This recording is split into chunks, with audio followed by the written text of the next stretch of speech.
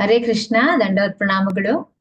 So ತಮ್ಮೆಲ್ಲರ ಪಾದ ಪದ್ಮಗಳಲ್ಲಿ ಅನಂತ ಕೋಟಿ ದಂಡವತ್ ಪ್ರಣಾಮಗಳು.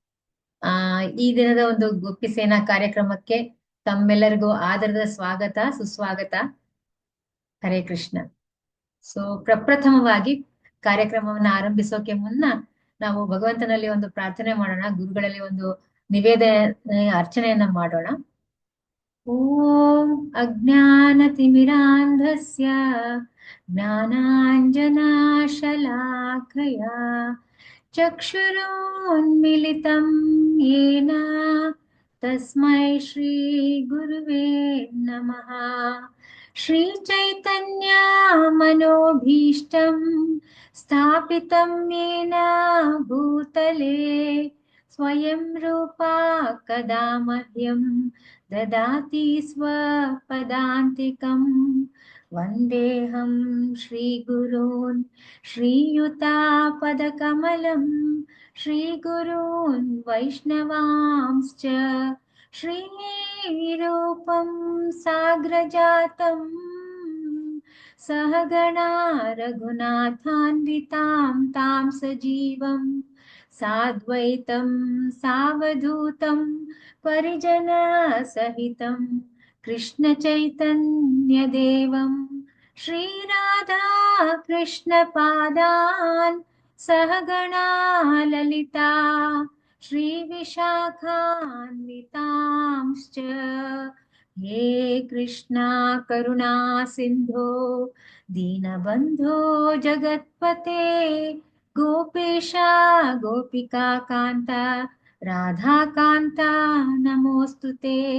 तप्त काञ्चना गौराङ्गी राधे वृन्दावनेश्वरी वृषभानुसुते देवी प्रणमामि हरिप्रिये।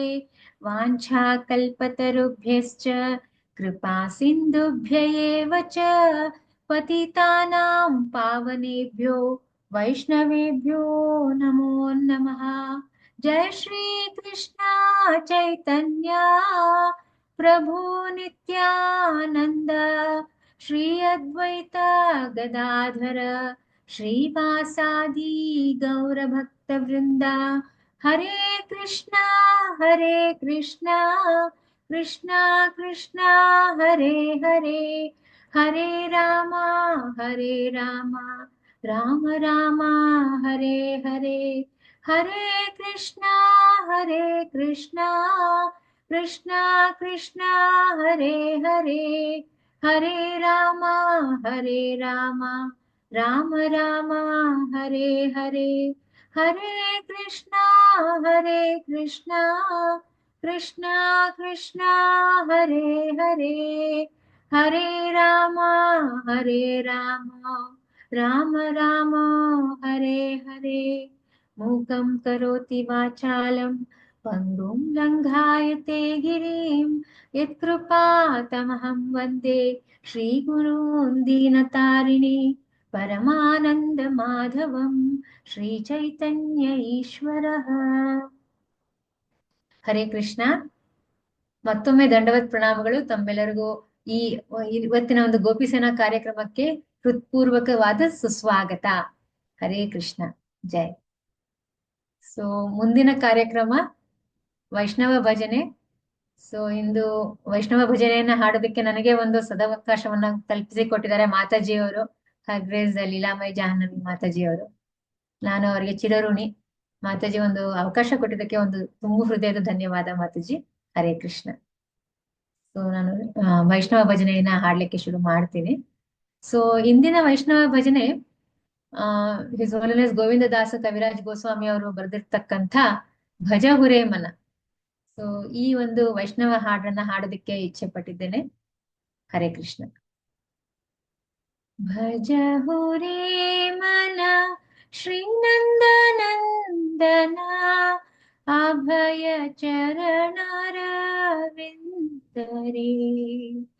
ಭಜ ಹುರೇ ಮನ ಶ್ರೀನಂದನಂದನ ಅಭಯ ಚರಣರವಿಂದರೇ। ದುರ್ಲಭ ಮಾನವ ಜನಮ ಸತ್ಸಂಗ तरहो ये भव सिंधुरे। दुर्लभ मानव जन्म सत्संगे, तरहो ये भव सिंधुरे।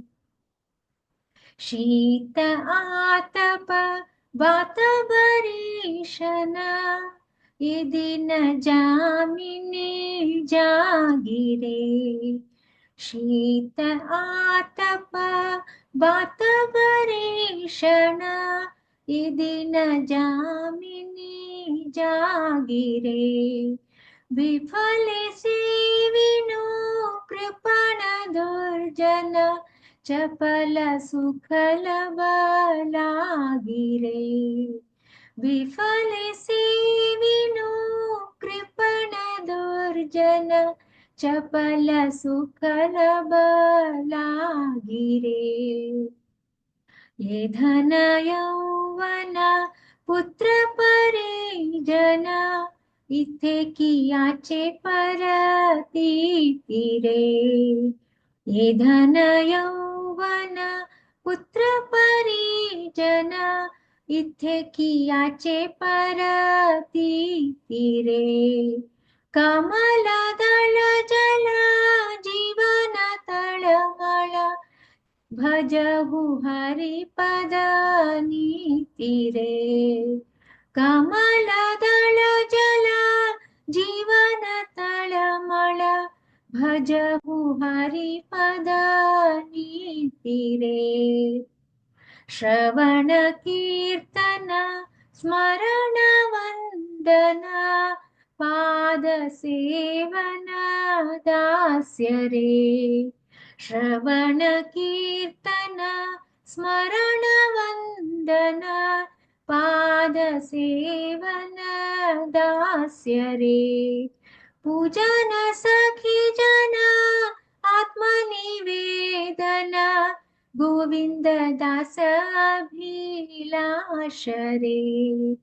पूजन सखी जन आत्मनिवेदन, गोविंद दास अभिलाष रे। भजहु रे मन श्रीनंदनंदन, अभय चरण रविंद रे। हरे कृष्णा कृष्ण कृष्ण हरे हरे, हरे रामा राम राम हरे हरे। हरे कृष्णा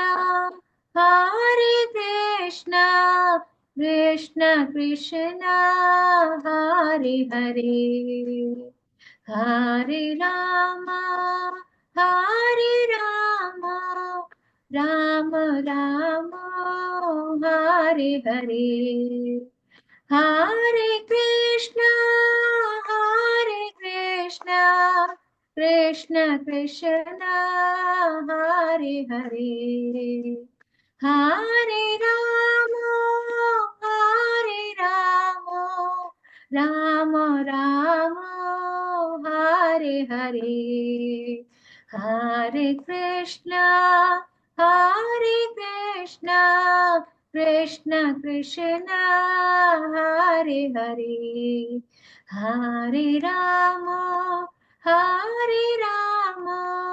राम राम हरे हरे। हरे कृष्णा कृष्ण कृष्ण हरे हरे, हरे राम राम राम हरे हरे। हरे कृष्णा कृष्ण कृष्ण हरे हरे, हरे राम राम राम हरे हरे। हरे कृष्णा कृष्ण कृष्ण हरे हरे, हरे राम रामो हरे हरे जय राधा माधव राधा माधव राधे जय राधा रस बिहारी राधा रस बिहारी राधे जय राधा श्याम सुंदर राधा श्याम सुंदर राधे जय जगन्नाथ जय जगन्नाथ जय बलदेवा जय सुभद्रा जय जगन्नाथ जय जगन्नाथ जय बलदेवा जय सुभद्रा जयो जगन्नाथ जयो बलदेवा सुभद्रा माई जयो सुदर्शना जयो लड्डू गोपाल जयो लड्डू गोपाल लड्डू गोपाल जयो लड्डू गोपाल जयो गौरनिताय जयो गौरनिताय गौरनिताय जयो गौरनिताय जयो पंचतत्वा जयो पंचतत्वा जयो पंचतत्वा जयो पंचतत्वा जयो जयो प्रभुपाद प्रभुपाद प्रभुपाद जयो जयो प्रभुपाद जय जय गुरुदेव गुरुदेव गुरुदेव जयो जयो गुरुदेव हरिनाम संकीर्तन की जय हरे कृष्ण महामंत्र की जय श्रीला प्रभुपाद की जय गुरुदेव महाराज की जय निताय गौर हरि प्रेमानंदे हरि हरि बोल हरि हरि बोल जय ಹರೇ ಕೃಷ್ಣ ದಂಡೋತ್ ಪ್ರಣಾಮಗಳು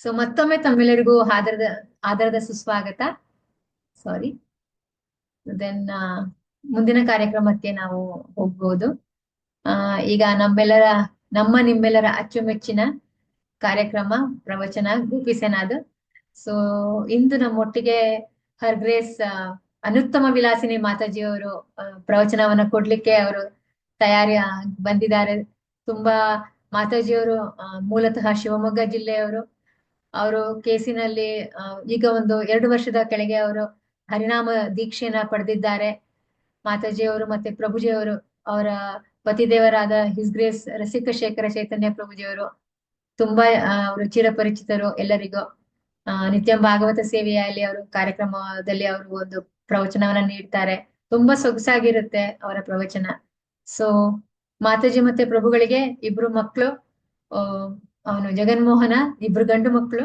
ಜಗನ್ಮೋಹನ ದೊಡ್ಡವನು ಚಿಕ್ಕವನು ರಾಕೇಶ ಸೊ ಪರ್ಸನಲಿ ನಾನು ಅವ್ರನ್ನ ಭೇಟಿ ಮಾಡಿದ್ದೀನಿ ಕೇಸಿನಲ್ಲಿ ತುಂಬಾ ಚೆನ್ನಾಗಿ ಅವ್ರನ್ನ ಬೆಳೆಸ್ತಾ ಇದ್ದಾರೆ ಇಬ್ರು ಪೇರೆಂಟ್ಸ್ ಮಾತಾಜಿ ಪ್ರಭುಜಿಗಳು ತುಂಬಾ ಸೊಗಸಾಗಿ ಅವರು ಕೀರ್ತನೆಯನ್ನ ಮಾಡ್ತಾರೆ ಕೀರ್ತನೀಯರು ವೆರಿ ನೈಸ್ ಕೀರ್ತನೀಯರು ನಂತರ ಮತ್ತೆ ಅದು ಅಲ್ಲದೆ ಅವರು ಮೃದಂಗವನ್ನ ನುಡಿಸೋದೇ ಆಗ್ಲಿ ಒಂದು ಕರ್ತಾಲವನ್ನ ನುಡಿಸೋದೇ ಆಗ್ಲಿ ಮಕ್ಕಳು ತುಂಬಾ ಚೆನ್ನಾಗಿ ಅವರು ನುಡಿಸ್ತಾರೆ ಮತ್ತೆ ಭಜನೆಯನ್ನು ಕೂಡ ತುಂಬಾ ಚೆನ್ನಾಗಿ ಮಾಡ್ತಾರೆ ಸೊ ಮಾತಾಜಿಯವರು ಪ್ರಭುಜಿಯವರಿಗೆ ತುಂಬಾ ನಾವು ಚಿರಋಣಿಗಳು ಇಂತ ಒಳ್ಳೆ ಮಕ್ಕಳನ್ನ ಕೇಸಿಗೆ ಅವರು ತಂದು ಕೊಟ್ಟಿದ್ದಾರೆ ಹರಿ ಬೋಲ್ ಸೊ ಹರೇ ಕೃಷ್ಣ ಮಾತಾಜಿ ನಾನು ಹೆಚ್ಚು ಸಮಯವನ್ನ ತೆಗೆದುಕೊಳ್ಳೋದಿಲ್ಲ ಮಾತಾಜಿಯವರು ಹರ್ಗ್ರೇಸ್ ಅನುತ್ತಮ ವಿಲಾಸಿನಿ ಮಾತಾಜಿಯವರು ಇವತ್ತು ಅವರು ದೈವಿ ಗುಣಗಳನ್ನ ಹೇಗೆ ಬೆಳೆಸಿಕೊಳ್ಳಬೇಕು ಅನ್ನೋದ್ರ ಬಗ್ಗೆ ಒಂದು ಚರ್ಚಾ ವಿಷಯವನ್ನ ಇವತ್ತು ನಮ್ಗೆಲ್ಲರಿಗೂ ಅವರು ಪ್ರಸ್ತುತಪಡಿಸ್ತಾ ಇದ್ದಾರೆ so over to you Mataji her grace Anuttama Vilasini Mataji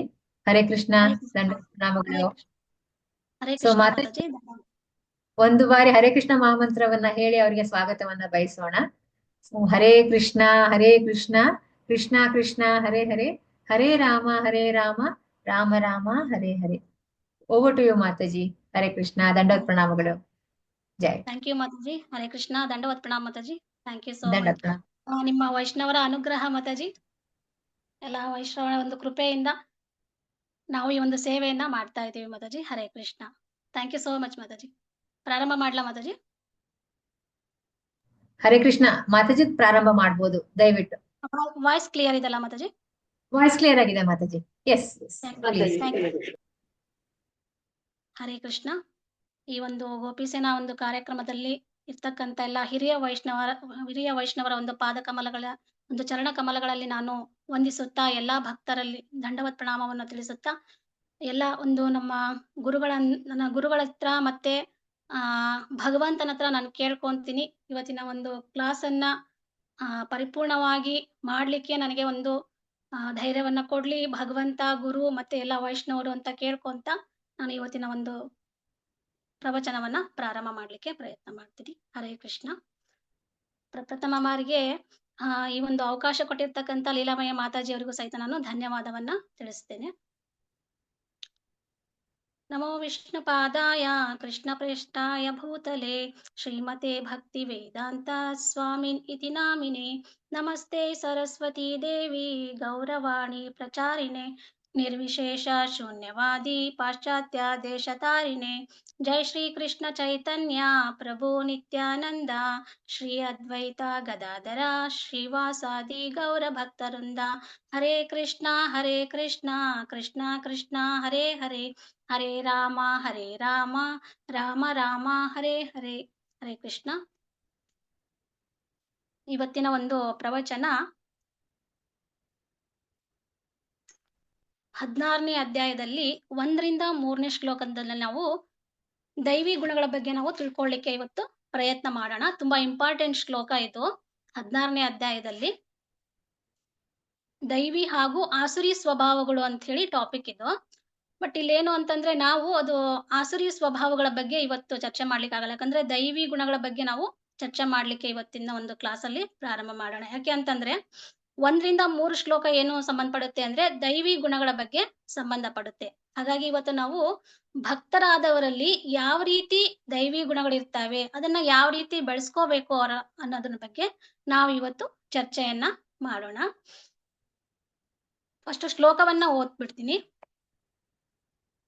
Shri Bhagwan ಉವಾಚ ಅಭಯಂ ಸತ್ವ ಸಂಶುದ್ಧಿ ಜ್ಞಾನ ಯೋಗ ವ್ಯವಸ್ಥಿತಿ ದಾನಂ ದಮಶ್ಚ ಯಜ್ಞಶ್ಚ ಸ್ವಾಧ್ಯಾಯಸ್ತಪ ಆರ್ಜವಂ.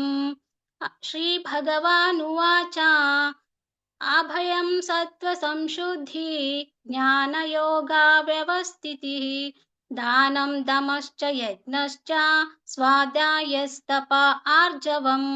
ಅಹಿಂಸಾ ಸತ್ಯಮ ಕ್ರೋಧ ತ್ಯಾಗ ಶಾಂತಿ ಅಪೈಶುನಂ ದಯಾ ಭೂತೇಶ್ವಲೋಲುಪ್ತಂ ಮಾರ್ದವಂ ಹೀರಚಾಪಲಂ.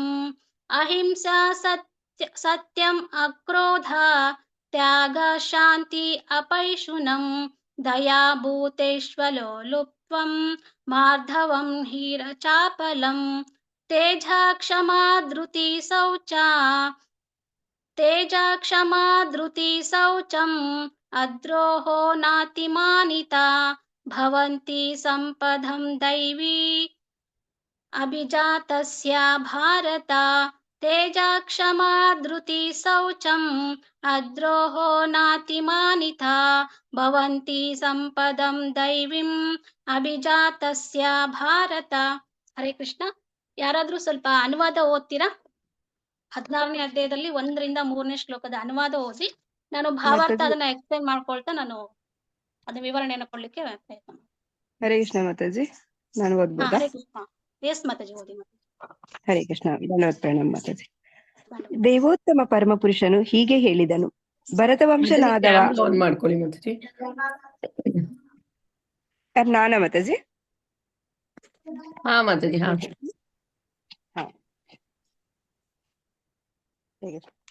ದೇವೋತ್ತಮ ಪರಮ ಪುರುಷನು ಹೀಗೆ ಹೇಳಿದನು, ಭರತ ವಂಶನಾದ ಅರ್ಜುನನೇ, ಅಭಯ ಅಸ್ತಿತ್ವದ ಸುದ್ದಿ, ದಿವ್ಯ ಜ್ಞಾನವನ್ನು ಬೆಳೆಸಿಕೊಳ್ಳುವುದು, ದಾನ, ಆತ್ಮ ಸಂಯಮ, ಯಜ್ಞ, ವೇದಾಧ್ಯಯನ, ತಪಸ್ಸು, ಸರಳತೆ, ಅಹಿಂಸೆ, ಸತ್ಯ, ಕೋಪ ಮಾಡಿಕೊಳ್ಳದಿರುವುದು, ತ್ಯಾಗ, ಶಾಂತಿ, ತಪ್ಪು ಹುಡುಕುವುದರಲ್ಲಿ ವಿಮುಖತೆ, ಎಲ್ಲಾ ಜೀವಿಗಳಲ್ಲಿ ದಯೆ, ದುರಾಶೆ ಇಲ್ಲದಿರುವುದು, ಮೃದು ಸ್ವಭಾವ, ಲಜ್ಜೆ, ದೃಢ ಸಂಕಲ್ಪ, ತೇಜಸ್ಸು, ಕ್ಷಮೆ, ಸ್ಥೈರ್ಯ, ಶುಚಿತ್ವ ಮತ್ತು ಅಸೂಯೆಯಿಂದಲೂ ಗೌರವಕ್ಕಾಗಿ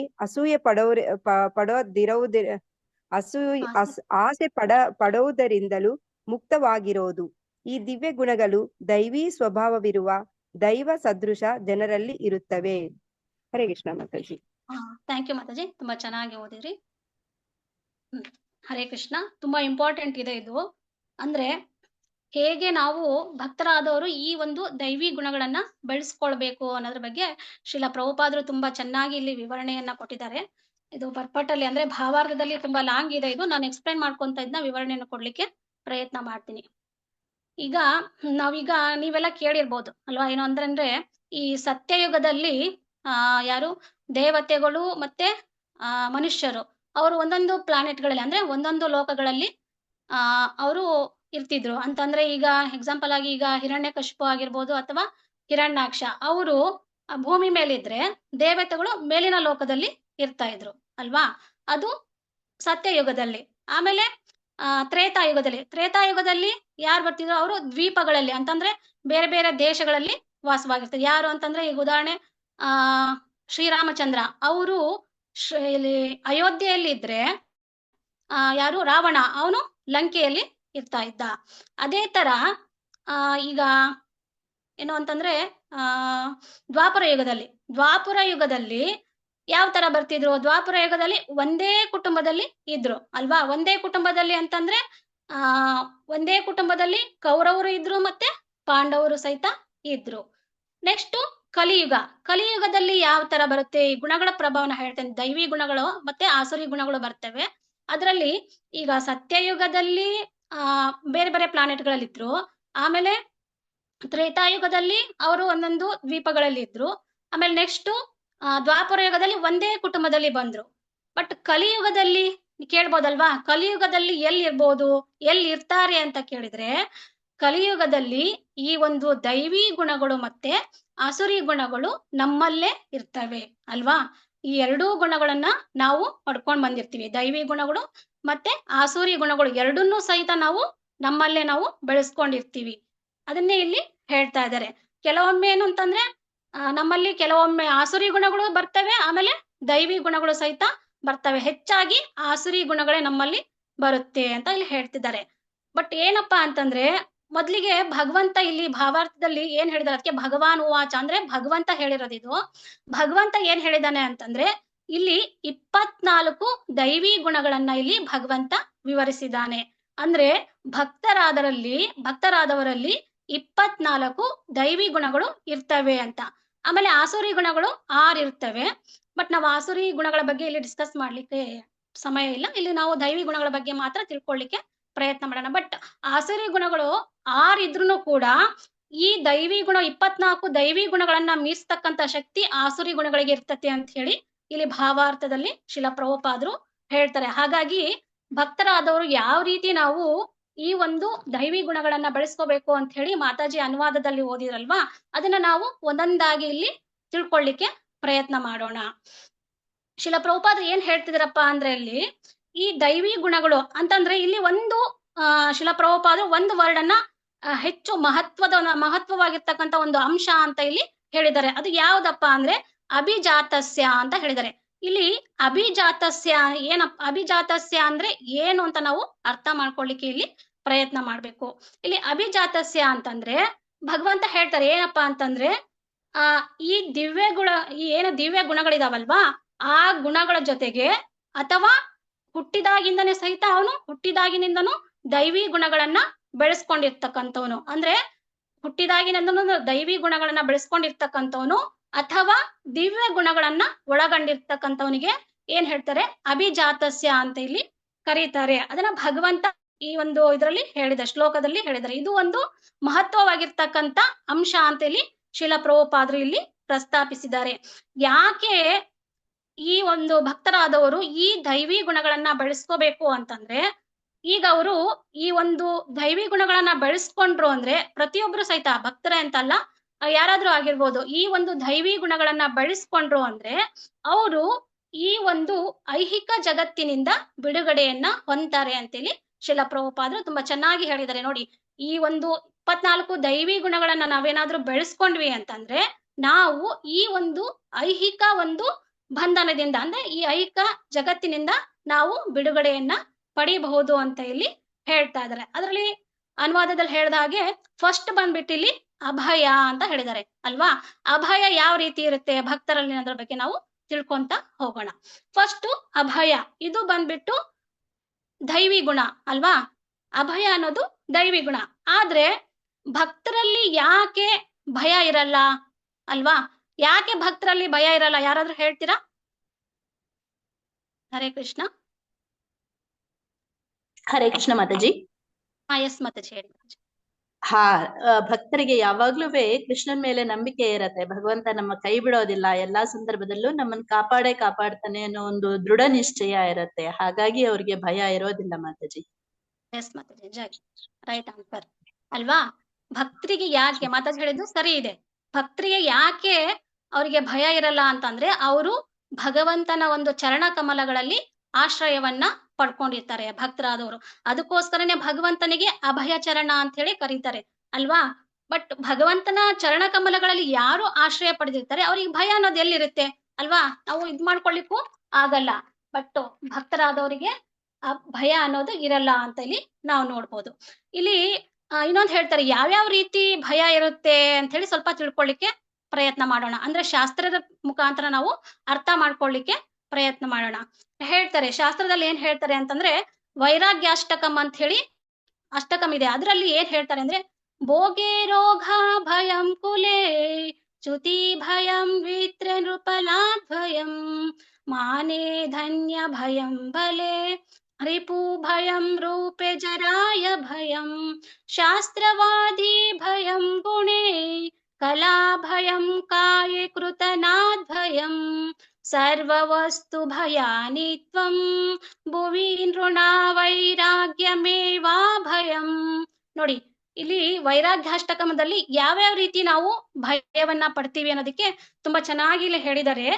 ಈಗ ಭಯ ಅನ್ನೋದು ಪ್ರತಿಯೊಬ್ಬರಿಗೂ ಇರುತ್ತೆ ಅಲ್ವಾ. ಒಂದಲ್ಲ ಒಂದು ಭಯ ಇದ್ದೇ ಇರುತ್ತೆ. ಭಯ ಅನ್ನೋದು ತಪ್ಪಿದ್ದಲ್ಲ. ಬಟ್ ಯಾವ್ಯಾವ ರೀತಿ ಇರುತ್ತೆ ಭಯ ಅಂತ ಇಲ್ಲಿ ಹೇಳ್ತಿದ್ದಾರೆ. ಏನು ಅಂತಂದ್ರೆ ಕುಟುಂಬದ ಖ್ಯಾತಿಯಲ್ಲಿ ಬೀಳ್ತಕ್ಕಂತ ಒಂದು ಭಯ ಇರುತ್ತೆ ಅಂತ. ಅಂದ್ರೆ ಈಗ ಒಂದು ಕುಟುಂಬ ಇರುತ್ತೆ, ಸಿಕ್ಕಾಪಟ್ಟೆ ಫೇಮಸ್ ಆಗುತ್ತೆ. ಅದು ಒಂದು ಜವಾಬ್ದಾರಿ ತಗೊಂಡಿರ್ತಾರೆ ಒಬ್ಬ ವ್ಯಕ್ತಿ. ಆ ಒಂದು ಜವಾಬ್ದಾರಿಯಿಂದ ಎಲ್ಲಿ ನಾನು ಬೇರೆ ಆ ಜವಾಬ್ದಾರಿನ ತಗೊಂಡ್ಬಿಡ್ತಾರೋ, ನಾನೆಲ್ಲಿ ಹೊರಗಡೆ ಹೋಗ್ಬಿಡ್ತೇನೋ ಅನ್ನೋ ಒಂದು ಭಯ ಒಬ್ರಿಗೆ ಇದ್ದೇ ಇರುತ್ತೆ ಅಲ್ವಾ ಸಾಮಾನ್ಯವಾಗಿ. ಅದು ಬಂದ್ಬಿಟ್ಟು ಕುಟುಂಬದ ಖ್ಯಾತಿಯಲ್ಲಿ ಬೀಳ್ತಕ್ಕಂತ ಒಂದು ಭಯ. ನೆಕ್ಸ್ಟ್ ಪ್ರತಿಷ್ಠೆಯಲ್ಲಿ ಅವಮಾನದ ಭಯ. ನೋಡಿ ಫುಲ್ ಫೇಮಸ್ ಆಗಿರ್ತಾರೆ, ಒಳ್ಳೆ ಪ್ರತಿಷ್ಠೆಯನ್ನ ಪಡ್ಕೊಂಡಿರ್ತಾರೆ. ಅವ್ರು ಎಲ್ಲಿ ಯಾರಾದ್ರೂ ನಮ್ಗೆ ಇದು ಅವಮಾನ ಮಾಡ್ಬಿಡ್ತಾರೋ ಅನ್ನೋ ಒಂದು ಭಯ ಅವರಿಗೆ ಯಾವಾಗ್ಲೂ ಸಹಿತ ಕಾಡ್ತಾ ಇರುತ್ತೆ. ಆ ತರ ಒಂದು ಭಯ ಇರುತ್ತೆ. ಆಮೇಲೆ ಸಂಪತ್ತಿನಲ್ಲಿ ಅಂದ್ರೆ ಸಂಪತ್ತಿರುತ್ತೆ, ಸಂಪತ್ತನ್ನ ಕಳ್ಕೊಳೋದ್ರಲ್ಲಿ ಭಯ ಇರುತ್ತೆ. ಯಾವ ರೀತಿ ಅಂತಂದ್ರೆ ಈಗ ಸಿಕ್ಕಾಪಟ್ಟೆ ಸಂಪತ್ತು ಆಸ್ತಿನ ಗಳಿಸಿರ್ತಾರೆ ಒಬ್ಬ ವ್ಯಕ್ತಿ. ಆ ಒಂದು ಸಂಪತ್ತನ್ನ ಯಾವ ರೀತಿ ನಾನು ಉಳಿಸ್ಕೋಬೇಕು, ಅಥವಾ ಮಗ ಹಾಳು ಮಾಡ್ತಾನೋ, ಅಥವಾ ಮೊಮ್ಮಕ್ಳು ಹಾಳು ಮಾಡ್ತಾರೋ, ಅಥವಾ ಯಾರಾದ್ರೂ ಕಳ್ಳರು ಬಂದು ಅದನ್ನ ಕತ್ಕೊಂಡು ಹೋಗ್ಬಿಡ್ತಾರೋ ಅನ್ನೋ ಒಂದು ಭಯ ಆ ವ್ಯಕ್ತಿಗೆ ಇದ್ದೇ ಇರುತ್ತೆ ಅಲ್ವಾ. ಸಂಪತ್ತಿನಲ್ಲಿ ಅದನ್ನ ಕಳ್ಕೊಂಡ್ಬಿಡ್ತೀನೋ ಅನ್ನೋ ಒಂದು ಭಯ ಇದ್ದೇ ಇರುತ್ತೆ. ಅದೇ ತರ ಅಧಿಕಾರದಲ್ಲಿ ಶತ್ರು ಅಥವಾ ಎದುರಾಳಿಯ ಒಂದು ಭಯ ಇರುತ್ತೆ. ನೋಡಿ ಒಂದು ಅಧಿಕಾರ, ಒಂದು ಕಂಪನಿಯಲ್ಲಿ ಒಂದು ಅಧಿಕಾರವನ್ನ ಕೊಟ್ಟಿರ್ತಾರೆ, ಉನ್ನತ ಒಂದು ಹುದ್ದೆಯನ್ನ ಕೊಟ್ಟಿರ್ತಾರೆ ಅಧಿಕಾರವನ್ನ. ಆ ಅಧಿಕಾರವನ್ನ ಯಾರಾದ್ರೂ ಇನ್ನೊಬ್ಬ ವ್ಯಕ್ತಿ ಆ ಅಧಿಕಾರವನ್ನ ಎಲ್ಲಿ ನನ್ನನ್ನ ಅಧಿಕಾರದಿಂದ ಕೆಳಗಿಳಿಸ್ಬಿಟ್ಟು ಆ ವ್ಯಕ್ತಿ ಆ ಪ್ಲೇಸಿಗೆ ಎಲ್ಲಿ ಬಂದು ಕೂತ್ಕೊಂಡ್ಬಿಡ್ತಾನೋ ಅನ್ನೋ ಒಂದು ಭಯ ಆ ವ್ಯಕ್ತಿಗೆ ಇದ್ದೇ ಇರುತ್ತೆ. ಆಮೇಲೆ ನೆಕ್ಸ್ಟ್ ಸೌಂದರ್ಯದಲ್ಲಿ ವೃದ್ಧಾಪ್ಯದ ಭಯ. ನೋಡಿ ಇದು ಎಲ್ಲರಿಗೂ ಕಾಡ್ತಕ್ಕಂತ ಒಂದು ಪ್ರಶ್ನೆನೆ ಅಲ್ವಾ.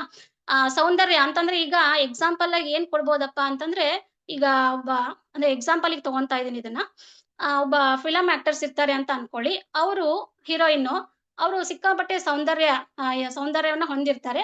ಅವ್ರು ಆ ಒಂದು ಟೈಮಿಗೆ ಅವರನ್ನ ಹೀರೋಯಿನ್ ಆಗಿ ಆಯ್ಕೆ ಮಾಡ್ಕೊಂಡು ಸೆಲೆಕ್ಟ್ ಮಾಡ್ಕೊಂಡು ಅವರನ್ನ ಆ ಒಂದು ಫಿಲಂಗೆ ಯೂಸ್ ಮಾಡ್ಕೊಂತಾರೆ. ಬಟ್ ಯಾವಾಗ ಅವ್ರಿಗೆ ಭಯ ಒಂದ್ ಇದ್ದೇ ಇರುತ್ತೆ, ಎಲ್ಲಿ ನನಗೆ ವೃದ್ಧಾಪ್ಯ ಹತ್ತತ್ರ ವೃದ್ಧಾಪ್ಯ ಬರುತ್ತೋ, ನನಗೆ ವಯಸ್ಸಾಗುತ್ತೋ, ವಯಸ್ಸಾದಾಗ ನನಗೆ ಆ ಒಂದು ಹೀರೋಯಿನ್ ಪಾರ್ಟ್ ಅನ್ನ ಕೊಡ್ಲಿಕ್ಕೆ, ಪಾತ್ರವನ್ನ ಕೊಡ್ಲಿಕ್ಕೆ ಅವರಿಗೆ ಆಗೋದಿಲ್ಲ ಅನ್ನೋ ಒಂದು ಭಯ ಆ ಒಂದು ಹೀರೋಯಿನ್ಗೆ ಇದ್ದೇ ಇರುತ್ತೆ ಅಲ್ವಾ.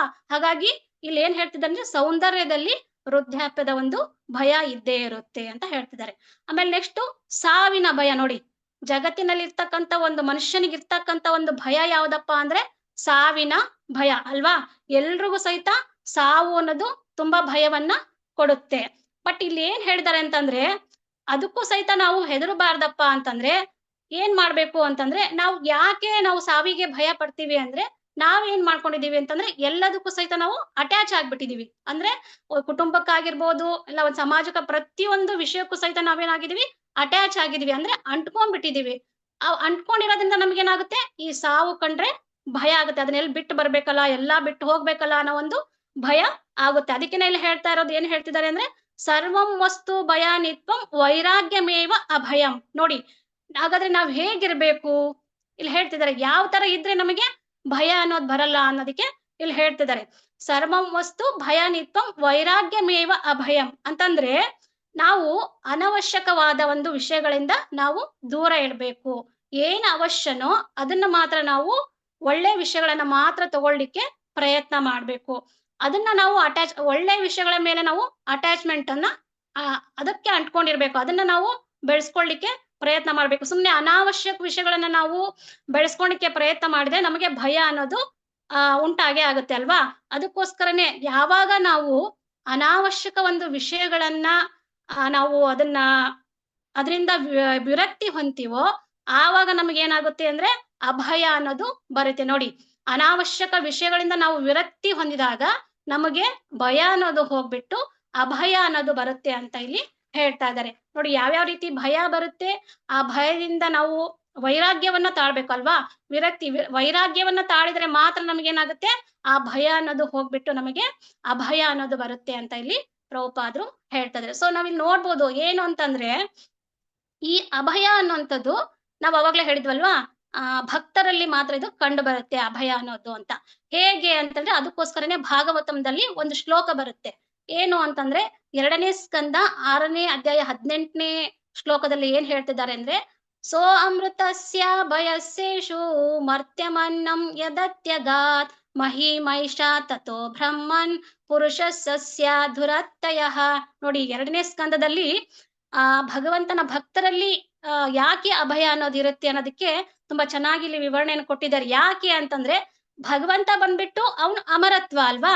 ಭಗವಂತ ಅಮರತ್ವದಿಂದ ಕೂಡಿರ್ತಾನೆ, ಜೊತೆಗೆ ಅವನು ಅಭಯದ ಒಂದು ನಿಯಂತ್ರಕನಾಗಿರ್ತಾನೆ. ನೋಡಿ, ಭಗವಂತನೇ ಅಭಯದ ನಿಯಂತ್ರಕನಾಗಿರೋದ್ರಿಂದ ಅವನ ಜೊತೆಗೆ ಅವನಿಗೆ ಈ ಒಂದು ಮರಣಕ್ಕೆ ಮತ್ತೆ ಈ ಒಂದು ಭೌತಿಕ ಜಗತ್ತಿನ ಕಾಮ್ಯ ಕರ್ಮಗಳಿಗೆ ಭಗವಂತ ಅತೀತನಾಗಿರಲ್ಲ ಅಲ್ವಾ. ಅಂದ್ರೆ ಯಾವಾಗ ಅದನ್ನ ಅಂದ್ರೆ ಇದರಿಂದ ಹೊರಗಿರ್ತಾನೆ ಅಂತೆ. ಈ ಒಂದು ಮರಣ ಮತ್ತೆ ಈ ಒಂದು ಭೌತಿಕ ಜಗತ್ತಿನ ಕಾಮ್ಯ ಕರ್ಮಗಳಿಂದ ಭಗವಂತ ಹೊರಗಿರ್ತಾನೆ, ಆಚೆ ಇರ್ತಾನೆ. ಜೊತೆಗೆ ಏನು ಅಂತಂದ್ರೆ ಭಗವಂತ ಈ ಒಂದು ಅಭಯವನ್ನ ನಿಯಂತ್ರಣವನ್ನ ಮಾಡ್ತಾ ಇರ್ತಾನೆ. ಹಾಗಾಗಿ ನಾವು ಈ ಒಂದು ಭಗವಂತನ ಮಹಿಮೆಯನ್ನ ನಮಗೆ ಅರ್ಥ ಮಾಡ್ಕೊಳ್ಳಿಕ್ಕೆ ಸಾಧ್ಯ ಇಲ್ಲ. ಹಾಗಾಗಿ ಈ ಭಕ್ತರಾದವರು ಭಗವಂತನ ಆವಾಗ್ಲೇ ಹೇಳಿದ್ನಲ್ವಾ, ಭಕ್ತರಾದವರು ಭಗವಂತನ ಚರಣ ಕಮಲಗಳಲ್ಲಿ ಆಶ್ರಯವನ್ನ ಪಡೆದಿರೋದ್ರಿಂದ ಭಗವಂತನೇ ಹೇಳಿದನಲ್ವಾ, ನಾನು ಅಭಯವನ್ನ ನಿಯಂತ್ರಣದಲ್ಲಿ ಇಟ್ಕೊಂಡಿರ್ತೀನಿ. ಹಾಗಾಗಿ ನಾವು ಅವನ ಆಶ್ರಯ ಪಡ್ಕೊಂಡಿವಿ ಅಂದ್ಮೇಲೆ ಭಕ್ತರಿಗೆ ಎಲ್ಲಿ ಭಯ ಇರುತ್ತೆ ಅಲ್ವಾ. ಅಭಯ ಅನ್ನೋದು ಭಕ್ತರಲ್ಲಿ ಬಂದೇ ಬರುತ್ತೆ ಅನ್ನೋದಕ್ಕೆ ಈ ಒಂದು ಭಾಗವತಂದ ಒಂದು ಉದಾಹರಣೆಯನ್ನ ನಾವು ಇದು ಶ್ಲೋಕವನ್ನ ನೋಡಿ ಅರ್ಥ ಮಾಡ್ಕೋಬಹುದು. ಹಾಗಾಗಿ ಅಭಯ ಅನ್ನುವಂಥದ್ದು ಭಗವಂತನ ಭಕ್ತರಲ್ಲಿ ಕಂಡು ಬರ್ತಕ್ಕಂಥ ಒಂದು ಗುಣ ಅಂತ ಹೇಳ್ಬೋದು. ಇದಕ್ಕೊಂದು ಎಕ್ಸಾಂಪಲ್ ಹೇಳ್ತಾರೆ, ನಾನು ಕ್ಲಾಸಲ್ಲಿ ಕೇಳಿದ್ದು. ಅವ್ರೇನ್ ಹೇಳಿದ್ರು ಅಂದ್ರೆ, ಪ್ರಹ್ಲಾದ್ ಮಹಾರಾಜರದ್ದು ಎಕ್ಸಾಂಪಲ್ ಹೇಳಿದ್ರು. ಪ್ರಹ್ಲಾದ್ ಮಹಾರಾಜರು ಆ ಒಂದು ಗುಣವನ್ನ, ಅಭಯ ಅನ್ನೋ ಒಂದು ಗುಣವನ್ನ ಬೆಳೆಸ್ಕೊಂಡಿದ್ರು ಅಂತ ಅಲ್ವಾ. ನಿಮ್ಗೆಲ್ಲ ಗೊತ್ತಿದೆ ಪ್ರಹ್ಲಾದ್ ಮಹಾರಾಜ್ ಒಂದು ಸ್ಟೋರಿ, ಲೀಲೆ ಗೊತ್ತಿದೆ. ಹೇಗೆ ಪ್ರಹ್ಲಾದ್ ಮಹಾರಾಜ್ ಅವರು ಹಿರಣ್ಯಕಶಿಪು ಪ್ರಹ್ಲಾದ್ ಮಹಾರಾಜ್ ಅವ್ರು ಹರಿಭಕ್ತರಾಗಿದ್ರಲ್ವಾ. ಪ್ರಹ್ಲಾದ್ ಮಹಾರಾಜು ಅವರು ಹಿರಣ್ಯಕಶಿಪು ಎಷ್ಟೊಂದು ಅವರಿಗೆ ಶಿಕ್ಷೆಯನ್ನ ಕೊಟ್ರು ಅಲ್ವಾ. ಅವ್ರನ್ನ ಸಾಯಿಸ್ಲಿಕ್ಕೆ ಎಷ್ಟೊಂದು ಶಿಕ್ಷೆಯನ್ನ ಕೊಟ್ಟು ಕೊನೆ ಏನೇನೆಲ್ಲ ಮಾಡಿದ್ರು ಅಂತ ನಿಮ್ಗೆಲ್ಲ ಗೊತ್ತಿದೆ. ಅಂದ್ರೆ ಅವರಿಗೆ ವಿಷವನ್ನ ಉಣಿಸಿದ್ರು, ಆಮೇಲೆ ಆನೆಗಳಿಂದ ತುಳಿಸಿದ್ರು, ಆಮೇಲೆ ಬೆಟ್ಟದ ಮೇಲಿಂದ ಕೆಳಗಡೆ ಹಾಕಿದ್ರು. ಇಷ್ಟೆಲ್ಲಾ ಕಷ್ಟಗಳನ್ನ, ಇಷ್ಟೆಲ್ಲಾ ನೋವುಗಳನ್ನ ಕೊಟ್ಟಾಗ ಪ್ರಹ್ಲಾದ್ ಮಹಾರಾಜು ಯಾವುದನ್ನು ಸಹಿತ ಅವರು ಅದನ್ನ ಆರಾಮಾಗಿ ಸ್ವೀಕಾರ ಮಾಡಿದ್ರು. ಯಾವುದನ್ನು ಸಹಿತ ಅವರು ನೋವು ಅನ್ಕೊಳ್ಳಿಲ್ಲ. ಕೊನೆಗೆ ಯಾಕೆ ನೋವು ಅನ್ಕೊಳ್ಳಿಲ್ಲ, ಅವರು ಭಗವಂತನ ಒಂದು ಭಕ್ತರಾಗಿದ್ರು. ಕೊನೆಗೆ ಭಗವಂತನ ಏನ್ ಮಾಡ್ದ, ಅವರನ್ನ ಕಾಪಾಡಿದ್ನಲ್ವಾ. ಕೊನೆಗೆ ನೋಡಿ ಹಿರಣ್ಯಕಶಿಪು ಏನ್ ಮಾಡ್ದ, ಎಲ್ಲಿದ್ದಾನೆ ನಿನ್ ಎಲ್ಲಿದ್ದಾನೆ ತೋರ್ಸು ಅಂತ ಅಂದಾಗ ಏನ್ ಹೇಳಿದ್ರು, ಇಲ್ಲಿದ್ದಾನ ಅಲ್ಲಿದ್ದಾನ ಅಂದಾಗ ಹೇಳಿದ್ರು, ಈ ಕಂಬದಲ್ಲಿ ಇದ್ದಾನ ಅಂದಾಗ ಹೌದು ಆ ಕಂಬದಲ್ಲಿ ಇದ್ದಾನೆ ಅಂದ್ರು ಅಲ್ವಾ ಪ್ರಹ್ಲಾದ್ ಮಹಾರಾಜು. ಅವಾಗ ಅದನ್ನ ಹೊಡೆದ್ಬಿಟ್ಟು ನೋಡಿದಾಗ ನರಸಿಂಹ ಅವತಾರವಾಗಿ ಬಂದ್ರು ಅಲ್ವಾ. ಆ ಒಂದು ನರಸಿಂಹ ಅವತಾರವನ್ನ ನೋಡಿದಾಗ ಯಾರಿಗಾದ್ರೂ ಭಯ ಅನ್ನೋದು ಹಾಗೆ ಆಗುತ್ತೆ ಅಲ್ವಾ. ನಾರದ್ ಮುನಿಗಳು ಹೇಳ್ತಾರೆ ಪ್ರಹ್ಲಾದ್ ಮಹಾರಾಜಿಗೆ, ನೋಡು ಪ್ರಹ್ಲಾದ, ಈ ನರಸಿಂಹ ದೇವರನ್ನ ನೋಡಿದ್ರೆ ಸ್ವತಃ ಲಕ್ಷ್ಮೀ ದೇವಿನ ಏನ್ ಮಾಡ್ತಾಳೆ, ಅವ್ರ ಹತ್ರ ಹೋಗ್ಲಿಕ್ಕೆ ಭಯ ಪಡ್ತಾಳಂತೆ. ನೀನು ಹೆಂಗೆ ಹೋಗ್ತೀಯಾ ನರಸಿಂಹ ದೇವ್ರ ಹತ್ರ, ನಿನಗೆ ಭಯ ಆಗಲ್ವಾ ಅಂತ ಪ್ರಹ್ಲಾದ್ ಮಹಾರಾಜನಿಗೆ ನಾರದ್ ಮುನಿಗಳು ಕೇಳ್ತಾರಂತೆ. ಅವಾಗ ಪ್ರಹ್ಲಾದ್ ಹೇಳ್ತಾರಂತೆ, ಯಾಕೆ ಭಯ, ನನಗೆ ಭಯ ಆಗಲ್ಲ ಅಂತಾರಂತೆ. ಯಾಕೆ ನಿನಗೆ ಭಯ ಆಗಲ್ಲ, ಅಷ್ಟು ಭಯಂಕರವಾಗಿದ್ದಾರೆ ನರಸಿಂಹದೇವರು, ಲಕ್ಷ್ಮೀ ದೇವಿಗೆ ಹೋಗಕ್ಕಾಗಲ್ಲ, ನಿಮಗೆ ಭಯ ಆಗಲ್ಲ ಅಂತ ಕೇಳಿದಾಗ ಇವ್ರು ಹೇಳ್ತಾರೆ, ಪ್ರಹ್ಲಾದ್ ಮಹಾರಾಜು, ಭಗವಂತ ಈಗ ನೋಡಿ, ಒಂದು ಗಂಡು ಸಿಂಹ ಇದೆ ಅನ್ಕೊಳ್ಳಿ, ಆ ಗಂಡು ಸಿಂಹದ ಹತ್ರ ಬೇರೆ ಯಾರಾದ್ರೂ ಹೋದ್ರೆ ಏನ್ ಮಾಡುತ್ತೆ, ಅದು ತಿಂದ್ ಹಾಕ್ಬಿಡುತ್ತೆ, ಇಲ್ಲ ಗರ್ಜಿಸುತ್ತೆ, ಹೆದರಿಸುತ್ತೆ ಅಲ್ವಾ, ತಿಂದ್ ಹಾಕ್ಬಿಡುತ್ತೆ. ಬಟ್ ಅದೇ ಅದರ ಮರಿ ಹೋದ್ರೆ ಏನ್ ಮಾಡುತ್ತೆ, ಮರಿ ಹೋದಾಗ ಅದನ್ನ ಏನ್ ಮಾಡುತ್ತೆ, ತಪ್ಕೊಂಡು ಪ್ರೀತಿಯನ್ನ ಮಾಡುತ್ತೆ. ಆ ತರ ಉದಾಹರಣೆ ಕೊಟ್ಟು ಹೇಳ್ತೇನೆ ಪ್ರಹ್ಲಾದು, ನನ್ಗೆ ಭಗವಂತ ತಂದೆನೂ ಹೌದು, ತಾಯಿನೂ ಹೌದು, ಗುರುನೂ ಹೌದು ಅಲ್ವಾ. ತಂದೆ ತಾಯಿ ಗುರು ಎಲ್ಲಾ ಭಗವಂತನೇ ಆದ್ಮೇಲೆ ಭಗವಂತ ಅವನನ್ನ ಕಂಡ್ರೆ ನನಗೆ ಯಾಕೆ ಭಯ ಅಲ್ವಾ. ನನ್ನನ್ನು ಅವನ್ ಏನ್ ಮಾಡ್ತಾನೆ, ಅಪ್ಕೊಂಡು ನನಗ್ ಪ್ರೀತಿ ಮಾಡ್ತಾನೆ, ಹಾಗಾಗಿ ನನಗೆ ಭಯ ಇಲ್ಲ ಅಂತ ಹೇಳಿ ಪ್ರಹ್ಲಾದ್ ಮಹಾರಾಜು ನಾರದ್ ಮುನಿಗೆ ಹೇಳ್ತಾರೆ. ನೋಡಿ ಎಷ್ಟು ಅಭಯ ಅನ್ನೋದು ಎಷ್ಟಿದೆ. ಯಾಕಂದ್ರೆ ಒಬ್ಬ ತಾಯಿ ಅಥವಾ ತಂದೆ ಕಂಡ್ರೆ ಈಗ ಒಂದು ಭಯ ಆಗಲ್ಲ ಮಕ್ಕಳಿಗೆ ಅಲ್ವಾ, ಹೋಗಿ ತಪ್ಕೊಂಡ್ಬಿಡ್ತಾರೆ, ತಾಯಿನೂ ತಂದೆನೂ ತಪ್ಕೊಂಡ್ಬಿಡ್ತಾರೆ, ಪ್ರೀತಿಯಿಂದ ತಪ್ಕೊಂಡ್ಬಿಡ್ತಾರೆ. ಅದೇ ತರ ಒಂದು ಉದಾಹರಣೆ ಕೊಟ್ಟು ಪ್ರಹ್ಲಾದ್ ಮಹಾರಾಜ್ ಹೇಳ್ತಾರೆ, ನನಗೆ ಭಯ ಇಲ್ಲ ಅಂತ ಹೇಳ್ತಾರೆ. ಅದಕ್ಕೋಸ್ಕರನೇ ಈ ಒಂದು ಅಭಯ ಅನ್ನೋದು ಪ್ರಹ್ಲಾದ್ ಮಹಾರಾಜರಲ್ಲಿ ಇತ್ತು ಅಂತ ಇಲ್ಲಿ ಹೇಳ್ತಾ ಇದ್ದಾರೆ. ಹಾಗಾಗಿ ನಾವು ಭಕ್ತರಾದವ್ರು ಏನ್ ಮಾಡ್ಬೇಕು ಅಂತಂದ್ರೆ ಈ ಒಂದು ಗುಣವನ್ನ ಬೆಳೆಸ್ಕೊಳ್ಳಿಕ್ಕೆ ಪ್ರಯತ್ನ ಮಾಡ್ಬೇಕು ಅಂತ ಇಲ್ಲಿ ಶ್ರೀಲ ಪ್ರಭುಪಾದರು ಹೇಳ್ತಾ ಇದ್ದಾರೆ. ನೆಕ್ಸ್ಟ್ ಬಂದ್ಬಿಟ್ಟು ಅಸ್ತಿತ್ವದ ಶುದ್ಧಿ ಅಂದ್ರೆ ಇಲ್ಲಿ ಒಂದು ಮೂರು ಇವನ್ ಹೇಳ್ತಿದ್ದಾರೆ. ಏನಪ್ಪಾ ಅಂತಂದ್ರೆ ಈ ಅಸ್ತಿತ್ವದ ಶುದ್ಧಿ ಇದೆಯಲ್ಲ, ಇದು ಏನಪ್ಪಾ ಅಂತಂದ್ರೆ ದಿವ್ಯ ಜ್ಞಾನವನ್ನ ಬೆಳೆಸ್ಕೊಳ್ಳಿಕ್ಕೆ ನಮಗೆ ಸಹಾಯ ಮಾಡುತ್ತೆ. ಅಂದ್ರೆ ಇದು ಸನ್ಯಾಸಾಶ್ರಮ ಇರುತ್ತಲ್ಲ, ಅವರಿಗೆ ಇದು ಸಂಬಂಧ ಪಡುತ್ತೆ. ಬಟ್ ನೆಕ್ಸ್ಟ್ ದಾನ ಮತ್ತೆ ಆತ್ಮ ಸಂಯಮ, ಇದು ಬಂದ್ಬಿಟ್ಟು ಗೃಹಸ್ಥರ ಒಂದು ಜೀವನಕ್ಕೆ ಸಂಬಂಧ ಪಡುತ್ತೆ. ನೆಕ್ಸ್ಟ್ ವೇದಾಧ್ಯಯನ, ತಪಸ್ಸು ಮತ್ತೆ ಸರಳತೆ, ಇದೆಲ್ಲ ಯಾರಿಗೆ ಸಂಬಂಧಪಡುತ್ತೆ ಅಂದ್ರೆ ಯಾರು ಬ್ರಹ್ಮಚರ್ಯ ಪಾಲನೆ ಮಾಡಿರ್ತಾರಲ್ಲ ಅವರಿಗೆ, ಆ ಒಂದು ಲೆವೆಲ್ ಅಲ್ಲಿ ಇರೋರಿಗೆ ಏನ್ ಮಾಡುತ್ತೆ ಅಂದಿದು ಸಂಬಂಧ ಪಡುತ್ತೆ. ಬಟ್ ಭಗವಂತ ಏನ್ ಮಾಡ್ತಿದ್ದಾನೆ ಇಲ್ಲಿ ಒಂದೊಂದಾಗಿ ವಿವರಣೆಯನ್ನ ಹೇಳ್ತಾ ಇದ್ದಾನೆ. ಹೇಗೆ ಅಂತಂದ್ರೆ ಇದು ಏನು ಅಸ್ತಿತ್ವದ ಶುದ್ಧಿ ಇರ್ಬೋದು, ದಿವ್ಯ ಜ್ಞಾನ ಇರ್ಬೋದು, ಆಮೇಲೆ ದಾನ, ಆತ್ಮ ಸಂಯಮ, ಇವೆಲ್ಲ ಏನು ಅಂದ್ರೆ ಭಕ್ತರಲ್ಲಿ ಇರ್ತಕ್ಕಂತ ಒಂದು ಗುಣ ಅಂತ ಇಲ್ಲಿ ಏನ್ ಮಾಡ್ತಿದ್ದಾರೆ ಭಗವಂತ ವಿವರಣೆಯನ್ನ ನೀಡ್ತಾ ಇದ್ದಾರೆ. ಫಸ್ಟ್ ನಾವು ಅಸ್ತಿತ್ವದ ಶುದ್ಧಿ ಯಾವ ತರ ಅಂತ ನಾವು ಅದನ್ನ ತಿಳ್ಕೊಳ್ಳಿಕ್ಕೆ ಪ್ರಯತ್ನ ಮಾಡೋಣ. ಅಸ್ತಿತ್ವದ ಶುದ್ಧಿ ಅಂತಂದ್ರೆ ಈಗ ನಮ್ಮ ಅಸ್ತಿತ್ವ ಏನಾಗಿದೆ ಅಪ್ಪ ಅಂದ್ರೆ ಈ ಕಲಿಯುಗದಲ್ಲಿ ದೋಷದಿಂದ ಕೂಡಿದೆ ಅಲ್ವಾ. ನಾವೆಲ್ಲ ದೋಷಪೂರಿತರಾಗ್ಬಿಟ್ಟಿದೀವಿ. ಯಾಕಂದ್ರೆ ಕಲಿಯುಗನೇ ದೋಷದಿಂದ ಕೂಡಿರೋದ್ರಿಂದ ನಮ್ಮ ಅಸ್ತಿತ್ವನು ಸಹಿತ ಏನಾಗಿದೆ, ದೋಷದಿಂದ ಕೂಡಿದೆ. ಅದಕ್ಕೋಸ್ಕರನೇ ಇಲ್ಲಿ ನಾವು ಈಗ ಏನ್ ಮಾಡ್ಕೋಬೇಕು, ನಮ್ಮ ಅಸ್ತಿತ್ವವನ್ನು ಏನ್ ಮಾಡ್ಕೋಬೇಕು, ಶುದ್ಧಿ ಮಾಡ್ಕೋಬೇಕು ಅಲ್ವಾ. ನಮ್ಮ ಅಸ್ತಿತ್ವವನ್ನ ಶುದ್ಧಿ ಮಾಡ್ಕೋಬೇಕು ಅಂದ್ರೆ ನಾವ್ ಏನ್ ಮಾಡ್ಬೇಕು, ನಾವು ಭಗವಂತನ ಒಂದು ಸಂಪರ್ಕದಲ್ಲಿ ಇರ್ಬೇಕು. ಯಾವಾಗ ನಾವು ಭಗವಂತನ ಒಂದು ಸಂಪರ್ಕದಲ್ಲಿ ಇರ್ತೀವೋ ಆಗ ನಮಗೇನಾಗುತ್ತೆ ಅಂದ್ರೆ ಈ ಒಂದು ಅಸ್ತಿತ್ವ ಅನ್ನೋದೇನಾಗುತ್ತೆ, ಶುದ್ಧಿ ಆಗುತ್ತೆ ಅಲ್ವಾ. ಯಾಕೆ ಅಸ್ತಿತ್ವ ಶುದ್ಧಿ ಆಗುತ್ತೆ ಅಂದ್ರೆ ಭಗವಂತ ಬಂದ್ಬಿಟ್ಟು ಹೇಳ್ತಾರೆ, ಭಗವಂತನ್ಗೆ ಇನ್ನೊಂದು ಹೆಸರು ಏನಪ್ಪಾ ಅಂದ್ರೆ ಪವಿತ್ರ ಶುದ್ಧಂ ಅಪಾಪ ವಿದ್ದಂ ಅಂತ ಹೇಳ್ತಾರೆ. ಅಂದ್ರೆ ಭಗವಂತನಿಗೆ ಇರ್ತಕ್ಕಂಥ ಇನ್ನೊಂದು ಹೆಸರಂತೆ. ಇದನ್ನ ಈಶೋಪನಿಷತ್ತು 8ನೇ ಶ್ಲೋಕದಲ್ಲಿ ಹೇಳ್ತಾರೆ. ಏನು ಅಂತಂದ್ರೆ ಇದನ್ನೇ ಹೇಳಿರೋದು. ಈಶೋಪನಿಷತ್ತು 8ನೇ ಶ್ಲೋಕದಲ್ಲಿ ಸಪರ್ಯಘಾಚು ಕ್ರಮಕಾಯ ಮರ್ವಣ ಮಸ್ನಾವಿರಂ ಶುದ್ಧಮಪಾಪ ವಿದ್ಧಂ ಕವೀರ್ಮಾನಿಷಿ ಪರಿಭೂ ಸ್ವಯಂಭೂರ್ ಯಥಾ ತತ್ಯಯೋರ್ತಾನ ವೆದತ್ತಾಚ ಶ್ವತಿಭ್ಯ ಸಮಾಭ್ಯ. ಇಲ್ಲಿ ನೋಡಿ ಹೇಳಿದ್ದಾರೆ ಏನು ಅಂತಂದ್ರೆ ಭಗವಂತ ಇಲ್ಲಿ ಹೇಳಿ ಅಪಾಪ ವಿದ್ದಂ ಅಂತ ಹೇಳಿದ್ನಲ್ಲ, ಅಂದ್ರೆ ಪಾಪದ ಹೊಡೆತವಿಲ್ಲದವನು ಅಂತ. ಇಲ್ಲಿ ಏನಂತ ಹೇಳಿದ್ದಾರೆ ಅಂದ್ರೆ, ನಾನು ಅದಕ್ಕೆ ಭಗವಂತನಿಗೆ ಇರ್ತಕ್ಕಂಥ ಇನ್ನೊಂದು ಹೆಸರು ಏನಪ್ಪಾ ಅಂದ್ರೆ ಪವಿತ್ರ ಶುದ್ಧಂ ಅಪಾಪ ವಿದ್ದಂ. ಇದನ್ನ ಈಶೋಪನಿಷತ್ತು 8ನೇ ಶ್ಲೋಕದಲ್ಲಿ ನಾವು ತಿಳ್ಕೊಬಹುದು.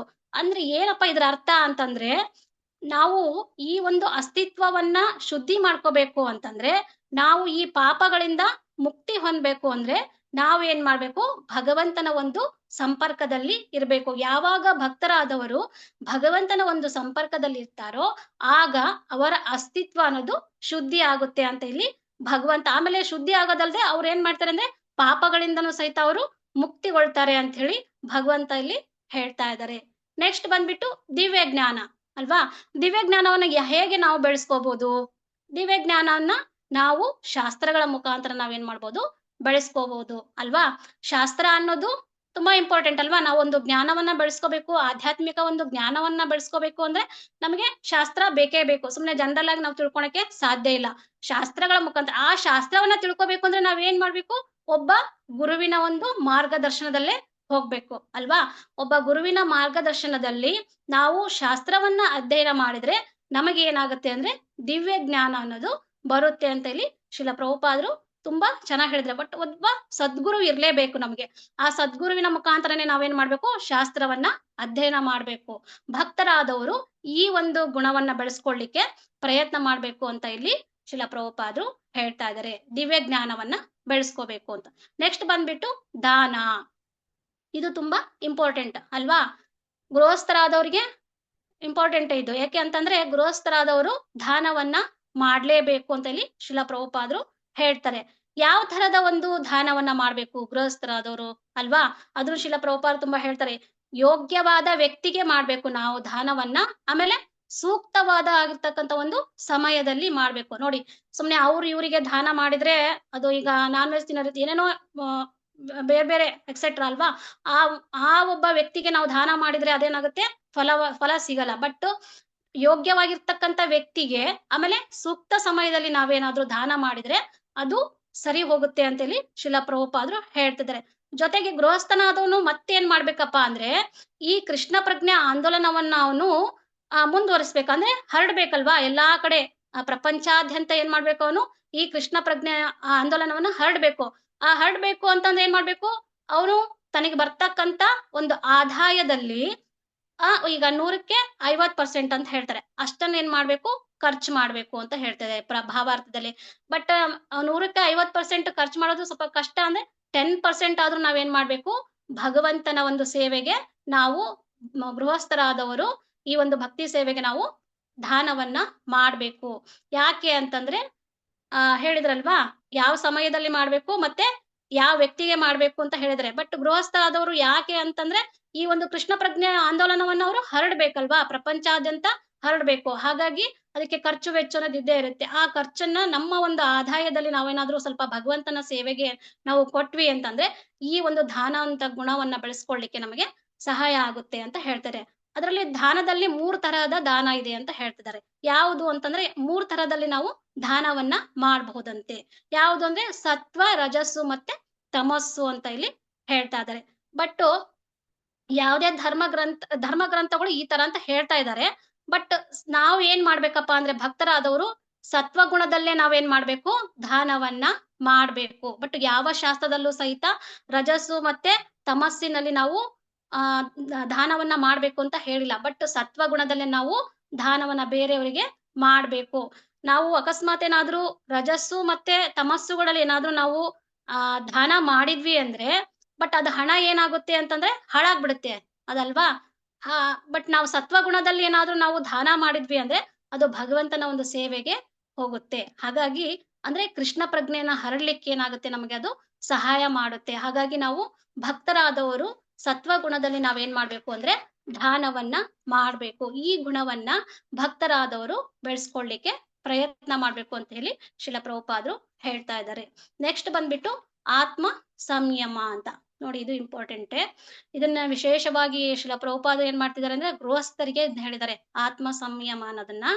ಯಾಕೆ ಅಂತಂದ್ರೆ ಗೃಹಸ್ಥರಾದವರು ಪ್ರಭುಪಾದ ಪರ್ಪಟಲ್ಲಿ ಹೇಳಿದಂಗೆ ಅಂತಂದ್ರೆ ಈ ಗೃಹಸ್ಥರಾದವ್ರು ಏನು ಅಂದ್ರೆ ಅವರಿಗೆ ಹೆಂಡತಿ ಇದ್ರೂ ಕೂಡ ಅವರು ಅನಗತ್ಯವಾಗಿ ಕಾಮನ ಜೀವನಕ್ಕಾಗಿ ತಮ್ಮ ಇಂದ್ರಿಯಗಳನ್ನ ಬಳಸಬಾರ್ದು ಅಂತ ಹೇಳ್ತಿದ್ದಾರೆ. ನೋಡಿ, ಶ್ರೀಲ ಪ್ರಭುಪಾದರು ಅವರಿಗೆ ಹೆಂಡತಿ ಇದ್ರೂ ಕೂಡ ಅವರ ಒಂದು ಒಂದು ಜೀವನಕ್ಕೆ ಇಂದ್ರಿಯಗಳನ್ನ ಬಳಸಬಾರ್ದು ಅಂತ ಹೇಳ್ತಿದ್ದಾರೆ. ಅಕಸ್ಮಾತ್ ಏನಾದ್ರೂ ಅವರು ಅದಕ್ಕೋಸ್ಕರ ಬಳಸಿದ್ರು ಅಂದ್ರೆ ಅದು ಅವರಿಗೆ ದಿವ್ಯ ಗುಣ ಆಗಲ್ಲ. ಅದೇನಾಗುತ್ತೆ, ಆಸುರಿ ಗುಣ ಆಗ್ಬಿಡುತ್ತೆ. ನಾವು ಈ ದೈವಿ ಗುಣಗಳನ್ನ ಬೆಳೆಸ್ಕೊಳ್ಳಿಕ್ಕೆ ಪ್ರಯತ್ನ ಮಾಡ್ತಿದೀವಿ, ಬಟ್ ಈ ತರ ಮಾಡಿದ್ರೆ ಏನಾಗುತ್ತೆ, ಅದು ಆಸುರಿ ಗುಣ ಆಗ್ಬಿಡುತ್ತೆ. ಹಾಗಾಗಿ ಇಂದ್ರಿಯ ಭೋಗಕ್ಕಾಗಿ ನಾವು ಕಾಮ ಜೀವನವನ್ನ ನಡೆಸಬಾರ್ದು ಅಂತ ಇಲ್ಲಿ ಶ್ರೀಲ ಪ್ರಭುಪಾದರು ಹೇಳ್ತಿದ್ದಾರೆ. ಹಾಗಾಗಿ ಭಕ್ತರಾದವರು ಈ ರೀತಿ ಇರ್ತಕ್ಕಂಥ ಒಂದು ಆತ್ಮ ಸಂಯಮ ಅಂತಕ್ಕಂಥ ಒಂದು ಗುಣವನ್ನ ಬೆಳೆಸ್ಕೊಳ್ಳಿಕ್ಕೆ ಪ್ರಯತ್ನ ಮಾಡ್ಬೇಕು ಅಂತ ಇಲ್ಲಿ ಹೇಳ್ತಾ ಇದ್ದಾರೆ. ನೆಕ್ಸ್ಟ್ ಬಂದ್ಬಿಟ್ಟು ಯಜ್ಞ ಅಲ್ವಾ. ಇದು ಇಂಪಾರ್ಟೆಂಟ್. ಯಜ್ಞ ಇದು ಸಹಿತ ಗೃಹಸ್ಥರು ಮಾಡ್ಬೇಕಾಗಿರ್ತಕ್ಕಂಥ ಒಂದು ಇನ್ನೊಂದು ಕರ್ತವ್ಯ. ಯಾವುದು? ಯಜ್ಞ. ಇಲ್ಲಿ ಯಜ್ಞ ಅಂತಂದ್ರೆ ನಮಗೆ ಕಲಿಯುಗದಲ್ಲಿ ನಮಗೆ ಏನ್ ಹೇಳಿದ್ದಾರೆ, ಯಾವ ಯಜ್ಞವನ್ನ ಮಾಡ್ಬೇಕು ಅಂತ ಹೇಳಿದರೆ, ನಮಗೆ ಕಲಿಯುಗದಲ್ಲಿ ಹರಿನಾಮ ಯಜ್ಞವನ್ನ ಮಾಡ್ಬೇಕು ಅಂತ ಹೇಳಿದ್ದಾರೆ. ಅಂದ್ರೆ ಹರಿನಾಮ ಸಂಕೀರ್ತನೆಯನ್ನ ಮಾಡ್ಬೇಕು ಅಂತ ಹೇಳಿದರೆ, ಹರಿನಾಮ ಸಂಕೀರ್ತನೆ ಹರೇ ಕೃಷ್ಣ ಕೃಷ್ಣ ಕೃಷ್ಣ ಹರೇ ಹರೇ, ಹರೇ ರಾಮ ರಾಮ ರಾಮ ಹರೇ ಹರೇ, ಈ ತರ ಒಂದು ಸಂಕೀರ್ತನ ಯಜ್ಞವನ್ನ ನಾವು ಮಾಡ್ಬೇಕು ಅಂತ ಶ್ರೀಲ ಪ್ರಭುಪಾದರು ಹೇಳಿದ್ದಾರೆ ಅಲ್ವಾ. ಯಾಕೆ ಅಂತಂದ್ರೆ ಈ ಒಂದು ಸಂಕೀರ್ತನ ಯಜ್ಞ ಯಾವುದೇ ಸಹಿತ ಇದಕ್ಕೆ ವೆಚ್ಚ ಅನ್ನೋದಂದ್ರೆ ದುಡ್ಡು ಅನ್ನೋದು ಖರ್ಚಾಗಲ್ಲ, ತುಂಬಾ ಸರಳವಾಗಿದೆ ಇದು. ಯಾರ್ ಬೇಕಾದ್ರೂ ಇದನ್ನ ಹೇಳ್ಬಹುದು ಅಲ್ವಾ. ಪ್ರತಿಯೊಬ್ಬರು ಸಹಿತ ಇದರ ಒಂದು ಪ್ರಯೋಜನವನ್ನ ಪಡಿಬಹುದು ಅಂತ ಹೇಳಿ ಶ್ರೀಲ ಪ್ರಭುಪಾದ ಹೇಳಿದ. ಅದಕ್ಕೋಸ್ಕರ ಚೈತನ್ಯ ಮಹಾಪ್ರಭು ಬಂದಿದ್ದಲ್ವಾ, ಎಲ್ರಿಗೂ ಪ್ರತಿಯೊಬ್ರು ನಗರ ಗ್ರಾಮಗಳಲ್ಲಿ ಪ್ರತಿಯೊಬ್ಬರಿಗೂ ಸಹಿತ ಈ ಒಂದು ಹರಿನಾಮ ಸಿಗ್ಬೇಕು, ಎಲ್ಲರೂ ಸಹಿತ ಉದ್ಧಾರ ಆಗ್ಬೇಕು ಅಂತ ಹೇಳಿ ಚೈತನ್ಯ ಮಹಾಪ್ರಭುಗಳು ಬಂದಿದ್ದು ಕಲಿಯುಗಕ್ಕೆ, ಭಕ್ತರ ಒಂದು ಅವತಾರ ತಗೊಂಡು ಅಲ್ವಾ. ಬಟ್ ಅವ್ರು ಹೇಳ್ಕೊಟ್ಟಿದ್ರೆ ನಾವು ಸಹಿತ ಅದನ್ನ ಮಾಡ್ಲಿಕ್ಕೆ ಭಕ್ತರಾದವರು ಪ್ರಯತ್ನ ಮಾಡ್ಬೇಕು. ಅದ್ ಯಾವಾಗ ಅಂದ್ರೆ ಈ ಗುಣವನ್ನ ಬೆಳೆಸ್ಕೊಂಡಾಗ.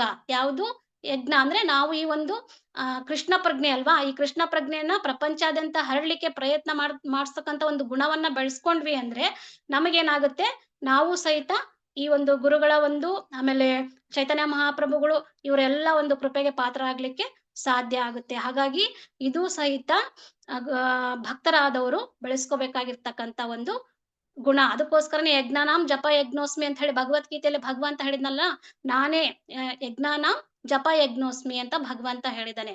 ಎಲ್ಲಾ ಯಜ್ಞಗಳಲ್ಲಿ ಜಪ ಯಜ್ಞನೇ ಮೇನು ಅಂತ ಭಗವಂತನು ಸಹಿತ ಭಗವದ್ಗೀತೆಯಲ್ಲಿ ಹೇಳಿದಾನೆ. ಹಾಗಾಗಿ ಗೃಹಸ್ಥರಿಗೆ ತುಂಬಾ ಇಂಪಾರ್ಟೆಂಟು. ಬಟ್ ಅದು ಒಂದು ಇನ್ನೊಂದು ಕರ್ತವ್ಯ ಏನಪ್ಪಾ ಅಂದ್ರೆ ಯಜ್ಞವನ್ನ ಮಾಡ್ಬೇಕು ಅನ್ನೋದು. ನೆಕ್ಸ್ಟ್ ಈ ಗುಣವನ್ನ ಬೆಳೆಸ್ಕೊಳ್ಳಿಕ್ಕೆ ಭಕ್ತರಾದವರು ಪ್ರಯತ್ನ ಮಾಡ್ಬೇಕು ಅಂತ.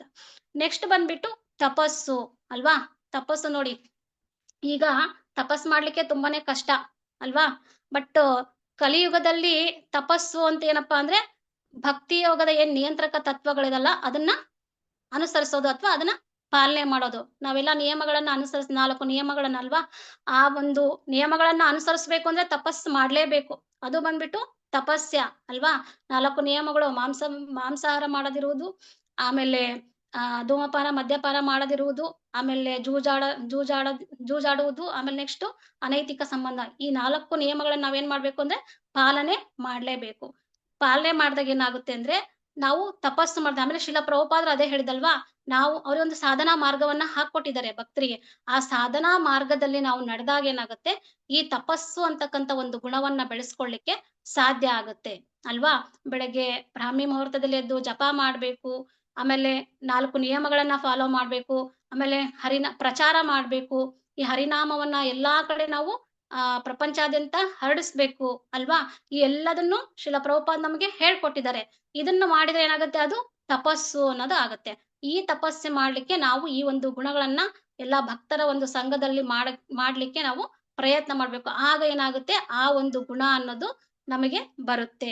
ಹಾಗಾಗಿ ಭಕ್ತರಾದವರು ಈ ತಪಸ್ಸು ಅಂತಕ್ಕಂಥ ಒಂದು ಗುಣವನ್ನ ಬೆಳೆಸ್ಕೊಳ್ಳಿಕ್ಕೆ ಪ್ರಯತ್ನ ಮಾಡ್ಬೇಕು ಅಂತ ಇಲ್ಲಿ ಶ್ರೀಲ ಪ್ರಭುಪಾದರು ಹೇಳ್ತಿದ್ದಾರೆ. ನೆಕ್ಸ್ಟ್ ಬಂದ್ಬಿಟ್ಟು ಸರಳತೆ ನೋಡಿ ಹೇಗೆ ಅಂತಂದ್ರೆ, ಈ ಮನುಷ್ಯ ಆದವನು ಶ್ರೀಲ ಪ್ರಭುಪಾದ ಏನ್ ಹೇಳ್ತಿದ್ದಾರೆ ಅಂತಂದ್ರೆ, ಇಲ್ಲಿ ಮನುಷ್ಯ ಜೀವಿ ಆದವನು ಸರಳವಾಗಿರ್ಬೇಕು ಅಂತ ಹೇಳ್ತಾರೆ. ಸರಳವಾಗಿರ್ಬೇಕು ಮತ್ತೆ ನೇರವಾಗಿರ್ಬೇಕು, ಅಂದ್ರೆ simple living and high thinking ಅಂತ ಹೇಳ್ತಾರಲ್ವಾ. ಸರಳವಾದ ಜೀವನವನ್ನ ಮಾಡ್ಬೇಕು, ಆಮೇಲೆ ಉದಾತ್ತವಾಗಿ ಯೋಚನೆ ಮಾಡ್ಬೇಕು ಅಂತ. ಯಾಕೆ ಅಂತಂದ್ರೆ ಈಗ ನಾವು ಯಾಕೆ ಶ್ರೀಲ ಪ್ರಭುಪಾದ ಆತರ ಹೇಳಿದ್ದಾರೆ ಅಂತಂದ್ರೆ, ಈಗ ನಾವು ಆಡಂಬರವಾಗಿ ಶ್ರೀಮಂತಿಕೆಯಿಂದ ನಾವು ಇದ್ವಿ, ಎಂಜಾಯ್ಮೆಂಟ್ ಆಗಿ ಮಾಡ್ಕೊಂತ ಎಲ್ಲಾ ಇದ್ರಲ್ಲೂ ಸಹಿತ ನಾವು ತುಂಬಾ ಶ್ರೀಮಂತರಾಗಿ ಹೈಫೈ ಜೀವನ ಮಾಡ್ತಾ ಇದ್ವಿ ಅಂದಾಗ ನಮಗೆ ಭಕ್ತಿ ಮಾಡ್ಲಿಕ್ಕೆ ಟೈಮ್ ಸಿಗಲ್ಲ, ಭಕ್ತಿ ಮಾಡ್ಲಿಕ್ಕೆ ಮನಸ್ಸು ಬರಲ್ಲ ಅಲ್ವಾ. ಬಟ್ ನಾವು ಸರಳತೆಯಿಂದ ನಾವು ಸಿಂಪಲ್ ಅಂದ್ರೆ ಸರಳವಾದ ಜೀವನ ಮಾಡಿದಾಗ ಏನಾಗುತ್ತೆ, ನಮಗೆ ಸಮಯ ಜಾಸ್ತಿ ಸಿಗುತ್ತೆ, ಭಗವಂತನ ಒಂದು ಭಕ್ತಿ ಮಾಡ್ಲಿಕ್ಕೆ ನಮಗೆ ಅನುಕೂಲ ಆಗುತ್ತೆ. ಹಾಗಾಗಿ ಶ್ರೀಲ ಪ್ರಭುಪಾದ್ ಅದನ್ನೇ ಹೇಳ್ತಾ ಇರೋದು, ನೀವು ಜಾಸ್ತಿ ಆಡಂಬರವಾಗಿರ್ತಕ್ಕಂಥ ಜೀವನ ಮಾಡ್ಬೇಕು ಅಂತ ಬಯಸಿದ್ರಿ ಅಂದ್ರೆ ನಿಮಗೆ ಭಕ್ತಿ ಮಾಡ್ಲಿಕ್ಕೆ ಸಾಧ್ಯ ಆಗಲ್ಲ. ಯಾವಾಗ ನೀವು ಸರಳವಾಗಿರ್ತಕ್ಕಂಥ ಒಂದು ಜೀವನ ಮಾಡಿ ಉದಾತ್ತವಾಗಿ ಯೋಚನೆ ಮಾಡ್ತಕ್ಕಂಥ ಒಂದು ಗುಣಗಳನ್ನ ಹೊಂದಿದ್ರಿ ಅಂದ್ರೆ ನಿಮಗೆ ಏನಾಗುತ್ತೆ ಅಂದ್ರೆ ಭಕ್ತಿ ಮಾಡ್ಲಿಕ್ಕೆ ಹೆಲ್ಪ್ ಆಗುತ್ತೆ, ಸಹಾಯ ಆಗುತ್ತೆ ಅಂತ ಶ್ರೀಲ ಪ್ರಭುಪಾದ ಹೇಳಿದ್ದಾರೆ. ಹಾಗಾಗಿ ಭಕ್ತರಾದವರು ಈ ಒಂದು ಸರಳತೆ ಆಗಿರ್ತಕ್ಕಂಥ ಒಂದು ಗುಣವನ್ನ ಅದನ್ನ ಅಳವಡಿಸ್ಕೊಳ್ಳಿಕ್ಕೆ ಪ್ರಯತ್ನ ಪಡ್ಬೇಕು ಅಂತ ಹೇಳಿ ಶ್ರೀಲ ಪ್ರಭುಪಾದ ಹೇಳಿದ್ದಾರೆ. ನೆಕ್ಸ್ಟ್ ಬಂದ್ಬಿಟ್ಟು ಅಹಿಂಸೆ. ಇದು ಸಹಿತ ತುಂಬಾ ಇಂಪಾರ್ಟೆಂಟ್. ಅಹಿಂಸೆ ಅಲ್ವಾ. ಈಗ ಅಹಿಂಸೆ ಅಂತಂದ್ರೆ ಈಗ ಭಕ್ತರಾದವ್ರು ಏನ್ ಮಾಡ್ತಾರೆ, ಪ್ರಾಣಿ ಹಿಂಸೆಯನ್ನ ಮಾಡಬಾರ್ದು ಅಂತ ಹೇಳ್ತಾರಲ್ವಾ. ಪ್ರಾಣಿ ಹಿಂಸೆ ಮಾಡಿದ್ರೆ ಅದು ಹಿಂಸೆ ಆಗುತ್ತೆ, ಯಾಕಂದ್ರೆ ಅವ್ರಿಗೆ ಗೊತ್ತು ಅವ್ರು ಅಹಿಂಸೆಯಿಂದ ಇರ್ತಾರೆ ಭಕ್ತರಾದವರು ಅಲ್ವಾ. ಬಟ್ ಏನು ಅಂದ್ರೆ ಇಲ್ಲಿ ಬರೇ ಪ್ರಾಣಿ ಹಿಂಸೆ ಮಾಡಿದ್ರೆ ಮಾತ್ರ ಹಿಂಸೆ ಅಲ್ಲ ಅಲ್ವಾ. ಶಿಲ ಪ್ರಭುಪಾದರು ಇಲ್ಲಿ ಇದ್ರ ಭಾವಾರ್ಥದಲ್ಲಿ ಏನ್ ಹೇಳ್ತಿದ್ದಾರೆ ಅಂದ್ರೆ, ಪ್ರಾಣಿ ಹಿಂಸೆ ಮಾಡಿದ್ರೆ ಮಾತ್ರ ಅದು ಹಿಂಸೆ ಅಂತ ಬರಲ್ಲ, ಮನುಷ್ಯನಿಗೂ ಸಹಿತ ಹಿಂಸೆ ಮಾಡ್ತಾರೆ ಕೆಲವೊಬ್ರು ಅಲ್ವಾ. ಯಾವ ರೀತಿ ಅಂದ್ರೆ ಮಾನಸಿಕವಾಗಿ ಹಿಂಸೆ ಕೊಡ್ತಾರೆ, ಅವರಿಗೆ ಮಾನಸಿಕವಾಗಿ ಟಾರ್ಚರ್ ಕೊಡ್ತಾರೆ, ನೋವು ಕೊಡ್ತಾರೆ, ಅದು ಕೂಡ ಹಿಂಸೆ ಅಂತ ಇಲ್ಲಿ ಹೇಳ್ತಾ ಇದಾರೆ ಶಿಲಾ ಪ್ರಭುಪಾದರು. ನೋಡಿ, ಆ ತರ ಮಾನಸಿಕವಾಗಿ ಸಹಿತ ಒಬ್ಬ ಮನುಷ್ಯನಿಗೆ, ಬರೀ ಪ್ರಾಣಿ ಹಿಂಸೆ ಅಷ್ಟೇ ಅಲ್ಲ, ಮಾನಸಿಕವಾಗಿ ಸಹಿತ ನಾವು ಒಬ್ಬ ಮನುಷ್ಯನಿಗೆ ಹಿಂಸೆಯನ್ನ ಮಾಡಬಾರ್ದು ಅಂತ ಇಲ್ಲಿ ಶಿಲಾ ಪ್ರಭುಪಾದರು ಹೇಳ್ತಾ ಇದಾರೆ ಅಲ್ವಾ. ನಾವು ಯಾವುದೇ ಕಾರಣಕ್ಕೂ ಅಹಿಂಸೆಯಿಂದ ಕೂಡಿರೋ ಭಕ್ತರಾದವರು ಈ ಅಹಿಂಸಾ ಗುಣವನ್ನ ಬೆಳೆಸ್ಕೊಳ್ಳಿಕ್ಕೆ ಪ್ರಯತ್ನ ಮಾಡ್ಬೇಕು ಅಂತ ಇಲ್ಲಿ ಶಿಲಾ ಪ್ರಭುಪಾದರು ಹೇಳ್ತಾ ಇದ್ದಾರೆ. ನೆಕ್ಸ್ಟ್ ಬಂದ್ಬಿಟ್ಟು ಸತ್ಯ. ನೋಡಿ, ಸತ್ಯ ಇದು ಬಂದ್ಬಿಟ್ಟು ಸತ್ಯ ಅಲ್ವಾ. ಇದು ನಾವೇನ್ ಮಾಡ್ಬೇಕಪ್ಪ, ಈ ಸತ್ಯವನ್ನ ಒಬ್ಬ ಸದ್ಗುರುವಿನಿಂದ ನಾವು ತಿಳ್ಕೊಳ್ಳಿಕ್ಕೆ ಪ್ರಯತ್ನ ಮಾಡ್ಬೇಕು ಅಲ್ವಾ. ನಮಗ್ ಗೊತ್ತಿದೆ ಈ ಸತ್ಯ ಅನ್ನೋದು ಹೇಗೆ ಅಂತಂದ್ರೆ, ಗುರು ಏನು ಅಂತಂದ್ರೆ, ಯಾಕೆ ಒಬ್ಬ ಸದ್ಗುರುವಿನಿಂದ ನಾವು ಇದನ್ನ ಪಡ್ಕೋಬೇಕು ಅಂತಂದ್ರೆ, ಗುರು ಆದವರು ಎಲ್ಲವನ್ನು ಕಂಡಿರ್ತಾರೆ ಅಲ್ವಾ, ಎಲ್ಲಾ ಒಂದು ಜ್ಞಾನವನ್ನ ಅವರು ಪಡ್ಕೊಂಡಿರ್ತಾರೆ. ಹಾಗಾಗಿ ಎಲ್ಲವನ್ನು ಕಂಡಿರ್ತಕ್ಕಂತ ಒಬ್ಬ ಸದ್ಗುರುವಿನಿಂದ ನಾವು ಈ ಒಂದು ಸತ್ಯವನ್ನ ತಿಳ್ಕೊಳ್ಳಿಕ್ಕೆ ಪ್ರಯತ್ನ ಪಡ್ಬೇಕು. ಅದಕ್ಕೇನೆ ಹೇಳ್ತಾರಲ್ವಾ, ನಮಗೆಲ್ಲ ಗೊತ್ತಿದೆ ಧರ್ಮದ ಒಂದು 4 ಸ್ತಂಭಗಳಿದಾವಲ್ವಾ. ಯಾರಿಗಾದ್ರೂ ಗೊತ್ತಿದೆ ಧರ್ಮದ 4 ಸ್ತಂಭಗಳು?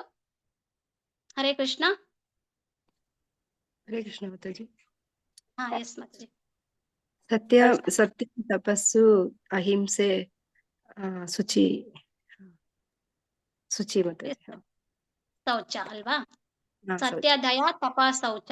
S Mataji, thank you Mataji. ಅದರಲ್ಲಿ ಬಂದ್ಬಿಟ್ಟು ಸತ್ಯ ಬರುತ್ತೆ ನೋಡಿ ಅಲ್ವಾ. ಧರ್ಮದ 4 ಸ್ತಂಭಗಳಲ್ಲಿ ಸತ್ಯ ಕೂಡ ಒಂದು ಸ್ತಂಭ ಅಂತ ಹೇಳ್ತಿದ್ದಾರೆ. ಅಂದ್ರೆ ಈಗ ಈ ಸತ್ಯ ಅಂದ್ರೆ ಸತ್ಯ, ದಯಾ, ತಪ, ಶೌಚ 4 ಇದಾವಲ್ವಾ. ಈ 4 ಧರ್ಮದ ಸ್ತಂಭಗಳಲ್ಲಿ ಈ ಕಲಿಯುಗದಲ್ಲಿ ಉಳ್ಕೊಂಡಿರೋದು ಅಂದ್ರೆ ಇದು ಸತ್ಯ ಒಂದೇ ಮಾತ್ರ ಅಂತ ಹೇಳ್ತಿದ್ದಾರೆ ಶಿಲಾ ಪ್ರಭುಪಾದರು. ಬೇರೆ ಎಲ್ಲಾ ಇದಾಗ್ಬಿಟ್ಟಿದೆ. ದಯಾ ಅನ್ನೋದು ಹೋಗಿದೆ, ತಪ ಅನ್ನೋದು ಹೋಗಿದೆ, ಶೌಚ ಅನ್ನೋದು ಹೋಗಿದೆ, ಸತ್ಯ ಅನ್ನೋದು ಸ್ವಲ್ಪ ಉಳ್ಕೊಂಡಿದೆ ಅಂತ ಹೇಳ್ತಿದ್ದಾರೆ. ಹಾಗಾಗಿ ಈ 4 ಏನು ಇರೋದಲ್ಲ, ಸತ್ಯ ಅನ್ನೋದಿದೆ ಅಲ್ವಾ, ಆ ಸತ್ಯ ಅಂತಕ್ಕಂತ ಒಂದು ಗುಣ ಉಳಿದಿರೋದ್ರಿಂದ ಸ್ವಲ್ಪ ಅದನ್ನ ಬೆಳೆಸ್ಕೊಳ್ಳಿಕ್ಕೆ ನಾವು ಪ್ರಯತ್ನ ಮಾಡ್ಬೇಕು. ಭಕ್ತರಾದವರು ಸತ್ಯವನ್ನ ಬೆಳೆಸ್ಕೊಳ್ಳಿಕ್ಕೆ, ಸತ್ಯತೆಯಿಂದ ಇರ್ಲಿಕ್ಕೆ ಪ್ರಯತ್ನ ಮಾಡ್ಬೇಕು ಅಂತ ಹೇಳಿ ಶಿಲಾ ಪ್ರಭುಪಾದರು ಹೇಳ್ತಾರೆ. ಯಾವಾಗ್ಲೂ ಭಕ್ತರಾದವರು ಸತ್ಯತೆಯಿಂದ ಕೂಡಿರ್ಬೇಕು ಅಂತ ಹೇಳಿ ಹೇಳ್ತಾ ಇದ್ದಾರೆ. ಅದು ಯಾವ ತರ ಅಂತಂದ್ರೆ, ಒಬ್ಬ ಸದ್ಗುರುವಿನ ಮುಖಾಂತರ ನಾವು ಸತ್ಯವನ್ನ ತಿಳ್ಕೊಂಡು ನಾವು ಸಹಿತ ಸತ್ಯತೆಯಿಂದ ಇರ್ಲಿಕ್ಕೆ ಪ್ರಯತ್ನ ಮಾಡ್ಬೇಕು ಅಂತ ಹೇಳಿ ಹೇಳ್ತಾ ಇದ್ದಾರೆ. ನೆಕ್ಸ್ಟ್ ಬಂದ್ಬಿಟ್ಟು ಕೋಪ ಮಾಡಿಕೊಳ್ಳದಿರುವುದು. ನೋಡಿ, ಇದು ತುಂಬಾ ಇಂಪಾರ್ಟೆಂಟ್ ಇದೆ ಅಲ್ವಾ. ಕೋಪ ಮಾಡಿಕೊಳ್ಳದಿರುವುದು. ನೋಡಿ, ಯಾಕೆ ಎಲ್ಲರಿಗೂ ಕೋಪ ಬಂದೇ ಬರುತ್ತೆ ಅಲ್ವಾ.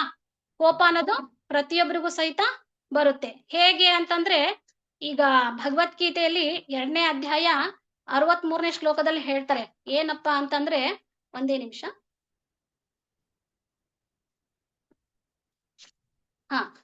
2ನೇ ಅಧ್ಯಾಯ 63ನೇ ಶ್ಲೋಕದಲ್ಲಿ ಯಾವ ರೀತಿ ಕೋಪ ಬರುತ್ತೆ ಜೀವಿಗೆ, ಮನುಷ್ಯನಿಗೆ ಅಂತ ಹೇಳ್ತಾರೆ. ಇಲ್ಲಿ ಶ್ಲೋಕ ಹೇಳ್ತಾರೆ ಶಿಲಾ ಪ್ರಭುಪಾದರು.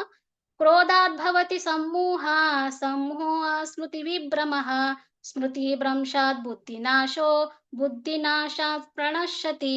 ನೋಡಿ, ಕ್ರೋಧದಿಂದ ಏನೇನ್ ಉಂಟಾಗುತ್ತೆ ಅಂದ್ರೆ, ಸಿಟ್ಟು ಮಾಡ್ಕೊಳ್ಳೋದ್ರಿಂದ, ಕೋಪ ಮಾಡ್ಕೊಳ್ಳೋದ್ರಿಂದ ನಮಗೆ ಏನೇನ್ ಆಗುತ್ತೆ, ಏನೇನ್ ಉಂಟಾಗುತ್ತೆ ಅಂತ ಹೇಳಿ ಶಿಲಾ ಪ್ರಭುಪಾದರು ಹೇಳ್ತಾರೆ. ಏನು ಅಂತಂದ್ರೆ, ಸ್ಮೃತಿ ಅನ್ನೋದು, ಸ್ಮೃತಿ ಭ್ರಮೆ ಉಂಟಾಗುತ್ತೆ, ಸ್ಮೃತಿ ಭ್ರಮೆಯಿಂದ ಬುದ್ಧಿ ನಾಶ ಆಗುತ್ತೆ. ನೋಡಿ, ನಮಗೆ ಫಸ್ಟ್ ಕ್ರೋಧ ಬರುತ್ತೆ, ಕ್ರೋಧದಿಂದ ನಮ್ಮ ಸ್ಮೃತಿ ಅನ್ನೋದೇನಾಗುತ್ತೆ, ಅದು ಹೋಗುತ್ತೆ. ಆಮೇಲೆ ಸ್ಮೃತಿ ಇಲ್ಲ ಅಂದ್ರೆ ಬುದ್ಧಿನೂ ಸಹಿತ ನಾಶ ಆಗುತ್ತೆ. ಬುದ್ಧಿ ನಾಶ ಆದಾಗ ಏನ್ ಮಾಡ್ತಾನೆ, ಮನುಷ್ಯ ಆದವನು ಏನ್ ಮಾಡ್ತಾನೆ, ಮತ್ತೆ ಈ ಒಂದು ಐಹಿಕ ಪ್ರಪಂಚದಲ್ಲಿ ಏನ್ ಮಾಡ್ಬಿಡ್ತಾನೆ, ಅದರಲ್ಲೇ ಇನ್ವಾಲ್ವ್ ಆಗ್ಬಿಡ್ತಾನೆ, ಅದರಲ್ಲೇ ಮುಳುಗ್ ಹೋಗ್ಬಿಡ್ತಾನೆ ಅಂತೇಳಿ ಶಿಲಾ ಪ್ರಭುಪಾದರು ಹೇಳ್ತಾರೆ. ಯಾವ ತರ ಅಂತಂದ್ರೆ, ಈಗ ಸಿಟ್ಟು ಯಾವ ತರ ಬರುತ್ತೆ ಅಂದ್ರೆ, ಒಂದು ರೀಸೆಂಟ್ ಆಗಿ ನಡೆದಿರ್ತಕ್ಕಂಥ ಒಂದು ಸ್ಟೋರಿ ಹೇಳ್ತೇನೆ. ಏನಪ್ಪಾ ಅಂದ್ರೆ, 2 ಮಕ್ಳಿರ್ತಾರೆ, ಅವ್ರು ಮನೇಲೆ ಆಗಿರೋದಿದು. ಅವರು ಟಿವಿ ಆನ್ ಮಾಡಿದಾಗ ಮಕ್ಳು ಗೊತ್ತಲ್ವಾ, ನನಗೆ ಈ ಚಾನಲ್ ಬೇಕು, ಆ ಚಾನಲ್ ಬೇಕು, ಈ ಚಾನಲ್ ಬೇಕು, ಆ ಚಾನಲ್ ಬೇಕು ಅಂತೇಳಿ 2 ಅಣ್ಣ ತಮ್ಮ ಅವ್ರು ಮಕ್ಳು. ಆ ಅಣ್ಣ ತಮ್ಮ ಏನ್ ಮಾಡಿದ್ದಾರೆ ಅಂದ್ರೆ, ನನಗೆ ಇದು ಬೇಕು, ಅವನಿಗೆ ಇದು ಬೇಕು ಚಾನಲ್ ಅಂತ ಹೇಳಿ ಇಬ್ರು ಜಗಳ ಮಾಡ್ಕೊಂಡ್ಬಿಟ್ಟು ಒಬ್ರಿಗೊಬ್ರು ಹೊಡೆದಾಡ್ಕೊಂಡು ಅವನ ಅಣ್ಣ ಆದವನು ತಮ್ಮನನ್ನೇ ಸಾಯಿಸ್ಬಿಟ್ಟಿದ್ದಾನೆ ಹೊಡೆದ್ಬಿಟ್ಟು. ಎಷ್ಟು ನೋಡಿ ಸಿಟ್ಟು ಅನ್ನೋದು ಬರೀ ಚಾನಲ್ಗೋಸ್ಕರ ಇದನ್ನ ರಿಮೋಟ್ ಅಲ್ಲಿ ಚೇಂಜ್ ಮಾಡೋಕ್ಕೋಸ್ಕರ, ಟಿವಿ ಚಾನಲ್ ಚೇಂಜ್ ಮಾಡೋಕ್ಕೋಸ್ಕರ ಅಣ್ಣ ಆದವನು ತಮ್ಮನ್ಗೆ ಹೊಡೆದು ಸಾಯಿಸ್ಬಿಟ್ಟಿದಾನಂತೆ. ಎಷ್ಟು ಕೋಪ ಅನ್ನೋದು ಎಷ್ಟು ಇದು ಅನ್ನೋದಕ್ಕೆ ಇಲ್ಲಿ ಹೇಳ್ತಾ ಇದಾರೆ. ಅದಕ್ಕೆ ಕೋಪ ಅನ್ನೋದು ಯಾವುದೇ ಕಾರಣಕ್ಕೂ ಕೋಪ ಅನ್ನೋದು ಮಾಡ್ಕೋಬಾರ್ದು. ಸ್ವಲ್ಪ ತಾಳ್ಮೆಯಿಂದ ನಾವು ಇರ್ಲಿಕ್ಕೆ ಪ್ರಯತ್ನ ಮಾಡ್ಬೇಕು. ಇದು ಎಕ್ಸಾಂಪಲ್ ಮಾತ್ರ. ಅಂದ್ರೆ ಕೋಪ ಬಂದಾಗ ಏನಾಗ್ಬಿಡುತ್ತೆ ಅಂದ್ರೆ ನಾವ್ ಏನ್ ಮಾಡ್ತೀವಿ ಏನ್ ಬಿಡ್ತೀವಿ ಅನ್ನೋ ಒಂದು ಕಲ್ಪನೆನೇ ಇರಲ್ಲ ನಮಗೆ, ಅಲ್ವಾ? ಈಗ ನಮ್ ಎದುರಿಗೆ ನಮ್ಗೆ ಸ್ವಂತದವರು ಬೇರೆಯವರು ಅನ್ನೋ ಒಂದು ಕಲ್ಪನೆನೇ ಇರಲ್ಲ. ಆ ಸಿಟ್ಟಲ್ಲಿ ಏನ್ ಮಾಡ್ಬಿಡ್ತೀವಿ, ಏನ್ ಸಿಗುತ್ತೋ ಅದನ್ನ ತಗೊಂಡು ಹೊಡಿಲಿಕ್ಕೆ ಪ್ರಯತ್ನ ಮಾಡ್ತೀವಿ. ಹಾಗಾಗಿ ಕೋಪವನ್ನ ಕಂಟ್ರೋಲ್ ಮಾಡ್ಲಿಕ್ಕೆ ನಾವು ಪ್ರಯತ್ನ ಮಾಡ್ಬೇಕು. ಅದನ್ನೇ ಹೇಳ್ತಾ ಇದಾರೆ ಶ್ರೀಲ ಪ್ರಭುಪಾದರು.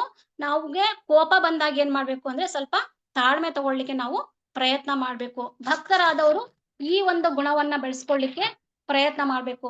ಭಕ್ತರಾದವ್ರು ಈ ಒಂದು ಗುಣವನ್ನ ಬೆಳೆಸ್ಕೊಂಡ್ರು ಅಂದ್ರೆ ಆಧ್ಯಾತ್ಮಿಕವಾಗಿ ಅವ್ರು ಮುಂದುವರಿಲಿಕ್ಕೆ ಸಾಧ್ಯ ಆಗುತ್ತೆ ಅಂತ ಶ್ರೀಲ ಪ್ರಭುಪಾದರು ಹೇಳ್ತಾರೆ. ಇದು ಒಂದು ದೈವಿ ಗುಣ, ಯಾವುದು? ಕೋಪ ಮಾಡಿಕೊಳ್ಳದಿರುವುದು. ನೆಕ್ಸ್ಟ್ ಬಂದ್ಬಿಟ್ಟು ತ್ಯಾಗ. ನೋಡಿ, ತ್ಯಾಗ ಯಾವ ತರ ಅಂತಂದ್ರೆ ಭಗವಂತ ಇಲ್ಲಿ ಹೇಳಿದಾನೆ. ಏನು ಅಂತಂದ್ರೆ 3ನೇ ಅಧ್ಯಾಯದಲ್ಲಿ ನಮಗೆ ಸ್ಪಷ್ಟವಾಗಿ ಹೇಳಿದಾನೆ. ಇದನ್ನ ಫುಲ್ ವಿವರಣೆ ಕೊಡ್ಲಿಕ್ಕೆ ಇಲ್ಲಿ ನಮ್ಗೆ ಸಮಯ ಅಭಾವ ಇರೋದ್ರಿಂದ ಸಿಂಪಲ್ ಆಗಿ ಹೇಳಲಿಕ್ಕೆ ಇಲ್ಲಿ ಪ್ರಯತ್ನ ಮಾಡ್ತೀನಿ. ನಿಜವಾದ ತ್ಯಾಗದ ಅರ್ಥ ಅಂತ ಏನಪ್ಪಾ ಅಂದ್ರೆ ಭಗವಂತ 3ನೇ ಅಧ್ಯಾಯದಲ್ಲಿ ಇದನ್ನ ಸ್ಪಷ್ಟವಾಗಿ ಹೇಳಿದಾನೆ. ಆ ಅಧ್ಯಾಯವನ್ನ ಓದಿದಾಗ ನಮಗೆ ಅರ್ಥ ಆಗುತ್ತೆ. ಏನು ಅಂದ್ರೆ ತ್ಯಾಗ ಅಂದ್ರೆ ಭಗವಂತ ಇಲ್ಲಿ ನಮಗೆ ಕರ್ಮವನ್ನ ತ್ಯಾಗ ಮಾಡು ಅಂತ ಹೇಳಿಲ್ಲ, ಅಲ್ವಾ? ನಾವು ಕರ್ಮವನ್ನ ತ್ಯಾಗ ಮಾಡು ಅಂತ ಇಲ್ಲಿ ಭಗವಂತ ಏನ್ ಹೇಳಿದ್ದಾನೆ ಅಂದ್ರೆ ಕರ್ಮದ ಒಂದು ಫಲವನ್ನ ತ್ಯಾಗ ಮಾಡು ಅಂತ ಹೇಳಿದಾನೆ. ಅದು ಬಂದ್ಬಿಟ್ಟು ನಿಜವಾದ ಒಂದು ತ್ಯಾಗ ಆಗುತ್ತೆ. ನಾವು ಕರ್ಮವನ್ನ ತ್ಯಾಗ ಮಾಡೋದಲ್ಲ, ಕರ್ಮದಿಂದ ಬರ್ತಕ್ಕಂಥ ಒಂದು ಫಲವನ್ನ ತ್ಯಾಗ ಮಾಡ್ಬೇಕು. ಅದಕ್ಕೆ ಕರ್ಮಣ್ಯವಾಧಿಕಾರಸ್ಥೆ ಮಾಫಲೇಷು ಕದಾಚನ ಅಂತ ಹೇಳಿ ಭಗವದ್ಗೀತೆಯಲ್ಲಿ ಭಗವಂತ ಹೇಳಿದಾನಲ್ವಾ? ಅಂದ್ರೆ ಕರ್ಮ ನಾವು ಭಗವಂತನಿಗೆ ಏನ್ ಮಾಡ್ಬೇಕು, ಭಗವಂತನಿಗೆ ನಾವು ಕರ್ಮವನ್ನ ಮಾಡ್ಬೇಕು. ಬಟ್ ಭಗವಂತನಿಂದ ನಾವು ಆ ಫಲವನ್ನ ನಾವು ಅಪೇಕ್ಷೆ ಪಡಬಾರ್ದು, ನಿರೀಕ್ಷೆ ಮಾಡಬಾರ್ದು. ಅದನ್ನೇ ಇಲ್ಲಿ ಅದು ನಿರೀಕ್ಷೆ ಮಾಡ್ಲಿಲ್ಲ ಅಂದಾಗ ಏನಾಗುತ್ತೆ, ಅದು ತ್ಯಾಗ ಅಂತ ಆಗುತ್ತೆ, ಅಲ್ವಾ? ಅದನ್ನೇ ಇಲ್ಲಿ ಶ್ರೀಲ ಪ್ರಭುಪಾದ ಹೇಳಿದಾರೆ. ನಾವು ಕರ್ಮವನ್ನ ತ್ಯಾಗ ಮಾಡೋದಲ್ಲ, ಕರ್ಮ ಫಲವನ್ನ ತ್ಯಾಗ ಮಾಡೋದು. ಈ ಒಂದು ಗುಣವನ್ನ ಭಕ್ತರಾದವರು ಬೆಳೆಸ್ಕೋಬೇಕು ಅಂತ ಇಲ್ಲಿ ಶ್ರೀಲ ಪ್ರಭುಪಾದರು ಹೇಳಿದ್ದಾರೆ. ನೆಕ್ಸ್ಟ್ ಬಂದ್ಬಿಟ್ಟು ಶಾಂತಿ. ನೋಡಿ, ಈಗ ನಾವು ಶಾಂತಿ ಇರ್ಬೇಕು ಅಂತಂದ್ರೆ ಏನ್ ಮಾಡ್ಬೇಕು? ಯಾರಾದ್ರೂ ಹೇಳ್ತೀರಾ? ಶಾಂತಿಯಿಂದ ಇರ್ಬೇಕು ಅಂದ್ರೆ ಏನ್ ಮಾಡ್ಬೇಕು?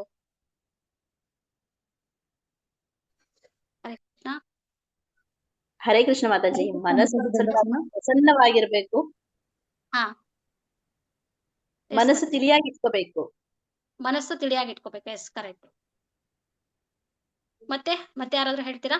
ಹರೇ ಕೃಷ್ಣ ಮಾತಾಜಿ. ಚಾಂಟಿಂಗ್ ಜಾಸ್ತಿ ಮಾಡ್ಬೇಕು, ಮಾತು ಕಮ್ಮಿ ಮಾಡ್ಬೇಕು. ಹೌದು. ಹರೇ ಕೃಷ್ಣ ಮಾತಾಜಿ ಹೇಳಿ. ಎಸ್ ಮಾತಾಜಿ ಹೇಳಿ. ಹರೇ ಕೃಷ್ಣ ಮಾತಾಜಿ. ಹೇಳಿ ಮಾತಾಜಿ. ಭೋಕ್ತಾರಾಮ್ ಯಜ್ಞ ತಪಸಾಂ ಸರ್ವಭೂತ ಮಹೇಶ್ವರಂ ಸುಹೃದಂ ಸರ್ವಭೂತಾನಾಂ ಜ್ಞಾತ್ವಾ ಮಾಂ ಶಾಂತಿ ಮೃಚ್ಛತಿ. ಅಂದ್ರೆ ನಾವು ಎಲ್ಲವನ್ನ ಭಗವಂತನಿಂದನೇ ನಡೀತಾ ಇದೆ, ಎಲ್ಲದಕ್ಕೂ ಭಗವಂತನೇ ಕಾರಣ, ಮೂಲ ಅಂತ ಆ ಪ್ರಜ್ಞೆ ಇಟ್ಟು ಎಲ್ಲ ಯಜ್ಞಗಳ ತಪಸ್ಗಳ ಮತ್ತೆ ಎಲ್ಲ ಲೋಕಗಳ ದೇವತೆಗಳ ಪರಮಪ್ರಭು ಕೃಷ್ಣನೇ ಅಂತ ಯಾರು ತಿಳ್ಕೊತಾರೋ ಮತ್ತು ಎಲ್ಲರ ಹಿತೈಷಿ ಉಪಕಾರಿ ಕೃಷ್ಣನೇ ಅಂತ ತಿಳಿದುಕೊಂಡ ಅರಿತ ಮನುಷ್ಯನು ಈ ಐಹಿಕ ದುಃಖಗಳ ಯಾತನೆಯಿಂದ ಮುಕ್ತನಾಗಿ ಶಾಂತಿಯನ್ನು ಪಡೆಯುವನು. Yes Mataji, correct. ಜೈ. ಕರೆಕ್ಟ್ ಆನ್ಸರ್ ಇದೆ. ಪ್ರಭುಪಾದರು ಅದನ್ನೇ ಹೇಳಿದ್ದಾರೆ ಇಲ್ಲಿ.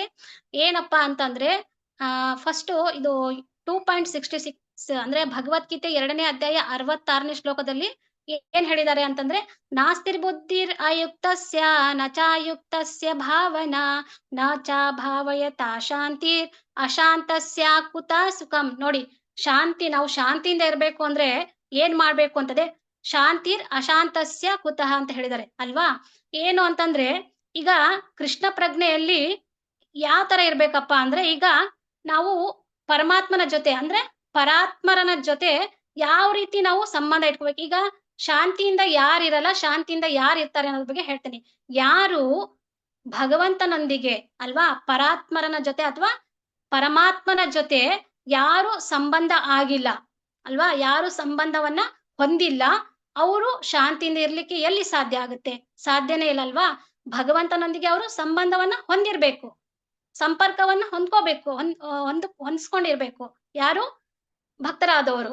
ಅವ್ರೇನಾದ್ರೂ ಭಗವಂತನೊಂದಿಗೆ ಸಂಪರ್ಕವನ್ನ ಹೊಂದಿರ್ತಾರೋ ಆವಾಗ ಏನಾಗುತ್ತೆ, ಅವರಿಗೆ ಶಾಂತಿ ಅನ್ನೋದು ಬರುತ್ತೆ. ಯಾರು ಭಗವಂತನೊಂದಿಗೆ ಸಂಪರ್ಕ ಹೊಂದಲ್ಲೋ ಅವರಿಗೆ ಶಾಂತಿಯಿಂದ ಇರ್ಲಿಕ್ಕೆ ಸಾಧ್ಯ ಇಲ್ಲ. ಅವ್ರಿಗೆ ಯಾವಾಗ್ಲೂ ಸಹಿತ ಅಶಾಂತವಾಗಿರ್ತಾರೆ ಅಂತ ಇಲ್ಲಿ ಈ ಶ್ಲೋಕದ ಒಂದು ಅರ್ಥದಲ್ಲಿ ಹೇಳ್ತಾ ಇದ್ದಾರೆ. ಅದಕ್ಕೋಸ್ಕರನೇ ಈ ಮಾತಾಜಿ ಹೇಳ್ದಂಗೆ ಶಾಂತಿ ಸೂತ್ರ ಅದು. ಮಾತಾಜಿ ಹೇಳಿದ್ರಲ್ವಾ, ಭೋಕ್ತಾರಾಮ್ ಯಜ್ಞ ತಪಸ ಸರ್ವಲೋಕ ಮಹೇಶ್ವರಂ ಸೂರುದಂ ಸರ್ವಭೂತಾನಾಂ ಜ್ಞಾತ್ವಾಮಂ ಶಾಂತಿ ಮೃಚ್ಛತಿ. ಇದು ಭಗವದ್ಗೀತೆಯ ಒಂದು ಶಾಂತಿ ಸೂತ್ರ ಅಂತ ಹೇಳ್ತಾರೆ. ಭಗವಂತನೇ ಹೇಳಿದಾನಲ್ವಾ, ಭಗವಂತ ಸೂರುದಂ ಅಂತ ಹೇಳಿದಾನೆ. ಸೂರುದಂ ಅಂತಂದ್ರೆ ಎಲ್ಲರೂ ಸಹಿತ ಭಗವಂತನ ಒಂದು ಆಶ್ರಯದಲ್ಲಿ ಇದ್ದೀವಿ ನಾವು ಅಲ್ವಾ. ಭಗವಂತನ ಒಂದು ಆಶ್ರಯದಲ್ಲಿ ನಾವಿದ್ದಾಗ ಭಗವಂತ ಪ್ರತಿಯೊಂದಕ್ಕೂ ಅವನೇ ಕಾರಣ ಅಲ್ವಾ. ಪ್ರತಿಯೊಂದಕ್ಕೂ ಅವನೇ ಕಾರಣ ಅಂತ ನಾವ್ ಯಾವಾಗ ತಿಳ್ಕೊಂತೀವೋ ಆವಾಗ ಏನಾಗುತ್ತೆ, ಭಗವಂತ ಏನ್ ಮಾಡ್ತಾನೆ, ನಮಗೆ ಈ ಒಂದು ಐಹಿಕ ದುಃಖಗಳಿಂದ ನಮ್ಮನ್ನ ಏನ್ ಮಾಡ್ತಾನೆ, ಮುಕ್ತರನ್ನಾಗಿ ಮಾಡ್ತಾನೆ. ಅರ್ಥ ಆಯ್ತಲ್ವಾ. ಭಗವಂತನೇ ನಮಗೆ ಸೂರುದಂ ಅಂದ್ರೆ ಅವನೇ ಆಶ್ರಯದಾತ ಅಂತ ಅನ್ಕೋಬೇಕು. ನಮಗೆಲ್ಲ ಅವನೇ ಆಶ್ರಯದಾತ, ಜೊತೆಗೆ ಭಗವಂತನೇ ಎಲ್ಲದಕ್ಕೂ ಕಾರಣ ಅಂತ ಹೇಳಿ ನಾವು ಅರ್ಥ ಮಾಡ್ಕೊಂಡ್ವಿ ಅಂದ್ರೆ ಭಗವಂತ ಏನ್ ಮಾಡ್ತಾನೆ, ನಮ್ಮ ಈ ಒಂದು ಐಹಿಕ ಯಾತನೆಗಳಿಂದ ಏನ್ ಮಾಡ್ತಾನೆ, ನಮಗೆ ಮುಕ್ತಿಯನ್ನ ಕೊಟ್ಟು ನಮಗೆ ಏನ್ ಮಾಡ್ತಾನೆ, ಶಾಂತಿಯನ್ನ ಕೊಡ್ತಾನೆ ಅಂತ ಹೇಳ್ತಿದ್ದಾರೆ. ಅದಕ್ಕೋಸ್ಕರ ನಾವೇನ್ ಮಾಡ್ಬೇಕಪ್ಪ ಅಂದ್ರೆ ಭಕ್ತರಾದವರು ಯಾವಾಗ್ಲೂ ಸಹಿತ ಭಗವಂತನ ಒಂದು ಸಂಪರ್ಕದಲ್ಲಿ ಇರ್ಲಿಕ್ಕೆ ಪ್ರಯತ್ನ ಮಾಡ್ಬೇಕು. ಭಗವಂತನ ಒಂದು ಸಂಪರ್ಕದಲ್ಲಿದ್ದಾಗ ನಮಗೇನಾಗುತ್ತೆ, ಪರಾತ್ಮರನ ಜೊತೆಗೆ ಒಂದು ಸಂಪರ್ಕದಲ್ಲಿದ್ದಾಗ ನಮಗೆ ಶಾಂತಿ ಅನ್ನೋದು ಸಿಕ್ಕೇ ಸಿಗುತ್ತೆ, ಅದರಲ್ಲಿ ಡೌಟೇ ಇಲ್ಲ ಅಂತ ಇಲ್ಲಿ ಹೇಳ್ತಾ ಇದ್ದಾರೆ ಶ್ರೀಲ ಪ್ರಭುಪಾದರು. ಹಾಗಾಗಿ ಭಕ್ತರಾದವರು ಈ ಒಂದು ಗುಣವನ್ನ ಬೆಳೆಸ್ಕೊಳ್ಳಿಕ್ಕೆ ಪ್ರಯತ್ನ ಮಾಡ್ಬೇಕು. ನೆಕ್ಸ್ಟ್ ಬಂದ್ಬಿಟ್ಟು ತಪ್ಪು ಹುಡುಕುವುದರಲ್ಲಿ ವಿಮುಕ್ತತೆ. ನೋಡಿ, ಇದು ತುಂಬಾ ಇಂಪಾರ್ಟೆಂಟ್ ಅಲ್ವಾ. ಈ ತಪ್ಪು ಹುಡುಕುವುದರಲ್ಲಿ ವಿಮುಕ್ತತೆ ಅಂದ್ರೆ ಈಗ ಯಾವಾಗ್ಲೂ ಸಹಿತ ನಾವೆಲ್ಲ ಏನ್ ಮಾಡ್ತೀವಿ ಅಂದ್ರೆ ಬೇರೆಯವ್ರ ಮೇಲೆನೆ ತಪ್ಪು ಹುಡುಕೋದ್ ಜಾಸ್ತಿ. ಬೇರೆಯವ್ರ ನಾವೇನ್ ತಪ್ಪು ಮಾಡಿರ್ತೀವಿ ಅಂತ ನಾವು ಅರ್ಥ ಮಾಡ್ಕೊಳಲ್ಲ. ಫಸ್ಟ್ ನಮ್ ತಪ್ಪನ್ನ ನಾವು ಅರ್ಥ ಮಾಡ್ಕೊಂಡು ನನ್ ತಪ್ಪಿದೆ, ನಾನು ಅರ್ಥ ಮಾಡ್ಕೊಂಡು ಚೇಂಜ್ ಮಾಡ್ಕೋಬೇಕು ಅನ್ನೋ ಒಂದು ಗುಣವನ್ನ ಬೆಳೆಸ್ಕೊಳ್ಳಿಕ್ಕೆ ನಾವು ಇಷ್ಟಪಡಲ್ಲ. ನಾವೇನ್ ಮಾಡ್ತೀವಿ, ಬೇರೆ ವ್ಯಕ್ತಿ ಅವನೇನ್ ತಪ್ಪು ಮಾಡಿದಾನೋ, ಅವನೇನ್ ಕೆಟ್ಟದ್ ಮಾಡಿದಾನೋ, ಬಟ್ ಅವನ ಒಂದು ಹುಡುಕನ್ನ ಹುಡುಕ್ಲಿಕ್ಕೆ ನಾವೇನ್ ಮಾಡ್ತೀವಿ, ಪ್ರಯತ್ನ ಮಾಡ್ತೀವಿ. ಬಟ್ ತಪ್ಪು ಹುಡುಕೋದು ಅನ್ನೋದು ಸಹಿತ ಇದು ಕೆಟ್ಟ ಗುಣ ಅಂತ ಹೇಳ್ತಿದ್ದಾರೆ ಶ್ರೀಲ ಪ್ರಭುಪಾದರು. ನಾವು ಬೇರೆಯವ್ರದ್ದೇನು, ಬೇರೆ ವ್ಯಕ್ತಿಯ ಒಂದು ಗುಣಗಳ ಅವರಲ್ಲಿ ನಾವೇನಾದ್ರೂ ತಪ್ಪು ಹುಡುಕ್ತಾ ಇದ್ವಿ ಅಂದ್ರೆ ಅದು ಬಂದ್ಬಿಟ್ಟು ಕೆಟ್ಟದಾಗಿರ್ತಕ್ಕಂಥ ಒಂದು ಗುಣ ಅಂತ ಶ್ರೀಲ ಪ್ರಭುಪಾದ ಹೇಳ್ತಾರೆ. ಅದಕ್ಕೋಸ್ಕರ ನಾವ್ ಏನ್ ಮಾಡ್ಬೇಕಪ್ಪ ಅಂದ್ರೆ ನಮ್ಮ ತಪ್ಪನ್ನ ನಾವು ಮೊದಲು ತಿಳ್ಕೊಳ್ಳಿಕ್ಕೆ ಪ್ರಯತ್ನ ಮಾಡ್ಬೇಕು ಅಲ್ವಾ. ನಮ್ಮ ತಪ್ಪನ್ನ ನಾವು ಮೊದಲು ತಿಳ್ಕೊಳ್ಳಿಕ್ಕೆ ಪ್ರಯತ್ನ ಮಾಡಿದ್ರೆ ನಾವು ಈ ಬೇರೆಯವರಲ್ಲಿ ತಪ್ಪು ಹುಡುಕೋದ್ರಿಂದ ನಾವು ಅದರಲ್ಲಿ ವಿಮುಕ್ತತೆಯನ್ನ ಪಡಿಬಹುದು. ಆ ಒಂದು ಗುಣವನ್ನ ಬೆಳೆಸ್ಕೊಳ್ಳಿಕ್ಕೆ ನಮಗೆ ಸಹಾಯ ಆಗುತ್ತೆ. ಈಗ ಹೆಂಗೆ ಅಂತಂದ್ರೆ, ಈಗ ಜೇನ್ನೊಣ ಇದೆ ಅಲ್ವಾ, ಆ ಜೇನ್ನೊಣ ಎಲ್ಲಿ ಮಕರಂದ ಎಲ್ಲಿ ವಾಸನೆ ಬರುತ್ತೆ ಅಲ್ಲೇ ಹೋಗಿ ಕೂರುತ್ತೆ ಅಲ್ವಾ. ಈ ಕೆಟ್ಟ ವಾಸನೆ ಬರೋ ಹತ್ರ ಕೂರುತ್ತಾ ಅದು? ಇಲ್ಲ. ಅದೇ ನೊಣ ನೋಡಿ, ನೊಣ ಏನ್ ಮಾಡುತ್ತೆ ಅಂದ್ರೆ ಕೆಟ್ಟ ವಾಸನೆಯಲ್ಲಿರುತ್ತೆ ಅಲ್ಲೇ ಹೋಗಿ ಕೂರುತ್ತೆ ಅಲ್ವಾ. ಆತರ ನಾವು ಒಳ್ಳೇದನ್ನ ಮಾಡ್ಲಿಕ್ಕೆ ಬಯಸ್ಬೇಕು. ಬೇರೆಯವರ ಅವ್ರೇನು ಒಳ್ಳೇದ್ ಮಾಡಿದ್ದಾರೆ ಅದನ್ನ ಹೇಳಲಿಕ್ಕೆ ನಾವು ಪ್ರಯತ್ನ ಮಾಡ್ಬೇಕು. ಬಟ್ ಬೇರೆಯವರು ಅವ್ರೇನೋ ಮುಂದೆ ಹೋಗ್ತಾ ಅದು ಮಾಡ್ತಿದ್ದಾರೆ ಇದು ಮಾಡ್ತಿದ್ದಾರೆ, ಬಟ್ ಅವ್ರನ್ನ ಏನಾದ್ರೂ ಮಾಡಿ ನಾವು ಅವರಲ್ಲಿ ತಪ್ಪು ಹುಡುಕ್ಬೇಕು. ತಪ್ಪು ಹುಡುಕಿ ನಾವು ಆ ಒಂದು ಖುಷಿಯನ್ನ ಸಂತೋಷವನ್ನ ಅನುಭವಿಸ್ಬೇಕು. ಅದಕ್ಕೋಸ್ಕರ ಏನ್ ಮಾಡ್ತೀವಿ, ಬೇರೆಯವರಲ್ಲಿ ನಮ್ ತಪ್ಪ ಇಟ್ಕೊಂಡು ಬೇರೆಯವರಲ್ಲಿ ನಾವೇನ್ ಮಾಡ್ತೀವಿ, ತಪ್ಪು ಹುಡುಕ್ಲಿಕ್ಕೆ ಪ್ರಯತ್ನ ಮಾಡ್ತೀವಿ. ಹಾಗಾಗಿ ಭಕ್ತರಾದವ್ರು ಏನ್ ಮಾಡ್ಬೇಕು ಅಂದ್ರೆ ನಮ್ಮ ತಪ್ಪುಗಳನ್ನ ನಾವು ಏನ್ ಮಾಡ್ಬೇಕು ಅಂತಂದ್ರೆ ಹುಡುಕೊಳ್ಳಿಕ್ಕೆ ಪ್ರಯತ್ನ ಮಾಡ್ಬೇಕು. ನಮ್ಮ ತಪ್ಪನ್ನ ನಾವು ಹುಡುಕೊಂಡು ನಾವು ಭಕ್ತಿ ಜೀವನದಲ್ಲಿ ಇನ್ನೂ ಹೆಚ್ಚು ನಾವು ಮುಂದುವರಿಬೇಕು. ನಮ್ಮ ತಪ್ಪುಗಳನ್ನ ನಾವು ತಿದ್ಕೊಳ್ಳಿಕ್ಕೆ ಪ್ರಯತ್ನ ಮಾಡ್ಬೇಕು. ಈ ತರ ಆದಾಗ ಏನಾಗುತ್ತೆ ಅಂದ್ರೆ ಭಕ್ತರಾದವನು ಈ ಒಂದು ತಪ್ಪು ಹುಡುಕುವುದರಲ್ಲಿ ವಿಮುಕ್ತತೆ ಅಂತ ಹೇಳೋ ಒಂದು ಗುಣವನ್ನ ಬೆಳೆಸ್ಕೊಳ್ಳಿಕ್ಕೆ ಸಾಧ್ಯ ಅಂತ ಇಲ್ಲಿ ಶ್ರೀಲ ಪ್ರಭುಪಾದರು ಹೇಳ್ತಾ ಇದ್ದಾರೆ. ನೆಕ್ಸ್ಟ್ ಬಂದ್ಬಿಟ್ಟು ಎಲ್ಲಾ ಜೀವಿಗಳಲ್ಲಿ ದಯೆ ಅಂತ ಹೇಳ್ತಿದ್ದಾರೆ. ಸೊ ನಾವು ನೋಡ್ಬೋದು ಅಲ್ವಾ, ಎಲ್ಲಾ ಜೀವಿಗಳಲ್ಲಿ ನಾವು ದಯೆಯನ್ನ ತೋರಿಸ್ಬೇಕು ಅಲ್ವಾ. ಯಾಕೆ ಅಂತಂದ್ರೆ ಭಗವಂತ ಹೇಳಿದ, ಭಗವಂತನೇ ನಾವೆಲ್ಲ ಭಗವಂತನ ಮಕ್ಕಳು ಅಲ್ವಾ. ಪ್ರತಿಯೊಬ್ಬರು ಸಹಿತ ಭಗವಂತನ ಮಕ್ಕಳೇ. ಹಾಗಾಗಿ ಎಲ್ಲಾ ಪ್ರಾಣಿಗಳಾಗಿರ್ಬೋದು, ಎಲ್ಲಾ ಮನುಷ್ಯರಾಗಿರ್ಬೋದು, ಎಲ್ಲಾ ಜೀವಿಗಳಲ್ಲಿ ಭಗವಂತ ಪರಮಾತ್ಮನಾಗಿ ಇದ್ದಾನೆ ಅಂದ್ಮೇಲೆ ನಾವು ಪ್ರತಿಯೊಂದು ಜೀವಿಗೂ ಸಹಿತ ನಾವೇನ್ ಮಾಡ್ಬೇಕು, ದಯೆ ಅನ್ನೋದನ್ನ ತೋರಿಸ್ಬೇಕು ಅಲ್ವಾ. ಶ್ರೀಲ ಪ್ರಭುಪಾದ್ರೆ ಹೇಳಿದ್ದಾರೆ, ನಮ್ಗೆ ಈಗ ನಿಜವಾದ ಒಂದು ಧರ್ಮ ಅಂತ ಬರುತ್ತೆ ಅಲ್ವಾ. ನಾವು ಭಕ್ತಿ ವೃಕ್ಷದಲ್ಲೆಲ್ಲ ಕೇಳಿರ್ಬೋದು, ನಿಜವಾದ ಒಂದು ಧರ್ಮ ಅಂದ್ರೆ ಯಾರು ಹೇಳ್ತೀರಾ? ನಿಜವಾದ ಒಂದು ಧರ್ಮ ಅಂದ್ರೆ? ಹರೇ ಕೃಷ್ಣ ಮಾತಾಜಿ. ಎಷ್ಟ್ ಹೇಳಿ ಮಾತಾಜಿ. ಹರೇ ಕೃಷ್ಣ. ಭಗವಂತ ಏನ್ ಹೇಳ್ತಾನೋ ಅದನ್ನ ಪಾಲನೆ ಮಾಡೋದು, ಅದನ್ನ ನಾವು ಪ್ರಚಾರ ಮಾಡೋದು. ಪ್ರಭುಪಾದರು ಹೇಳಿದ ಹಾಗೆ ಆ ಒಂದು ಧರ್ಮವನ್ನ ಪ್ರಚಾರ ಮಾಡ್ಬೇಕು. ನಿಜವಾದ ಧರ್ಮ ಮತ್ತು ಉಪಕಾರ ಎರಡು. ನಿಜವಾದ ಧರ್ಮ ರೈಟ್ ಆನ್ಸರ್. ಬಟ್ ಅದೇ ಇದ್ರಲ್ಲಿ ಪ್ರಭುಪಾದ್ ಹೇಳ್ದಂಗೆ ಅಂದ್ರೆ, ಪ್ರಭುಪಾದ್ ಏನ್ ಹೇಳಿದಾರೆ ಅಂತಂದ್ರೆ ನಿಜವಾದ ಒಂದು ಧರ್ಮ ಅಂದ್ರೆ ಭಗವಂತನನ್ನ ಅರ್ಥ ಮಾಡ್ಕೊಳ್ಳೋದು, ಆಮೇಲೆ ಭಗವಂತನನ್ನ ಪ್ರೀತಿಸೋದು. ನೋಡಿ, ಫಸ್ಟ್ ನಾವು ಭಗವಂತನನ್ನ ಅರ್ಥ ಮಾಡ್ಕೋಬೇಕು, ಆಮೇಲೆ ಪ್ರೀತಿಸ್ಲಿಕ್ಕೆ ಪ್ರಯತ್ನ ಮಾಡ್ಬೇಕು ಅಲ್ವಾ. ಇದು ಬಂದ್ಬಿಟ್ಟು ನಿಜವಾದ ಧರ್ಮ ಅಂತ ಹೇಳಿದ್ದಾರೆ. ಅದಕ್ಕೋಸ್ಕರ ಇಲ್ಲೇ ನಾವು ಈಗ ನಾವು ಭಗವಂತನನ್ನ ಪ್ರೀತಿಸ್ಬೇಕು ಅಂತಂದ್ರೆ ಭಗವಂತ ಎಲ್ಲಾ ಜೀವಿಗಳಲ್ಲೂ ಪರಮಾತ್ಮನಾಗಿದ್ದಾನೆ ಅಂದ್ಮೇಲೆ ನಾವು ಎಲ್ಲಾ ಜೀವಿಗಳಿಗೂ ಸಹಿತ ನಾವು ದಯೆಯನ್ನ ತೋರಿಸ್ಬೇಕಲ್ವಾ.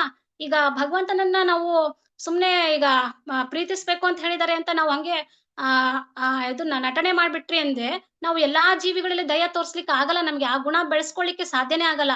ನಾವ್ ಯಾವಾಗ ಸಂಪೂರ್ಣವಾಗಿ ಶರಣಾಗತರಾಗಿ ಭಗವಂತನನ್ನ ಅರ್ಥ ಮಾಡ್ಕೊಳಿಕ್ ಪ್ರಯತ್ನ ಮಾಡ್ತೀವೋ, ಜೊತೆಗೆ ಭಗವಂತನನ್ನ ಪ್ರೀತಿಸ್ಲಿಕ್ಕೆ ಪ್ರಯತ್ನ ಮಾಡ್ತೀವೋ, ಆವಾಗ ಈ ಒಂದು ದಯೆ ಅನ್ನೋ ಒಂದು ಗುಣ ನಮಗೆ ಬಂದೇ ಬರುತ್ತೆ. ಯಾಕಂದ್ರೆ ಭಗವಂತ ಎಲ್ಲಾ ಒಂದು ಜೀವಿಗಳಲ್ಲಿ ಪರಮಾತ್ಮನಾಗಿ ಇದಾನೆ ಅನ್ನೋ ಒಂದು ನಮಗೆ ಕಾನ್ಸೆಪ್ಟ್ ಅರ್ಥ ಆಗುತ್ತೆ. ಅವಾಗ ಏನ್ ಮಾಡ್ತೀವಿ ನಾವು ಎಲ್ಲಾ ಜೀವಿಗಳಲ್ಲೂ ಸಹಿತ ನಾವೇನ್ ಮಾಡ್ತೀವಿ, ದಯೆಯನ್ನ ತೋರಿಸ್ತೀವಿ. ಹಾಗಾಗಿ ಭಕ್ತರಾದವರು ಈ ದಯೆ ಎಲ್ಲಾ ಜೀವಿಗಳಲ್ಲೂ ಸಹಿತ ನಾವು ದಯೆ ಅನ್ನೋದ ತೋರಿಸ್ಬೇಕು ಅಂತೇಳಿ ಶಿಲ ಪ್ರಭುಪಾದರು ಇಲ್ಲಿ ಹೇಳ್ತಾ ಇದ್ದಾರೆ. ನೆಕ್ಸ್ಟ್ ಬಂದ್ಬಿಟ್ಟು ದುರಾಸೆ ಇಲ್ಲದಿರುವಂತದ್ದು ಅಲ್ವಾ. ದುರಾಸೆ ಇರಬಾರ್ದು. ದುರಾಸೆ ಇಲ್ಲದಿರುವಂತದ್ದು ಅಂದ್ರೆ ಇದು ಅರಿಷಡ್ ವರ್ಗಗಳಲ್ಲಿ ನಾವು ನೋಡಿದ್ವಿ, ಲೋಭ, ಕಾಮ, ಕ್ರೋಧ, ಲೋಭ, ಮದ, ಮತ್ಸರ ಇವೆಲ್ಲ ನೋಡಿದೇವಲ್ಲ ಅರಿಷಡ್ ವರ್ಗಗಳು. ಅದರಲ್ಲಿ ಲೋಭ ಅನ್ನೋದು ಬರುತ್ತೆ ಅರಿಷಡ್ ವರ್ಗಗಳಲ್ಲಿ.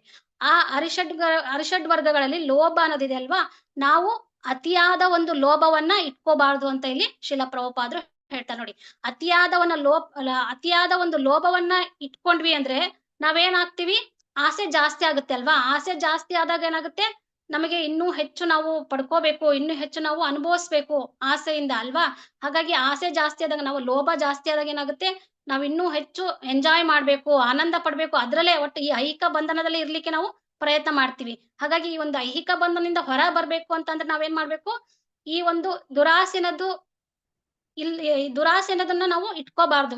ದುರಾಸೆ ಭಕ್ತರಾದವರು ಈ ದುರಾಸೆ ಅಂತಕ್ಕಂಥ ಒಂದು ಗುಣವನ್ನ ಇಲ್ಲದಿರುವಂತದ್ದು, ಈ ದುರಾಸೆ ಅಂತಕ್ಕಂಥ ಗುಣವನ್ನ ನಾವು ಇಟ್ಕೊಳ್ಳಿಕ್ಕೆ ಪ್ರಯತ್ನ ಮಾಡಬಾರ್ದು. ಇದು ಬಂದ್ಬಿಟ್ಟು ಭಕ್ತರಲ್ಲಿ ದುರಾಸೆ ಇಲ್ಲದಿರುವಂತದ್ದು, ಈ ಗುಣವನ್ನ ಶಿಲ ಪ್ರಭುಪಾದರು ಇಲ್ಲಿ ಹೇಳ್ತಾ ಇದ್ದಾರೆ. ನೆಕ್ಸ್ಟ್ ಬಂದ್ಬಿಟ್ಟು ಮೃದು ಸ್ವಭಾವ. ಇದು ಭಕ್ತರಲ್ಲಿ ಹೆಚ್ಚಾಗಿರುತ್ತೆ, ಮೃದು ಸ್ವಭಾವ ಅಲ್ವಾ. ನಮಗೆಲ್ಲ ಗೊತ್ತಿದೆ ಹೇಗೆ ಅಂತಂದ್ರೆ, ಭಕ್ತರು ಯಾವಾಗ್ಲೂ ಸಹಿತ ಮೃದು ಸ್ವಭಾವ, ಯಾರಿಗೆ ಏನೇ ಕೇಳಿದ್ರು ಸಹಿತ ಎಷ್ಟು ಚೆನ್ನಾಗಿ ಉತ್ತರ ಕೊಡ್ತಿರ್ತಾರೆ, ಎಷ್ಟು ಚೆನ್ನಾಗಿ ಹೆಲ್ಪ್ ಮಾಡ್ತಾರೆ ಭಕ್ತರಾದವರು. ಯಾಕಂತಂದ್ರೆ ಅವ್ರಿಗೆಲ್ಲ ಈ ಒಂದು ತತ್ವಜ್ಞಾನದ ಅರ್ಥ ಆಗಿರುತ್ತೆ, ಗುರುಗಳ ಒಂದು ಮಾರ್ಗದರ್ಶನ ಸಿಕ್ಕಿರುತ್ತೆ. ಅವರು ಸಹಿತ ಈ ಒಂದು ಸಾಧನಾ ಮಾರ್ಗದಲ್ಲಿ ಹೋಗ್ತಾ ಇರ್ತಾರೆ. ಪ್ರತಿಯೊಂದು ಸಹಿತ ಅವರು ತಪ್ಪನ್ನ ತಿದ್ಕೊಂಡು ಮುಂದುವರಿಲಿಕ್ಕೆ ಪ್ರಯತ್ನ ಮಾಡ್ತಿರ್ತಾರೆ.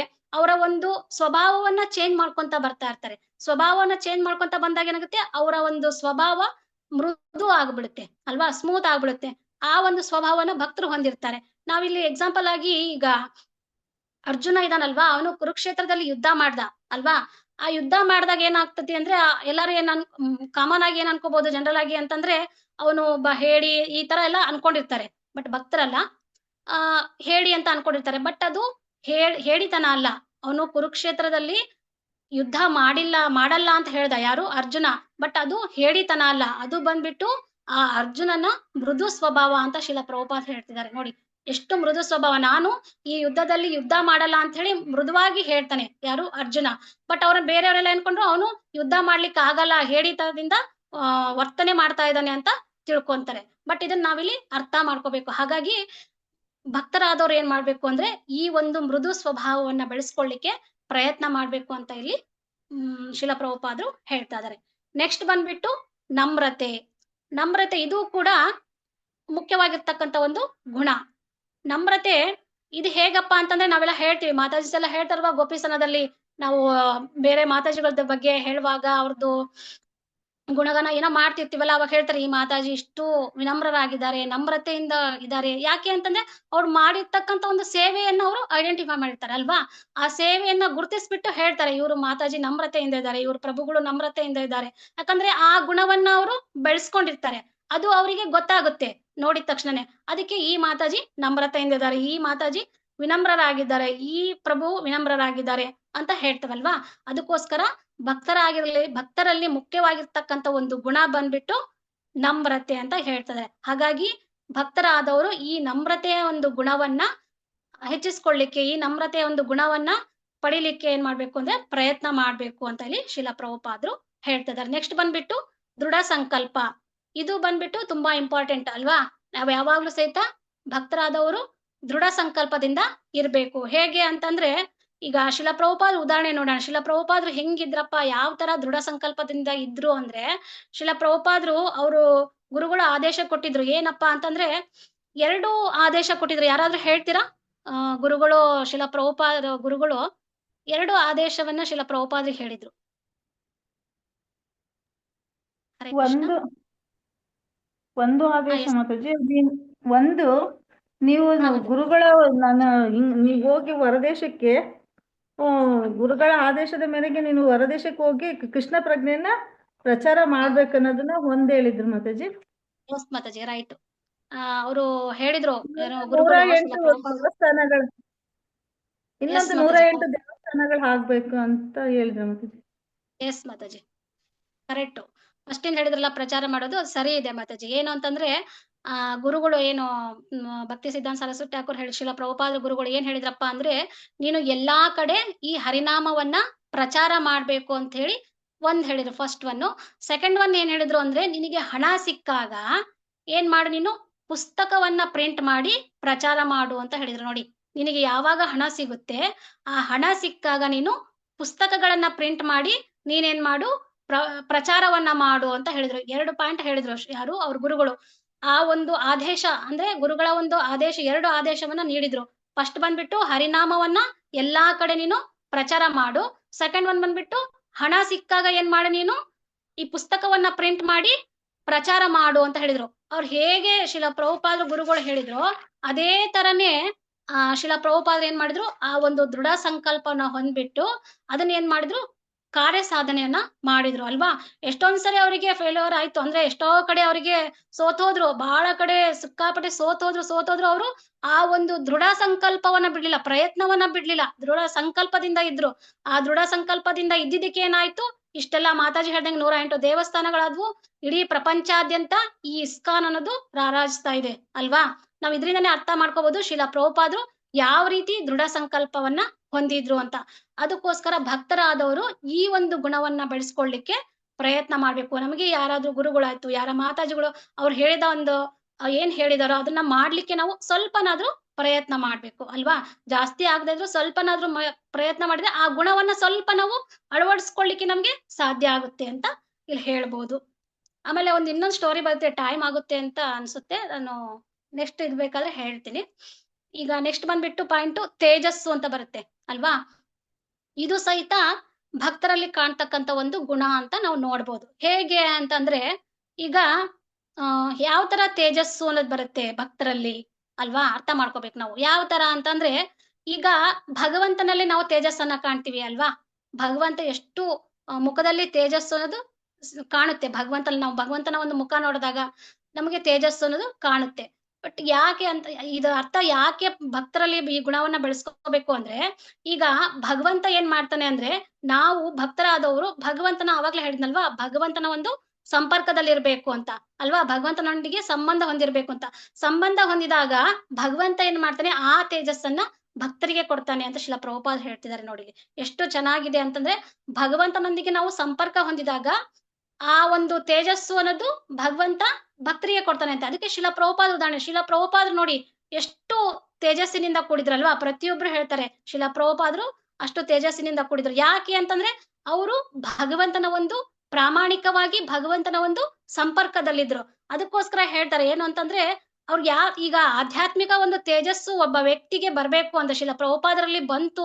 ಯಾಕೆ ಬಂತು ಆ ತೇಜಸ್ಸು ಅಂದ್ರೆ, ಶಿಲಾ ಪ್ರಭುಪಾದ್ರು 4 ನಿಯಮಗಳನ್ನ ಪ್ರಾಮಾಣಿಕವಾಗಿ ಪಾಲನೆ ಮಾಡ್ತಿದ್ರು. ಆಮೇಲೆ ಪ್ರಚಾರ ಮಾಡ್ತಿದ್ರು. ಆಮೇಲೆ ಹರಿನಾಮವನ್ನ ಯಾವಾಗ್ಲೂ ಸಹಿತ ಜಪ ಮಾಡ್ತಾ ಇದ್ರು. ಅದು ಪ್ರಾಮಾಣಿಕವಾಗಿ ಮಾಡ್ತಾ ಇದ್ರು ಶಿಲಾ ಪ್ರಭುಪಾದ್ರು ಅಲ್ವಾ. ಹರಿನಾಮ ಜಪ ಮಾಡ್ತಾ ಇದ್ರು, ಆಮೇಲೆ ಪ್ರಚಾರ ಮಾಡ್ತಾ ಇದ್ರು, ಜೊತೆಗೆ 4 ನಿಯಮವನ್ನ ಪ್ರಾಮಾಣಿಕವಾಗಿ ಮಾಡ್ತಾ ಇದ್ರು. ಹಾಗಾಗಿ ಅವರಲ್ಲಿ ಆ ತೇಜಸ್ಸು ಅನ್ನೋದು ಕಾಣ್ತಾ ಇತ್ತು. ಅದೇ ತರ ಭಕ್ತರಾದ್ರು ಈ ಗುಣ ಬೆಳೆಸ್ಕೋಬೇಕು ಅಂತಂದ್ರೆ, ಅವರು ಸಹಿತ ಶಿಲಾ ಪ್ರಭುಪಾದ್ರ ತರ ಅವರು 4 ನಿಯಮಗಳನ್ನ ಪಾಲನೆ ಮಾಡ್ಬೇಕು, ಅದು ಪ್ರಾಮಾಣಿಕವಾಗಿ. ಜೊತೆಗೆ ಈ ಒಂದು ವ್ರತಾಚರಣೆ ಅಂತ ಹೇಳ್ತಾರಲ್ವಾ, ಆ ವ್ರತಾಚರಣೆ ಮಾಡ್ಬೇಕು, ಪ್ರಚಾರ ಮಾಡ್ಬೇಕು, ವ್ರತಗಳನ್ನ ಆಚರಣೆ ಮಾಡ್ಬೇಕು, ಜೊತೆಗೆ ಹರಿನಾಮವನ್ನ ಜಪ ಮಾಡ್ಬೇಕು ಅಲ್ವಾ. ಹರಿನಾಮ ಜಪ, ಆಮೇಲೆ ವ್ರತಾಚರಣೆ, ದೆನ್ 4 ನಿಯಮ, ಇದನ್ನ ಪಾಲನೆ ಮಾಡಿದ್ರೆ ಈ ಒಂದು ತೇಜಸ್ಸು ಅಂತಕ್ಕಂತ ಒಂದು ಗುಣ ಭಕ್ತರಲ್ಲಿ ಬರುತ್ತೆ ಅಂತ ಶಿಲಾ ಪ್ರಭುಪಾದರು ಹೇಳ್ತಾರೆ. ನೆಕ್ಸ್ಟ್ ಬಂದ್ಬಿಟ್ಟು ಕ್ಷಮೆ. ಎಲ್ಲಾ ಗುಣಗಳಲ್ಲಿ ಒಂದು ದೊಡ್ಡ ಗುಣ ಈಗೇನ್ ನೋಡಿದ್ವಲ್ಲ, ಆ ಎಲ್ಲಾ ಗುಣಗಳಲ್ಲಿ ಒಂದು ದೊಡ್ಡ ಗುಣ ಬಂದ್ಬಿಟ್ಟು ಯಾವುದು? ಕ್ಷಮೆ ಅಲ್ವಾ. ಪ್ರತಿಯೊಬ್ಬರಿಗೂ ಸಹಿತ ಕ್ಷಮಿಸ್ತಕ್ಕಂತ ಒಂದು ಗುಣ ಇರ್ಲೇಬೇಕು. ಆದ್ರೆ ಭಕ್ತರಾದವರು ಈ ಗುಣವನ್ನ ಬೆಳೆಸ್ಕೊಳ್ಳಿಕ್ಕೆ ಪ್ರಯತ್ನ ಮಾಡ್ಬೇಕು. ಏನು ಅಂತಂದ್ರೆ ಈಗ ಫರ್ಗೆಟ್ ಅಂಡ್ ಫರ್ಗಿವ್ ಅಂತಾರಲ್ವಾ. ಈಗ ಏನಾದ್ರೂ ಒಂದು ಘಟನೆ ಆಗಿರುತ್ತೆ, ಬಟ್ ಅದನ್ನ ಮರಿಲಿಕ್ಕೆ ಪ್ರಯತ್ನ ಮಾಡ್ಬೇಕು ಪ್ರತಿಯೊಬ್ರು ಅಲ್ವಾ. ಅದನ್ನ ಹಾಗೆ ಮನಸ್ಸಲ್ಲಿ ಇಟ್ಕೊಂಡು ಅದು ಹಾಗೆ ಸಾಸ್ಕೊಂಡು ಅದು ಇನ್ನೂ ಜಾಸ್ತಿ ಮಾಡ್ಕೊಳಕ್ ಹೋಗ್ಬಿಟ್ರೆ ಆಸುರಿ ಸ್ವಭಾವ ಆಗ್ಬಿಡುತ್ತೆ ಅಲ್ವಾ. ಹಾಗಾಗಿ ಅದನ್ನ ನಾವೇನ್ ಮಾಡ್ಬೇಕು? ಮರಿಲಿಕ್ಕೆ ಪ್ರಯತ್ನ ಮಾಡ್ಬೇಕು. ಅದನ್ನೇ ಹೇಳ್ತಾ ಇದ್ದ ಫರ್ಗೆಟ್ ಅಂಡ್ ಫರ್ಗಿವ್ ಅಂತ ಅಲ್ವಾ. ಮರತ್ ಬಿಟ್ಟು ಏನ್ ಮಾಡ್ಬೇಕು? ನಾವು ಕ್ಷಮೆಯನ್ನ ನೀಡ್ಬೇಕು. ಅದನ್ನೇ ಶಿಲಾ ಪ್ರಭುಪಾದ ಹೇಳ್ತಾರೆ, ಕ್ಷಮೆ ಅನ್ನೋದು ಭಕ್ತರಲ್ಲಿ ಇರ್ತಕ್ಕಂತ ಒಂದು ದೊಡ್ಡ ಗುಣ ಅಂತ ಹೇಳ್ತಾರೆ. ಅಂದ್ರೆ ನಮಗೀಗ ಯಾರ್ದೋ ಒಬ್ಬ ಬೇರೆ ವ್ಯಕ್ತಿಯಿಂದ ತೊಂದರೆ ಆಗಿದೆ ಅಂತ ಅನ್ಕೊಡಿ. ಆ ತೊಂದರೆ ಆದಾಗ ನಾವೇನ್ ಮಾಡ್ತೀವಿ? ಅಯ್ಯೋ, ಅವ್ರು ನನಗೆ ಮನಸ್ಸು ನೋಯಿಸ್ಬಿಟ್ರು, ನನಗೆ ತೊಂದರೆ ಮಾಡಿದ್ರು, ನಾನ್ ಅದಕ್ಕಿನ್ನು ಜಾಸ್ತಿ ಮಾಡ್ಬೇಕು ಅಂತ ಹೇಳಿ ನಾವು ಕೋಪದಲ್ಲಿ ಅದನ್ನ ಹಾಗೆ ಸಾಸ್ಕೊಂತ ಹೋದ್ವಿ ಅಂದ್ರೆ ಇನ್ನೂ ಜಾಸ್ತಿ ಉಲ್ಬಣ ಆಗುತ್ತೆ. ಅವಾಗ ಆ ಗುಣ ನಮ್ಮಲ್ಲಿ ಬರಲ್ಲ, ಸಾಧ್ಯನೇ ಇಲ್ಲ ಅಲ್ವಾ. ಆ ಕ್ಷಮೆ ಅನ್ನೋ ಒಂದು ಗುಣ ನಮ್ಮಲ್ಲಿ ಬರ್ಲಿಕ್ಕೆ ಸಾಧ್ಯ ಆಗಲ್ಲ. ಬಟ್ ನಾವ್ ಅದನ್ನ ಮರಿಲಿಕ್ಕೆ ಪ್ರಯತ್ನ ಮಾಡ್ಬೇಕು. ಅವ್ರೇನೇ ನಮ್ಮ ಮನಸ್ಸು ನೋವು ಮಾಡಿದ್ರು ಅದನ್ನ ಮರ್ತ್ ಬಿಟ್ಟು ನಾವು ಅವ್ರಿಗೆ ಕ್ಷಮೆ ಕೊಟ್ಟಾಗ ಎಷ್ಟು ಸಂತೋಷ ಇರುತ್ತೆ ನೋಡಿ ಅಲ್ವಾ. ಯಾವಾಗ್ಲೂ ನಾವು ಭಕ್ತರಾದವರು ಒಬ್ರಿಗೊಬ್ರು ಸಂತೋಷನೇ ಇರ್ಬೇಕು ಅಂತಂದ್ರೆ ಏನೇ ಒಂದು ಸಣ್ಣ ಪುಟ್ಟ ಏನೋ ಸಮಸ್ಯೆ ಆಗಿರುತ್ತೆ, ಏನೋ ಆಗಿರುತ್ತೆ, ಬಟ್ ಅದನ್ನ ಮರ್ತ್ ಬಿಟ್ಟು ನಾವು ಅವ್ರ ಜೊತೆ ಚೆನ್ನಾಗಿ ಖುಷಿಯಿಂದ ಮಾತಾಡಿದಾಗ ಏನಾಗುತ್ತೆ ಹೇಳಿ? ಎಷ್ಟು ಅವರಲ್ಲೂ ಖುಷಿ ಇರುತ್ತೆ, ನಮ್ಮಲ್ಲೂ ಖುಷಿ ಇರುತ್ತೆ, ನಮ್ಮ ಒಂದು ಬಾಂಧವ್ಯ ಚೆನ್ನಾಗಿರುತ್ತೆ, ಸಂಘ ಚೆನ್ನಾಗಿರುತ್ತೆ, ನಾವು ಭಕ್ತಿ ಮಾಡ್ಲಿಕ್ಕೂ ಸಹಿತ ನಮಗೆ ಸಹಾಯ ಆಗುತ್ತೆ ಅಲ್ವಾ. ಈ ಕ್ಷಮೆ ಅನ್ನೋ ಗುಣವನ್ನ ಎಲ್ಲರೂ ಸಹಿತ ಬೆಳೆಸ್ಕೊಳ್ಳಿಕ್ಕೆ ನಾವು ಪ್ರಯತ್ನ ಮಾಡ್ಬೇಕು ಅಂತ ಶಿಲಾ ಪ್ರಭುಪಾದ ತುಂಬಾ ಒತ್ತಿ ಹೇಳಿದ್ದಾರೆ. ಇದನ್ನ ನಾವು ಅರ್ಥ ಮಾಡ್ಕೊಳ್ಳಿಕ್ಕೆ ಇಲ್ಲಿ ಪ್ರಯತ್ನ ಮಾಡ್ಬೇಕು. ನೆಕ್ಸ್ಟ್ ಬಂದ್ಬಿಟ್ಟು ಶುಚಿತ್ವ. ಇದು ಸಹಿತ ತುಂಬಾ ಇಂಪಾರ್ಟೆಂಟ್ ಅಲ್ವಾ. ಶುಚಿತ್ವ ಅಂತಂದ್ರೆ ನಾವು ಬಾಹ್ಯವಾಗಿ ಎಲ್ಲ ಗೊತ್ತಲ್ವಾ ನಿಮ್ಗೆ. ಬಾಹ್ಯವಾಗಿ ನಾವು ಯಾವ ತರ ಶುಚಿತ್ವ ಅಂದ್ರೆ ನಾವು ನೀಟಾಗಿ ಮಡಿ ಬಟ್ಟೆಗಳನ್ನ ತೊಡ್ಬೇಕು ಅಲ್ವಾ. ಒಳ್ಳೆ ಬಟ್ಟೆಗಳನ್ನ ತೊಡ್ಬೇಕು, ಡೈಲಿ ಸ್ನಾನ ಮಾಡ್ಬೇಕು ಅಲ್ವಾ. ಇವೆಲ್ಲನೂ ನಾವು ಮಾಡ್ಬೇಕು. ಇದು ಬಂದ್ಬಿಟ್ಟು ಬಾಹ್ಯವಾಗಿರ್ತಕ್ಕಂತ ಒಂದು ಶುಚಿತ್ವ. ಬಟ್ ಆಂತರಿಕ ಶುಚಿತ್ವ ಅನ್ನೋದು ತುಂಬಾ ಇಂಪಾರ್ಟೆಂಟ್ ಅಲ್ವಾ. ಹೇಗೆ ಅಂತಂದ್ರೆ ಈಗ ಬಾಹ್ಯ ಶುಚಿತ್ವ ಅಂದ್ರೆ ಉಗುರು ಎಲ್ಲ ಅವನು ಸಹಿತ ನೀಟಾಗಿ ಇಟ್ಕೋಬೇಕು ನಾವು, ಅದು ನಮ್ಗೆ ಇಂಪಾರ್ಟೆಂಟ್ ಇರುತ್ತೆ ಭಕ್ತರಾದವರು. ಜೊತೆಗೆ ಈ ಒಂದು ಆಂತರಿಕ ಶುಚಿತ್ವ ಹೇಗಿರುತ್ತೆ ಅಂತಂದ್ರೆ ಇದು ನಮ್ಮ ಹೃದಯವನ್ನ ಶುದ್ಧಿ ಮಾಡುತ್ತೆ. ನಾವು ಆಂತರಿಕವಾಗಿ ಹೇಗ್ ಶುದ್ಧಿ ಇರ್ಬೇಕು ಅಂದ್ರೆ ನಮ್ಮ ಹೃದಯವನ್ನ ನಾವು ಫಸ್ಟ್ ಶುದ್ಧವಾಗಿ ಇಟ್ಕೊಳ್ಳಿಕ್ಕೆ ಪ್ರಯತ್ನ ಮಾಡ್ಬೇಕು. ಅಂದ್ರೆ ನಮ್ಮ ಮನಸ್ಸನ್ನ ನಾವು ಪರಿಶುದ್ಧಗೊಳಿಸ್ಕೋಬೇಕು ಅಲ್ವಾ. ನಮ್ಮ ಮನಸ್ಸನ್ನ ನಾವು ಪರಿಶುದ್ಧಗೊಳಿಸ್ಕೋಬೇಕು ಅಂದ್ರೆ ಏನ್ ಮಾಡ್ಬೇಕು? ನಾವು ನಾಮ ಜಪವನ್ನ ಮಾಡ್ಬೇಕು.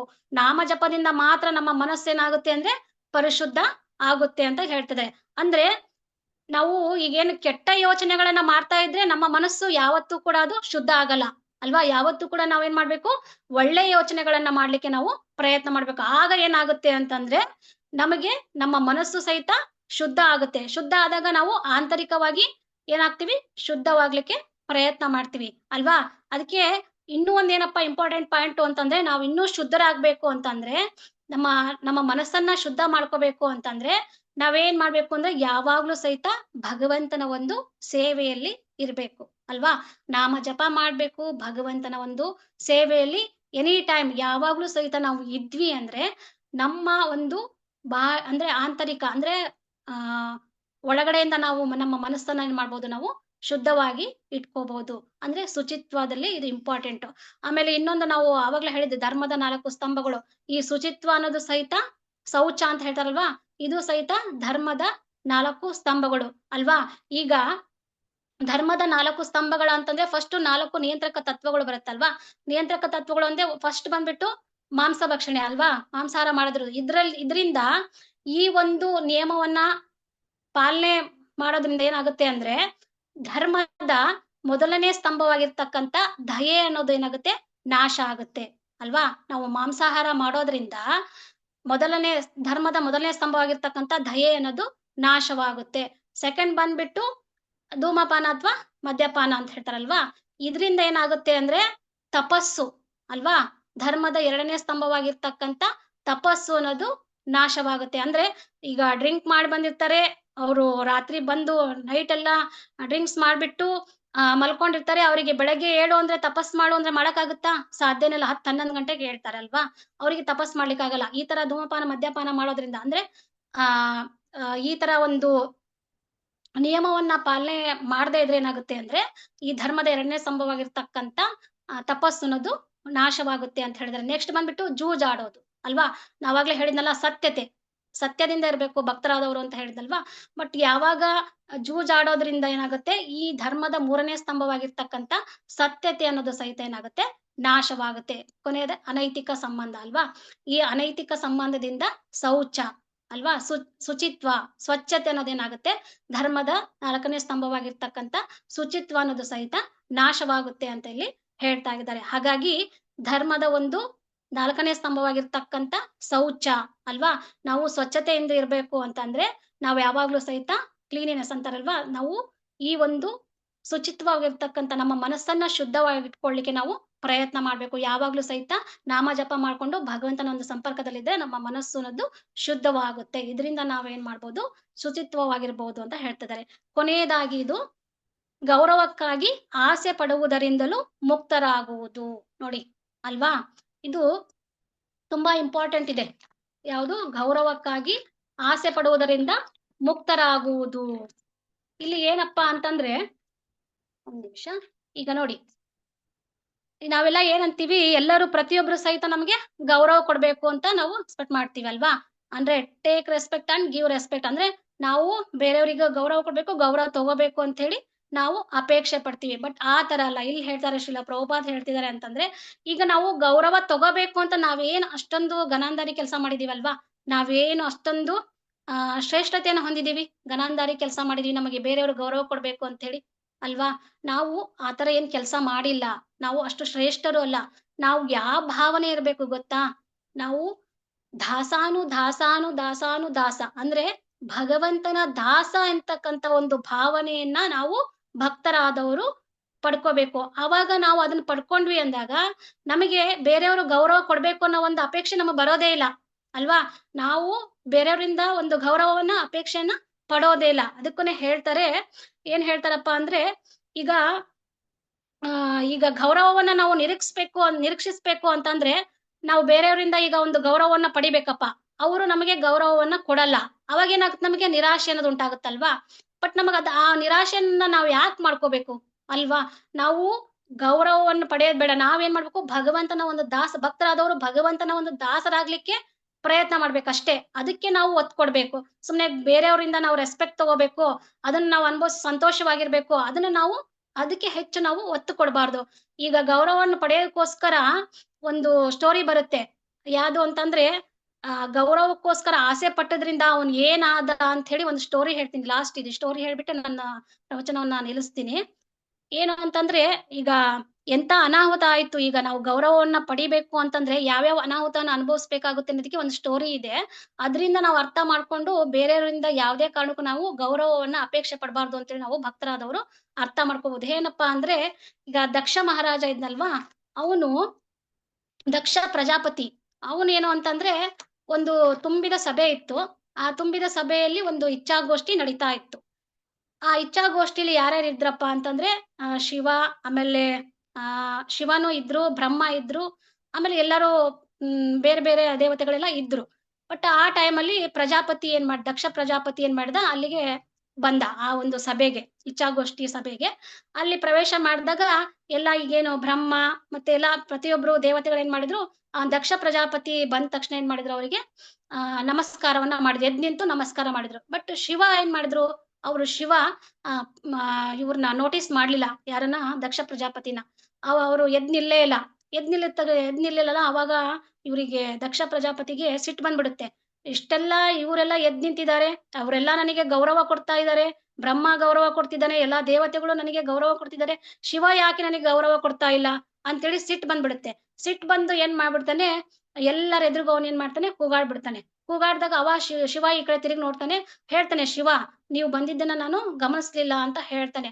ಆದ್ರೂ ಅವನು ಸಿಟ್ಟು ಬಂದಿರುತ್ತಲ್ಲ, ಗೌರವ ಕೊಡ್ಲಿಲ್ಲ ಅನ್ನೋ ಅವ್ನ ಸಿಟ್ಟಿಗೆ ಏನ್ ಮಾಡ್ಬಿಡ್ತಾರೆ, ಶಿವನಿಗೆ ಸಿಕ್ಕಾಪಟ್ಟೆ ಬೈದ್ಬಿಡ್ತಾನೆ. ಬೈದಾಗ ಅಲ್ಲಿ ನಂದಿ ಇರ್ತಾನೆ, ಶಿವನ ವಾಹನ ಗೊತ್ತಲ್ವಾ, ನಂದಿ ಏನ್ ಮಾಡ್ತಾನೆ, ನನ್ನ ಶಿವನಿಗೆ ಇವರು ಅವಮಾನ ಮಾಡ್ತಿದಾರಲ್ಲ ಅಂತ ಹೇಳಿ ಅವರೊಂದ್ ಗುಂಪು ಮಾಡ್ಕೊಂತಾರೆ. ಈ ಪ್ರಜಾಪತಿ ಕಡೆ ಒಂದ್ 2 ಪಕ್ಷ ಮಾಡ್ಕೊಂಡ್ಬಿಡ್ತಾರೆ. ಈ ಕಡೆ ಒಂದ್ ಪಕ್ಷ, ಈ ಕಡೆ ಒಂದ್ ಪಕ್ಷ.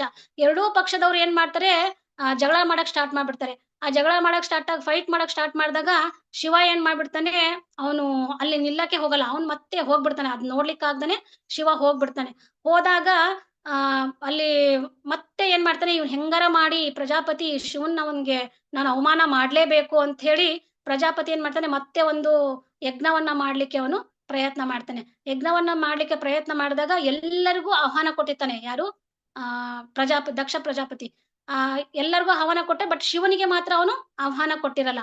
ಬಟ್ ಅವನ ದಕ್ಷನ ಮಗಳು ಬಂದ್ಬಿಟ್ಟು ದ್ರಾಕ್ಷಾಯಣಿ, ಅವನ ಶಿವನ ಹೆಂಡತಿ ಅಲ್ವಾ. ಅವರು ಅವನಿಗೆ ಆಹ್ವಾನ ಕೊಡ್ಲಿಲ್ದಾಗ ಏನ್ ಮಾಡ್ತಾಳೆ, ದ್ರಾಕ್ಷಾಯಣಿ ಬರ್ತಾಳೆ. ನಾವು ನಮ್ಮ ತಂದೆ ಯಜ್ಞವನ್ನ ಮಾಡ್ತಾ ಇದಾರೆ, ನಾವು ಹೋಗೋಣ ಅದಕ್ಕೆ ಅಂತ ಹೇಳ್ತಾರೆ. ಅದಕ್ಕೆ ಇಲ್ಲ ನಾನ್ ಬರಲ್ಲ ಅಂತ ಇವ್ರು ಶಿವ ಹೇಳ್ತಾರೆ. ಅದಕ್ಕೆ ನೀವ್ ಹೋದ್ ನಮಗೆ ಆಹ್ವಾನ ಕೊಟ್ಟಿಲ್ಲ ಅಂತ ಹೇಳ್ತಾರೆ. ಅವಾಗ ನೀನ್ ಹೋಗು, ನಾನ್ ಬರಲ್ಲ ಅಂದ ತಕ್ಷಣ ಇವ್ರು ಹೇಳ್ತಾರೆ, ಯಾರು? ದ್ರಾಕ್ಷಾಯಣಿ, ಇಲ್ಲ ನಾನ್ ಹೋಗ್ಲೇಬೇಕು, ನಮ್ಗೆ ಆಹ್ವಾನ ಕೊಡದೇ ಇದ್ರೆ ಏನ್ ಪರವಾಗಿಲ್ಲ, ಯಾಕಂದ್ರೆ ನನ್ ತಂದೆನೇ ಅಲ್ವಾ, ನನ್ ತಂದೆನೆ ನಮ್ಗೆ ಯಾಕೆ ಆಹ್ವಾನ ಮಾಡ್ತಾರೆ ಅಲ್ವಾ, ಕರೀತಾರೆ, ನಾನ್ ಹೋಗ್ಲೇಬೇಕು ಅಂತ ಏನ್ ಮಾಡ್ತಾರೆ ಅವರು.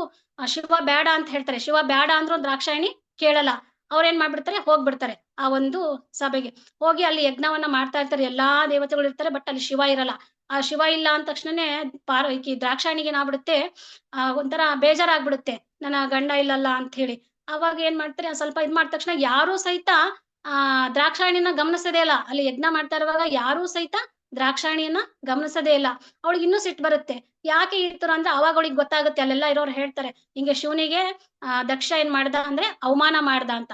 ಅದ್ ಹೇಳಿದ ತಕ್ಷಣ ಏನಾಗುತ್ತೆ, ಶಿವಂಗೆ ಈಕಿ ದ್ರಾಕ್ಷಾಯಣಿ ಏನ್ ಮಾಡ್ಬಿಡ್ತಾರೆ, ಸಿಟ್ಟು ಬಂದ್ಬಿಟ್ಟು ಏನ್ ಮಾಡ್ತಾರೆ, ಏನು ಯಜ್ಞ ಇರುತ್ತಲ್ಲ ಆ ಯಜ್ಞ ಕುಂಡದಲ್ಲಿ ಏನ್ ಮಾಡ್ಬಿಡ್ತಾಳೆ, ಹಾರಿ ಹಾರಿದ ತಕ್ಷಣ ಈ ವಿಷಯ ಏನಾಗುತ್ತೆ ಅಂದ್ರೆ ಶಿವನಿಗೆ ಗೊತ್ತಾಗುತ್ತೆ.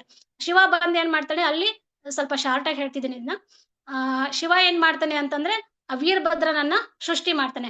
ವೀರಭದ್ರನನ್ನ ಸೃಷ್ಟಿ ಮಾಡಿದಾಗ ವೀರಭದ್ರ ಅಲ್ಲಿ ಎದ್ ಬಂದ್ಬಿಟ್ಟು ಏನ್ ಮಾಡ್ತಾನೆ, ಆ ಒಂದು ದಕ್ಷನ ಒಂದು ಕತ್ತನ್ನ ಏನ್ ಮಾಡ್ಬಿಡ್ತಾನೆ, ಕತ್ತರಿಸ್ಬಿಡ್ತಾನೆ. ನೋಡಿ ಅಲ್ವಾ, ಬರೇ ಒಂದು ಯಾಕೆ ಅಂತಂದ್ರೆ ಈ ಒಂದು ಸಿಟ್ಟು ಅಥವಾ ಗೌರವ ಇದು ಎಷ್ಟು ನಮಗೆ ಎಫೆಕ್ಟ್ ಕೊಡುತ್ತೆ ಅಂತಂದ್ರೆ ಬಿಡಿ. ಅವನಿಗೆ ಶಿವ ಗೌರವ ಕೊಡ್ಲಿಲ್ಲ ಅಂದಿದ್ದಕ್ಕೆ ಏನ್ ಮಾಡ್ದ, ಅವನು ಇಷ್ಟೆಲ್ಲಾ ಅವಮಾನಗಳನ್ನ ಮಾಡ್ದ ಶಿವನಿಗೆ. ಕೊನೆಗೆ ಏನಾದ, ಅವನು ತಾನೇ ಸತ್ತೋಗ್ಬಿಟ್ಟ ಅಲ್ವಾ. ಎಷ್ಟೆಲ್ಲಾ ಗೌರವ ಕೊಡ್ಲಿದ್ದಕ್ಕೆ ಇಷ್ಟೆಲ್ಲ ಯಾಕೆ ಕಷ್ಟ ಪಡೋದು ಅಂತ ಹೇಳಿ ಇಲ್ಲಿ ಹೇಳ್ತಾರೆ. ಶ್ರೀಲ ಪ್ರಭುಪಾದ್ ಹೇಳ್ತಾರೆ, ನಾವ್ ಯಾವುದೇ ಕಾರಣಕ್ಕೂ ಸಹಿತ ಭಕ್ತರಾದವರು ಗೌರವಕ್ಕಾಗಿ ಆಸೆಯನ್ನ ಪಡಬಾರ್ದು, ಅದರಿಂದ ಮುಕ್ತರಾಗಿರ್ಬೇಕು ಅಂತ ಇಲ್ಲಿ ಶ್ರೀಲ ಪ್ರಭುಪಾದ್ರು ಹೇಳ್ತಾ ಇದ್ದಾರೆ. ಹಾಗಾಗಿ ಈ ಎಲ್ಲಾ ಒಂದು 24 ಏನ್ ಹೇಳಿದ್ನಲ್ವಾ, ಈ ಎಲ್ಲಾ ದೈವಿ ಗುಣಗಳನ್ನ ಭಕ್ತರಾದವರು ಬೆಳೆಸ್ಕೊಳ್ಳಿಕ್ಕೆ ಪ್ರಯತ್ನ ಮಾಡ್ಬೇಕು. ಆ ಗುಣಗಳನ್ನ ಬೆಳೆಸ್ಕೊಂಡ್ರೆ ನಾವು ಸಹಿತ ಆಧ್ಯಾತ್ಮಿಕವಾಗಿ ಮುಂದುವರಿಲಿಕ್ಕೆ ಸಾಧ್ಯವಾಗುತ್ತೆ. ಹರೇ ಕೃಷ್ಣ. ಇಷ್ಟು ಹೇಳಿ ನಾನು ಒಂದು ಪ್ರವಚನವನ್ನ ಮುಗಿಸ್ತೀನಿ ಮಾತಾಜಿ. ನಾನೇನಾದ್ರೂ ಹೇಳಿದ್ರಲ್ಲಿ ತಪ್ಪಿದ್ರೆ ದಯವಿಟ್ಟು ಕ್ಷಮೆ ಇರಲಿ. ಸ್ವಲ್ಪ ಅದು ತುಂಬಾ ಲಾಂಗ್ ಇದೆ ಮಾತಾಜಿ, ಅದು ಪರ್ಫೆಕ್ಟ್. ಬಟ್ ನಾನು ಅದರಲ್ಲಿ ಸ್ವಲ್ಪ ಕ್ಲಾಸಸ್ ಅನ್ನ ಕೇಳಿ ಶಾಸ್ತ್ರದಲ್ಲಿ ಏನ್ ಓದಿದೀನೋ ಅದನ್ನ ಏನ್ ಅರ್ಥ ಮಾಡ್ಕೊಂಡಿದೀನೋ ಸ್ವಲ್ಪ ನಾನು ಬಿಡಿಸಿ ಹೇಳಲಿಕ್ಕೆ ಪ್ರಯತ್ನ ಪಟ್ಟಿದ್ದೀನಿ. ಬಟ್ ಏನಾದ್ರೂ ತಪ್ಪಿದ್ರೆ ದಯವಿಟ್ಟು ಕ್ಷಮಿಸಿ. ಮಾತಾಜಿ ಹಿರಿಯ ಭಕ್ತರಿದ್ದಾರೆ, ಅವ್ರೇನಾದ್ರೂ ಕರೆಕ್ಷನ್ ಮಾಡ್ತಾರೆ. ಇದಕ್ಕೆ ಸಂಬಂಧಪಟ್ಟಾಗ ಏನಾದ್ರೂ ಪ್ರಶ್ನೆಗಳಿದ್ರೆ ದಯವಿಟ್ಟು ಕೇಳ್ಬೋದು. ನನಗೆ ಗೊತ್ತಿದ್ರೆ ನಾನು ಉತ್ತರವನ್ನ ಕೊಡ್ತೀನಿ, ಇಲ್ಲಾಂದ್ರೆ ಮಾತಾಜಿ ಇದ್ದಾರೆ ಹಿರಿಯ ಭಕ್ತರು, ಅವರು ನಿಮಗೆ ಉತ್ತರವನ್ನ ಕೊಡ್ತಾರೆ. ಹರೇ ಕೃಷ್ಣ ಮಾತಾಜಿ. ಹರಿ ಬೋಲ್. ಹರೇ ಕೃಷ್ಣ ಮಾತಾಜಿ, ದಂಡವತ್ ಪ್ರಣಾಮ್. ಧನ್ಯವಾದ. ತುಂಬಾ ಸೊಗಸಾಗಿತ್ತು ಪ್ರವಚನ ಮಾತಾಜಿ. ಸೊ ಇಷ್ಟು ಚೆನ್ನಾಗಿ ಒಂದು ನಿರೂಪಣೆ ಮಾಡೋದಕ್ಕೆ ಸಾಧ್ಯ ಆಗುತ್ತೆ ಅಂದ್ರೆ ಆ ದೈವಿ ಗುಣಗಳು ತಮ್ಮಲ್ಲಿ ಇರೋದ್ರಿಂದಾನೇ ಇದನ್ನ ಇಷ್ಟು ಚೆನ್ನಾಗಿ ನೀವು ನಿರೂಪಣೆ ಮಾಡೋದಕ್ಕೆ ಸಾಧ್ಯ ಆಯ್ತು. ಹರಿ ನನಗೆ ಕನ್ನಡಿಯಾಗಿ ಕಣ್ಣು ಮುಂದೆ ಬರ್ತಾ ಹೋಯ್ತು ಮಾತಾಜಿ. ಒಂದೊಂದೇ ಗುಣ ಹೇಳ್ತಾ ಹೋಗ್ತಾ ಇದ್ರೆ ನನ್ ಕಣ್ಣು ಮುಂದೆ ತಮ್ಮ ಒಂದು ಮುಖಾನೇ ನನ್ ಮುಂದೆ ಬಂದು ಹೋಗ್ತಾ ಇತ್ತ ಆಗ್ಲಿಂದ ಮಾತಾಜಿ. ಜೈ ಜೈ ಹರ್ಗ್ರೇದ ಅನುತ್ತಮ ವಿಲಾಸಿನಿ ಮಾತಾಜಿ ಕಿ ಜೈ ಜೈ. ಹರಿ ಬೋಲ್. ಜೈ ಜೈ. Hare Krishna. Very nice. So Mataji ಅವರಿದ್ದಾರೆ. ಹರೇ ಕೃಷ್ಣ ಮಾತಾಜಿ. ತುಂಬಾ ಚೆನ್ನಾಗಿತ್ತು ಮಾತಾಜಿ ಕ್ಲಾಸ್. ಎಲ್ಲಿಂದಪ್ಪ ಇವನ್ನೆಲ್ಲ ರೂಢಿಸ್ಕೊಳ್ಳೋದು ಅನ್ನೋಂಗಾಯ್ತು ಇವಾಗ. ಎಷ್ಟೊಂದು it was like a revision. ಓದ್ತಿರ್ತೀವಿ ಬಟ್ ಪ್ರಾಕ್ಟಿಕಲಿ ಕೇಳಿದಾಗ ಇಷ್ಟೊಂದು ಉತ್ತಮ ಗುಣಗಳು ಒಂದು ಭಕ್ತರಲ್ಲಿ ಇರ್ಬೇಕಲ್ಲ, ಇವೆಲ್ಲ ಇದ್ದಾವ ನಮ್ಮಲ್ಲಿ ಅಂತ ಚೆಕ್ ಲಿಸ್ಟ್ ಹಾಕೊಳ್ಬೇಕಾಯ್ತು ಇವಾಗ. Very wonderful class Mataji. ತುಂಬಾ ಚೆನ್ನಾಗಿ ಅದನ್ನ ವರ್ಣಿಸಿದ್ರಿ. ವರ್ಣನೆ ಮತ್ತೆ ಹರೇ ಕೃಷ್ಣ ಮಾತಾಜಿ. ಏನಾದ್ರೂ ಆಡ್ ಮಾಡೋದಿದ್ರೆ ಮಾಡಿ. ಮಾತಾಜಿ. ಏನಾದ್ರು ಪಾಯಿಂಟ್ಸ್ ಆಡ್ ಮಾಡ್ಲಿಕ್ಕೆ ಏನಿಲ್ಲ, ತುಂಬಾ ಚೆನ್ನಾಗಿ ಹೇಳಿದೀರಾ. ತುಂಬಾನೇ ಎಲ್ಲಾನು ಗುಣಗಳನ್ನು ಯಾವ್ದು ಬಿಡದೇನು ತುಂಬಾ ಚೆನ್ನಾಗಿ ವರ್ಣಿಸಿದೀರಾ. And that was very short notice. ನಾನು ಹೇಳಿದ್ದೆ ನಿಮ್ಗೆ ನೆನ್ನೆ ಇಷ್ಟೊತ್ತಲ್ಲಿ, ಆದ್ರೂ ಸಹ ಒನ್ ಡೇಲಿ ನೀವು ಇಷ್ಟು ಪ್ರಿಪೇರ್ ಆಗಿ ಇಷ್ಟು ಚೆನ್ನಾಗಿ ಕ್ಲಾಸ್ ತಗೊಂಡಿದ್ದೀರಾ. ಸೊ ನಿಮ್ಗೆ ತುಂಬಾ ತುಂಬಾ ಧನ್ಯವಾದಗಳು. ಅದ್ರಲ್ಲೂ ಗೋಪಿ ಸೇನೆಗೆ ಶಿವಮೊಗ್ಗ, ಚಿತ್ರದುರ್ಗದ ಎಲ್ಲಾ ಡಿವೋಟೀಸ್ ತುಂಬಾ ಸಪೋರ್ಟ್ ಮಾಡ್ತೀರಾ. ಇದಕ್ಕೆ ನನ್ನ ಒಂದು ಸ್ಪೆಷಲ್ ಥ್ಯಾಂಕ್ಸ್ ನಿಮ್ಗೆ. ಯಾಕೆಂದ್ರೆ ಯಾರಿಗೆ ಹೇಳಿದ್ರು ಒಂದ್ ದಿವಸದಲ್ಲಿ ಯಾರು ಇಷ್ಟು ಚೆನ್ನಾಗಿ ಪ್ರಿಪೇರ್ ಆಗ್ಲಿಕ್ಕೆ ಕಷ್ಟ, ಮತ್ತೆ ಟೈಮ್ ಸಹ ಇರೋದಿಲ್ಲ, ಯಾರ ಹತ್ರ ಯಾರು ಒಪ್ಕೊಳ್ಳೋದು ಇಲ್ಲ. ಆದ್ರೂ ಮಾತಾಜಿ ನೀವು ಹೇಳಿದ ತಕ್ಷಣ ನೀವು ಅದೇ ನಮ್ರತೆಗೆ ಇನ್ನೊಂದ್ ಹೆಸರು, ಈಗ ಚಂಪಾ ಮಾತಾಜಿ ಹೇಳಿದ್ರಲ್ಲ ನಿಮ್ ಮುಖವೇ ಕಣ್ಣು ಮುಂದೆ ಬರ್ತಿತ್ತು ಅಂತ, ಹಾಗೆ ಅದು ನೀವೇ ಏನೋ. ಸೊ ತುಂಬಾ ಧನ್ಯವಾದಗಳು ಮಾತಾಜಿ. ಇದೇ ರೀತಿ ನಿಮ್ಮ ಸಪೋರ್ಟ್ ನಮ್ಮ ಗೋಪಿ ಸೇನೆಗೆ ಯಾವಾಗ್ಲೂ ಇರ್ಲಿ ಅಂತ ಕೇಳ್ಕೊಳ್ತೀನಿ ಮಾತಾಜಿ. ಹರೇ ಕೃಷ್ಣ. ಖಂಡಿತ ಮಾತಾಜಿ. Thank you Mataji. ಹರೇ ಕೃಷ್ಣ. ಧನ್ಯವಾದ ಮಾತಾಜಿ. ಜೈ. ಸೊ ಮತ್ತೆ ಯಾರಾದ್ರೂ ಪ್ರಶ್ನೆ ಇತ್ತು ಅಂದ್ರೆ ದಯವಿಟ್ಟು ಕೇಳ್ಬೋದು ಪ್ರಶ್ನೆನ. ಮಾತಾಜಿ ಹರ್ಷ ಮಾತಾಜಿ ಧನ್ಯವಾದ Mataji. Thank you Anuttama Mataji. Actually ನಾನ್ ತಗೊಂಡಿದ್ದೆ ಕ್ಲಾಸು, ವಾಯ್ಸ್ ಪರವಾಗಿಲ್ಲ ಅಷ್ಟೇ, ಬಟ್ ಕ್ಲಾಸ್ ಮಾಡಕ್ ಸರಿಗಿಲ್ಲ ಅಂತ ಹೇಳಿ ಪಾಪ ಲೀಲಾಮೆ ಮಾತಾಜಿ ಹೇಳಿದ ತಕ್ಷಣ ನೀವು ಒಪ್ಕೊಂಡ್ರಿ Mataji. Thank you very much. And I think ನೀವು ಈ ಕ್ಲಾಸ್ ನ ನೆಕ್ಸ್ಟ್ ಕಂಟಿನ್ಯೂ ಮಾಡ್ಬೋದು ಅನ್ಕೋತೀನಿ ಮಾತಾಜಿ. ಯಾಕಂದ್ರೆ ಬರೀ ದೈವಿ ಗುಣಗಳು ಹೇಳಿದ್ರೆ ಸಾಲದು, ಅಸುರಿ ಗುಣಗಳು ತಿಳ್ಕೋಬೇಕು ನಾವ್ ಯಾವಾಗ್ಲೂ. ಸೊ ನೀವು ಆದ್ರೆ ಬೇಕಾದ್ರೆ ಕ್ಲಾಸ್ ಕಂಟಿನ್ಯೂ ಮಾಡ್ಬೋದು ಮಾತಾಜಿ, ಇಫ್ ಯು ಆರ್. ಖಂಡಿತ ಮಾತಾಜಿ. ನೆಕ್ಸ್ಟ್ ವೀಕ್ ಅಂದ್ರೆ ನೆಕ್ಸ್ಟ್ ವೀಕ್ ಇಲ್ಲ, ಮಾತಾಜಿ ಯಾವಾಗ ಹೇಳ್ತಾರೆ ಬೇಕಾದ್ರೆ ಆಸುರಿ ಗುಣಗಳು ಬೇಕಾದ್ರೆ ಒಂದು ಟಾಪಿಕ್ ತಗೊಂಡ್ ಮಾಡೋಣ. ಹಾ Mataji, thank you thank you. ಅಲ್ಲ, ನೀವು ಕಂಫರ್ಟಬಲ್ ಇದ್ರೆ ನೆಕ್ಸ್ಟ್ ವೀಕ್ ಮಾಡಿ ಮಾತಾಜಿ. ಕಂಟಿನ್ಯೂಷನ್ ಸ್ವಲ್ಪ ಲಿಂಕ್ ಇರುತ್ತೆ, ಒಂದು ಗ್ಯಾಪ್ ಬಂದ್ಬಿಟ್ರೆ ಆಮೇಲೆ ಮರ್ತೋದಂಗ ಆಗುತ್ತೆ. ಆಗುತ್ತಾ ನೆಕ್ಸ್ಟ್ ವೀಕ್ ನಿಮ್ಗೆ? ಹಾ, ನಾನು ನಿಮ್ಗೆ ತಿಳಿಸ್ತೀನಿ ಮಾತಾಜಿ, ನಾನು ನೋಡ್ಕೊಂಡ್ಬಿಟ್ಟು ಕ್ಲಾಸ್ ಎಲ್ಲ ಕೇಳಿ. Thank you very much Mataji. Hare Krishna. Hare Mataji ಅವರು ಹರ್ಬಿ ಅನುತ್ತಮ ವಿಲಾಸಿನಿ ಮಾತಾಜಿ ಭಕ್ತಿ ವೃಕ್ಷ ಕಾರ್ಯಕ್ರಮವನ್ನು ತುಂಬಾ ಸಕ್ರಿಯವಾಗಿ ಮಾಡ್ತಾ ಇದ್ದಾರೆ ಮಾತಾಜಿ ಶಿವಮೊಗ್ಗದಲ್ಲಿ. Very nice, very like energetic, ಚೆನ್ನಾಗಿ ನಿರ್ವಹಿಸ್ತಾ ಇದ್ದಾರೆ ಅದನ್ನ. ಹರ್ಗ್ರೇಸ್ ಅನುತ್ತಮ ವಿಲಾಸಿನಿ ಮಾತಾಜಿಗೆ ಜೈ ಒನ್ಸ್ ಅಗೇನ್ ಫಾರ್ ದಟ್. ವೇಣುಕೃಷ್ಣ ಪ್ರಭುಗಳ ಅವಾಗ ನಮ್ಗೆ ರಿಪೋರ್ಟ್ ಮಾಡ್ತಾ ಇರ್ತಾರೆ. ನನ್ಗೆ ಅವಾಗ ಅನ್ಸುತ್ತೆ, ಓ ನಾವ್ ಏನು ಮಾಡ್ತಿಲ್ಲಪ್ಪ ಅಂತ. ವೆರಿ ಮೋಟಿವೇಶನ್ ನಮ್ಗೆ ಅವ್ರಿಗೆ ಅವರಿಂದ ಚೆನ್ನಾಗಿ ಸಿಗುತ್ತೆ. ಅವರು ಇವನ್ ಜೈಲ್ಗೆಲ್ಲ ಹೋಗಿ ಪ್ರೀಚ್ ಮಾಡ್ತಾ ಇದ್ದಾರೆ, ಇವನ್ ಮಾತಾಜಿಗಳು ಸಹ. ಅದನ್ನ ನೋಡಿದಾಗ ಇನ್ನು ನಾವ್ ಎಷ್ಟು ಮಾಡ್ಬೇಕು ಮೈಸೂರಲ್ಲಿ ಅನ್ಸುತ್ತೆ ನನ್ಗೆ. But very enthusiastic devotees from Shivamogga, really very nice, leading all very nicely.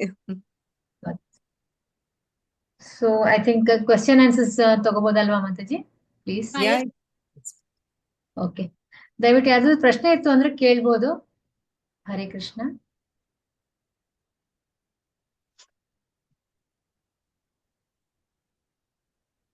Most probably ಯಾವ್ದು ಪ್ರಶ್ನೆಗಳಿಲ್ಲ ಅನ್ಸುತ್ತೆ. ಯಾರಿಗೂ ತುಂಬಾ ಚೆನ್ನಾಗಿ ಅರ್ಥ ಆಗಿದೆ ದೈವಿ ಗುಣಗಳು. ತಾವ್ ಹೇಳಿದ ಪ್ರಕಾರ ದಿವ್ಯ ಜ್ಞಾನ ಹೃದಯ ಪ್ರಕಾಶಿತ ನಾವೇನು ಹೇಳ್ತೀವಲ್ಲ ಇದ್ರಲ್ಲಿ, ನಮ್ಮ ಗುರು ವಂದನಾನಲ್ಲಿ ಹೇಳ್ತೀವಿ. ಸೊ ಗುರುಗಳಿಂದಾನೇ ನಮ್ಗೆ ದಿವ್ಯ ಜ್ಞಾನ ಹೃದಯ ಪ್ರಕಾಶಿತ ಆಗೋದು. ಅದು ತುಂಬಾ ಚೆನ್ನಾಗಿ ಹೇಳಿದ್ರಿ. ಗುರು ಶಾಸ್ತ್ರ ಸಾಧು ಅನ್ನ ಫಾಲೋ ಮಾಡ್ಬೇಕು ಅನ್ನೋದನ್ನ ತುಂಬಾ ಚೆನ್ನಾಗಿ ಹೇಳಿದ್ರಿ ತಾವು. ಆಮೇಲೆ ದಾನಗಳ ಬಗ್ಗೆ ಹೇಳಿದ್ರಿ ಮಾತಾಜಿ. ಅದು 3 ವರ್ಗಗಳಲ್ಲಿ ವಿಂಗಡಿಸಲಾಗಿದೆ, ಸತ್ವ, ರಜಸ್ ಹಾಗೂ ತಮಸ್ ಗುಣಗಳಲ್ಲಿ. ಸೊ ಭಕ್ತರಾದವರು ನಾವು ಸತ್ವಗುಣದಲ್ಲಿ ದಾನವನ್ನ ಮಾಡ್ಬೇಕು ಅನ್ನೋದು ಅದು ತುಂಬಾ ಚೆನ್ನಾಗಿ ಅನ್ನಿಸ್ತು ನಂಗೆ. ಆಮೇಲೆ ಈಗ ನಡೀತಾ ಇರುವಂತದ್ದು ಯಜ್ಞ, ಸಂಕೀರ್ತನ ಯಜ್ಞ. ಸೊ ನಾವು ಏನ್ ಯಜ್ಞ ಮಾಡ್ಬೇಕು ಈ ಕಲಿಯುಗದಲ್ಲಿ, ಘೋರ ಕಲಿಯುಗ ಈಗ. ಸೊ ನಮ್ಗೆ ಕೊಟ್ಟಿರ್ತಕ್ಕಂಥದ್ದು ಒಂದು ಸಂಕೀರ್ತನ ಯಜ್ಞ, ನಾಮ ಜಪ, ಇದನ್ನ ನಾವು ಫಾಲೋ ಮಾಡ್ಬೇಕು ಅನ್ನೋದು ಹೇಳಿದ್ರಿ. ಆಮೇಲೆ ಇನ್ನೊಬ್ರಲ್ಲಿ ತಪ್ಪು ಹುಡ್ಕೋದು ತುಂಬಾ ತಪ್ಪು. ಕರೆಕ್ಟ್ ನೀವು ಹೇಳಿದ್ದು ಮಾತಾಜಿ. ಯಾಕಂದ್ರೆ ನಮ್ಮಲ್ಲೇ ಸಾವಿರಾರು ತಪ್ಪಿಟ್ಕೊಂಡು ನಾವ್ ಇನ್ನೊಬ್ರು ತಪ್ಪನ್ನ ನಾವು ಹುಡ್ಕೋದು ತುಂಬಾನೇ ವೆರಿ ಬ್ಯಾಡ್ ಇಟ್ ಇಸ್. ನಾವು ನಮ್ದನ್ನ ಫಸ್ಟ್ ನಾವು ಕರೆಕ್ಷನ್ ಮಾಡ್ಕೋಬೇಕು ಅಲ್ವಾ? ಕರೆಕ್ಟ್ ಆಗಿ ಹೇಳಿದ್ವಿ ತಾವು, ಅದು ಇದೆ. ಆಮೇಲೆ ಧರ್ಮದ 4 ಸ್ತಂಭಗಳ ಬಗ್ಗೆ ತುಂಬಾ ಚೆನ್ನಾಗಿ ವಿವರಣೆ ಕೊಟ್ರಿ ಮಾತಾಜಿ.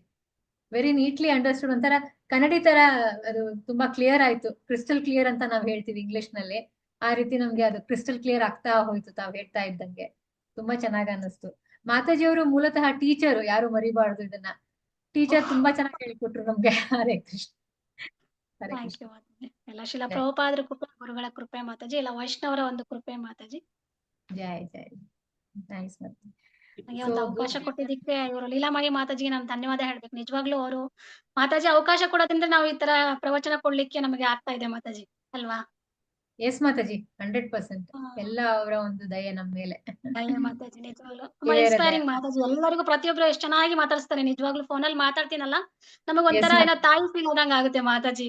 ಯಾಕಂದ್ರೆ ನಾವು ಶಿವಮೊಗ್ಗದಲ್ಲಿ ಸ್ವಲ್ಪ ಎಲ್ಲ ಸಣ್ಣ ಸಣ್ಣವ್ರೆ ನಾವೆಲ್ಲ ಸ್ವಲ್ಪ ಹಿರಿಯ ಭಕ್ತರನ್ನ ಸ್ವಲ್ಪ ಇಲ್ಲ. ಹಾಗಾಗಿ ಮಾತಾಜಿ ನಮ್ಗೆ ಒಂದು ಲಿಂಕ್ ಅಲ್ಲಿ ಇರೋದ್ರಿಂದ ನಮಗೆ ಕರೆಕ್ಟ್. ಇನ್ನೂ ನಾವು ಭಕ್ತಿಲಿ ಸ್ವಲ್ಪ ಮುಂದುವರಿಲಿಕ್ಕೆ ನಮಗೆ ಹೆಲ್ಪ್ ಆಗ್ತಾ ಇದೆ ಮಾತಾಜಿ ನಿಜವಾಗ್ಲೂ. ಹರಿ ಬೋಲ್ ಹರ್ ಗ್ರೇಸ್ ಲೀಲಾಮಯಿ ಜಾಹ್ನವಿ ಮಾತಾಜಿ ಕಿ ಜೈ ಜೈ. ಹರಿ ಬೋಲ್. ಸೊ ಗೋಪಿ ಭರ್ತೂರ್ ಪದಕಮಲಯೋರ್ ದಾಸ ದಾಸ ದಾಸಾನು ದಾಸ ದಾಸಿ ಇನ್ಫ್ಯಾಕ್ಟ್ ತುಂಬಾ ಚೆನ್ನಾಗಿ ನಮ್ಗೆ ಅದು ವರ್ಣನೆ ಮಾಡಿದ್ರಿ ಮಾತಾಜಿ. ಇವಾಗ ಅದಕ್ಕೊಂದು ಅರ್ಥ ಬಂತು. ಅದು ಸೆಂಟೆನ್ಸ್ ಯಾವಾಗ್ಲೂ ಹೇಳ್ತಾ ಇರ್ತೀವಿ ನಾವು, ಬಟ್ ಅದಕ್ಕೆ ಹಾ. ನೀವು ಒಂದು ಅರ್ಥವನ್ನ ಕಲ್ಪಿಸಿ ಕೊಟ್ರಿ ಮಾತಾಜಿ. ತುಂಬಾ ಸೊಗಸಾಗಿತ್ತು ಪ್ರವಚನ. So thank you so much Mataji. Thank you. ಇದೇ ರೀತಿ Thank you. ಮತ್ತೆ ಮತ್ತೆ ಪ್ರತಿ ಸಲ ಹರಿ ತಾವು ಬಂದು ನಮ್ಗೆ ಒಂದು ಜ್ಞಾನವನ್ನ ಪ್ರಕಾಶ ಕೊಡ್ಬೇಕು ಅನ್ನೋದನ್ನ ನಾನು ಕೇಳ್ಕೊಳ್ತೀನಿ. I think Rupa Honnakalase Mataji question ಇತ್ತ ಹರೇ ಮಾತಾಜಿ? ಕೃಷ್ಣ ಮಾತಾಜಿ. ಹರಿ ಬೋಲ್. ಹರೇ ಕೃಷ್ಣ ದಂಡೋತ್ ಹರೇ ಪ್ರಣಾಮ್. ಮಾತಾಜಿ. ಅನುತಮ ಮಾತಾಜಿ, ಹಾ, ಹರೇ ಕೃಷ್ಣ ನಿಮ್ಗೊಂದು ಮಾತಾಜಿ. ನನಗೆ ಇದು ಧರ್ಮದ 4 ಕಾಲುಗಳು ಯಾವ್ಯಾವ ಯುಗಕ್ಕೆ ಯಾವ್ದಾವ್ದು ಲಾಗು ಹೋಗುತ್ತೆ ಅಂತ ಸ್ವಲ್ಪ ಹೇಳ್ತೀರಾ ಮಾತಾಜಿ? ಯಾವ್ಯಾವ ಯುಗಕ್ಕೆ ಅಂತನಾ? ಹಾ ಮಾತಾಜಿ. ನನಗೆ ನಾನು ಅದು ರೆಫರೆನ್ಸ್ ತಗೊಂಡಿಲ್ಲ ಮಾತಾಜಿ. ಲೀಲಾಮಯಿ ಮಾತಾಜಿ ಹೇಳ್ತಾರೆ ನೋಡಿ. ಯಾವ್ಯಾವ ಯುಗಕ್ಕೆ ಅಂತ ನಾನು ರೆಫರೆನ್ಸ್ ತಗೊಳ್ಳಿಲ್ಲ, ಬಟ್ ನನಗಷ್ಟೇ ಐಡಿಯಾ ಇರೋದು ಮಾತಾಜಿ. ಹಿರಿಯ ಯಾವ್ಯಾವ ಆಯ್ತು ಮಾತಾಜಿ. ಮಾತಾಜಿಗೆ ಅದು ಧರ್ಮದ ಬೇರೆ ಯಾರು 4 ಹಿರಿಯ ಸ್ತಂಭಗಳು 4 ನಿಯಮಗಳಿಗೆ ಅಂತ ನಾನು ಕೇಳಿದೆ ಮಾತಾಜಿ. 4 ಏನ್ ನಮ್ಮ ಆ ಇದು ಇದಲ್ವಾ, ನಿಯಂತ್ರಿತ ತತ್ವಗಳು ಇದಾವಲ್ವಾ, ಆ ನಿಯಂತ್ರಿತ ತತ್ವಗಳನ್ನ ನಾವು ಅನುಸರಿಸ್ಲಿಲ್ಲ ಅಂದ್ರೆ ಧರ್ಮದ ಇದು ಒಂದೊಂದು ಸ್ತಂಭಗಳು ನಾಶವಾಗುತ್ತೆ ಅಂತ ಕೇಳಿದ್ರೆ ಯಾವ್ಯಾವ ಯುಗಕ್ಕೆ ಏನೇನು ಅಂತ ಮಾತಾಜಿ ಹೇಳ್ತಾರೆ. Hare Krishna Roopa Mataji. Actually I am not sure about this. ನನ್ಗೆ ಕರೆಕ್ಟ್ ಆಗಿ ಎಲ್ಲಾ ಯುಗಕ್ಕೂ ಯಾವ್ದಾವ್ದಂತ ನನ್ಗೆ ಪ್ರೆಸೆಂಟ್ ನನ್ಗೆ ಗೊತ್ತಿಲ್ಲ. ಬಟ್ ಐ ವಿಲ್ ನಾನು ಶೇರ್ ವಿತ್ ಗ್ರೂಪ್ ಅಲ್ಲಿ ಹಾಕ್ತೀನಿ. ನಾನು ಗೋಪಿ ಸೇನೆ ಗ್ರೂಪ್ ಅಲ್ಲಿ ಹಾಕ್ತೀನಿ. ಆಯ್ತು Mataji. Okay Mataji, thank you Mataji. Hare Krishna.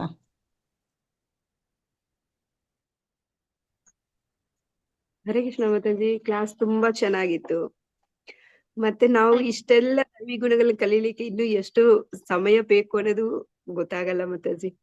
ಆಮೇಲೆ ನಾವು ಈ ಜನ್ಮದಲ್ಲಿ ಇವೆಲ್ಲ ನಾವು ಅಳವಡಿಸ್ಕೊಳಕ್ ಆಗುತ್ತಾ ಇಲ್ಲ ಅನ್ನೋದನ್ನು ಗೊತ್ತಿಲ್ಲ ಮಾತಾಜಿ.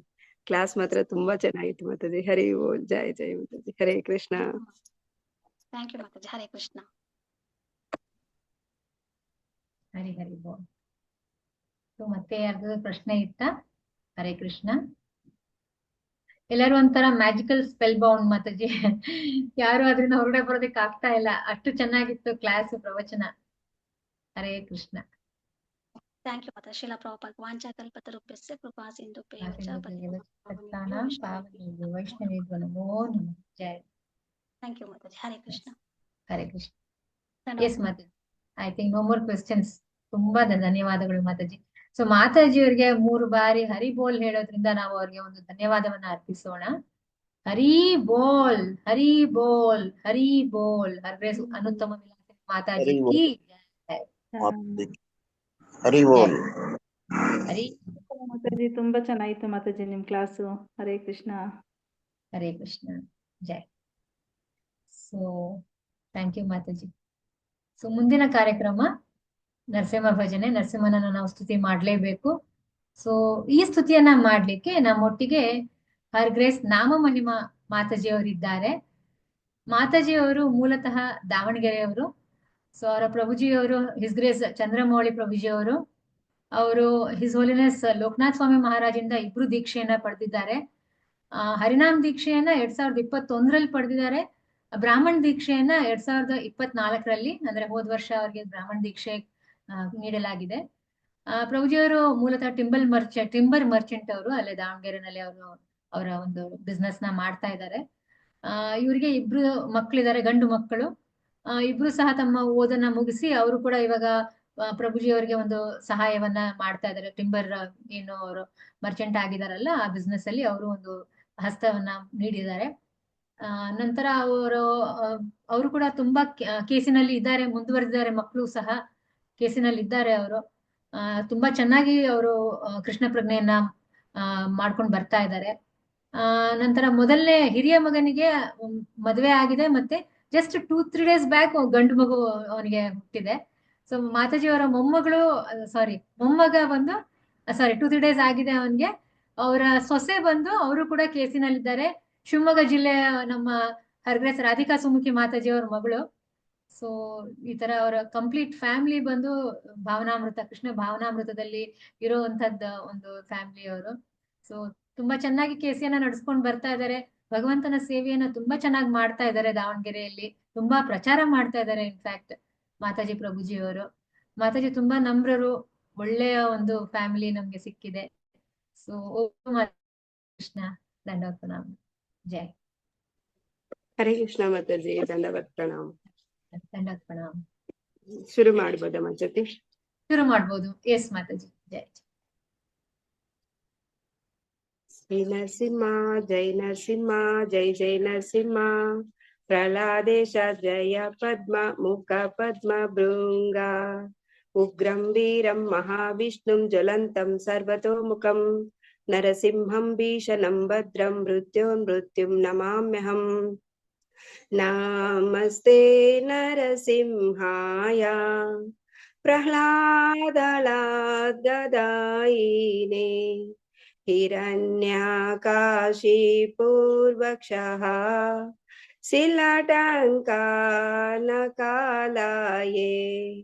ಇತೋ ನರಸಿಂಹ ಪರತೋ ನರಸಿಂಹ, ಯತೋ ಯತೋ ಯಾಮಿ ತತೋ ನರಸಿಂಹ.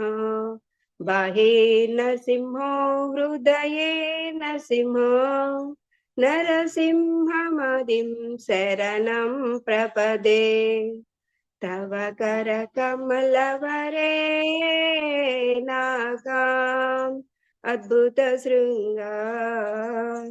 ದಲಿತ ಹಿರಣ್ಯಕಶಿಪು ತನು ಭೃಂಗ. ಕೇಶವಧೃತ ನರಹರಿ ರೂಪ. ಜೈ ಜಗದೀಶ ಹರೇ, ಜೈ ಜಗದೀಶ ಹರೇ, ಜೈ ಜಗದೀಶ ಹರೇ. ಜಯ ಕೇಶವಧೃತ ನರಹರಿ ರೂಪ. ಜೈ ಜಗದೀಶ ಹರೇ, ಜೈ ಜಗದೀಶ ಹರೇ, ಜೈ ಜಗದೀಶ ಹರೇ.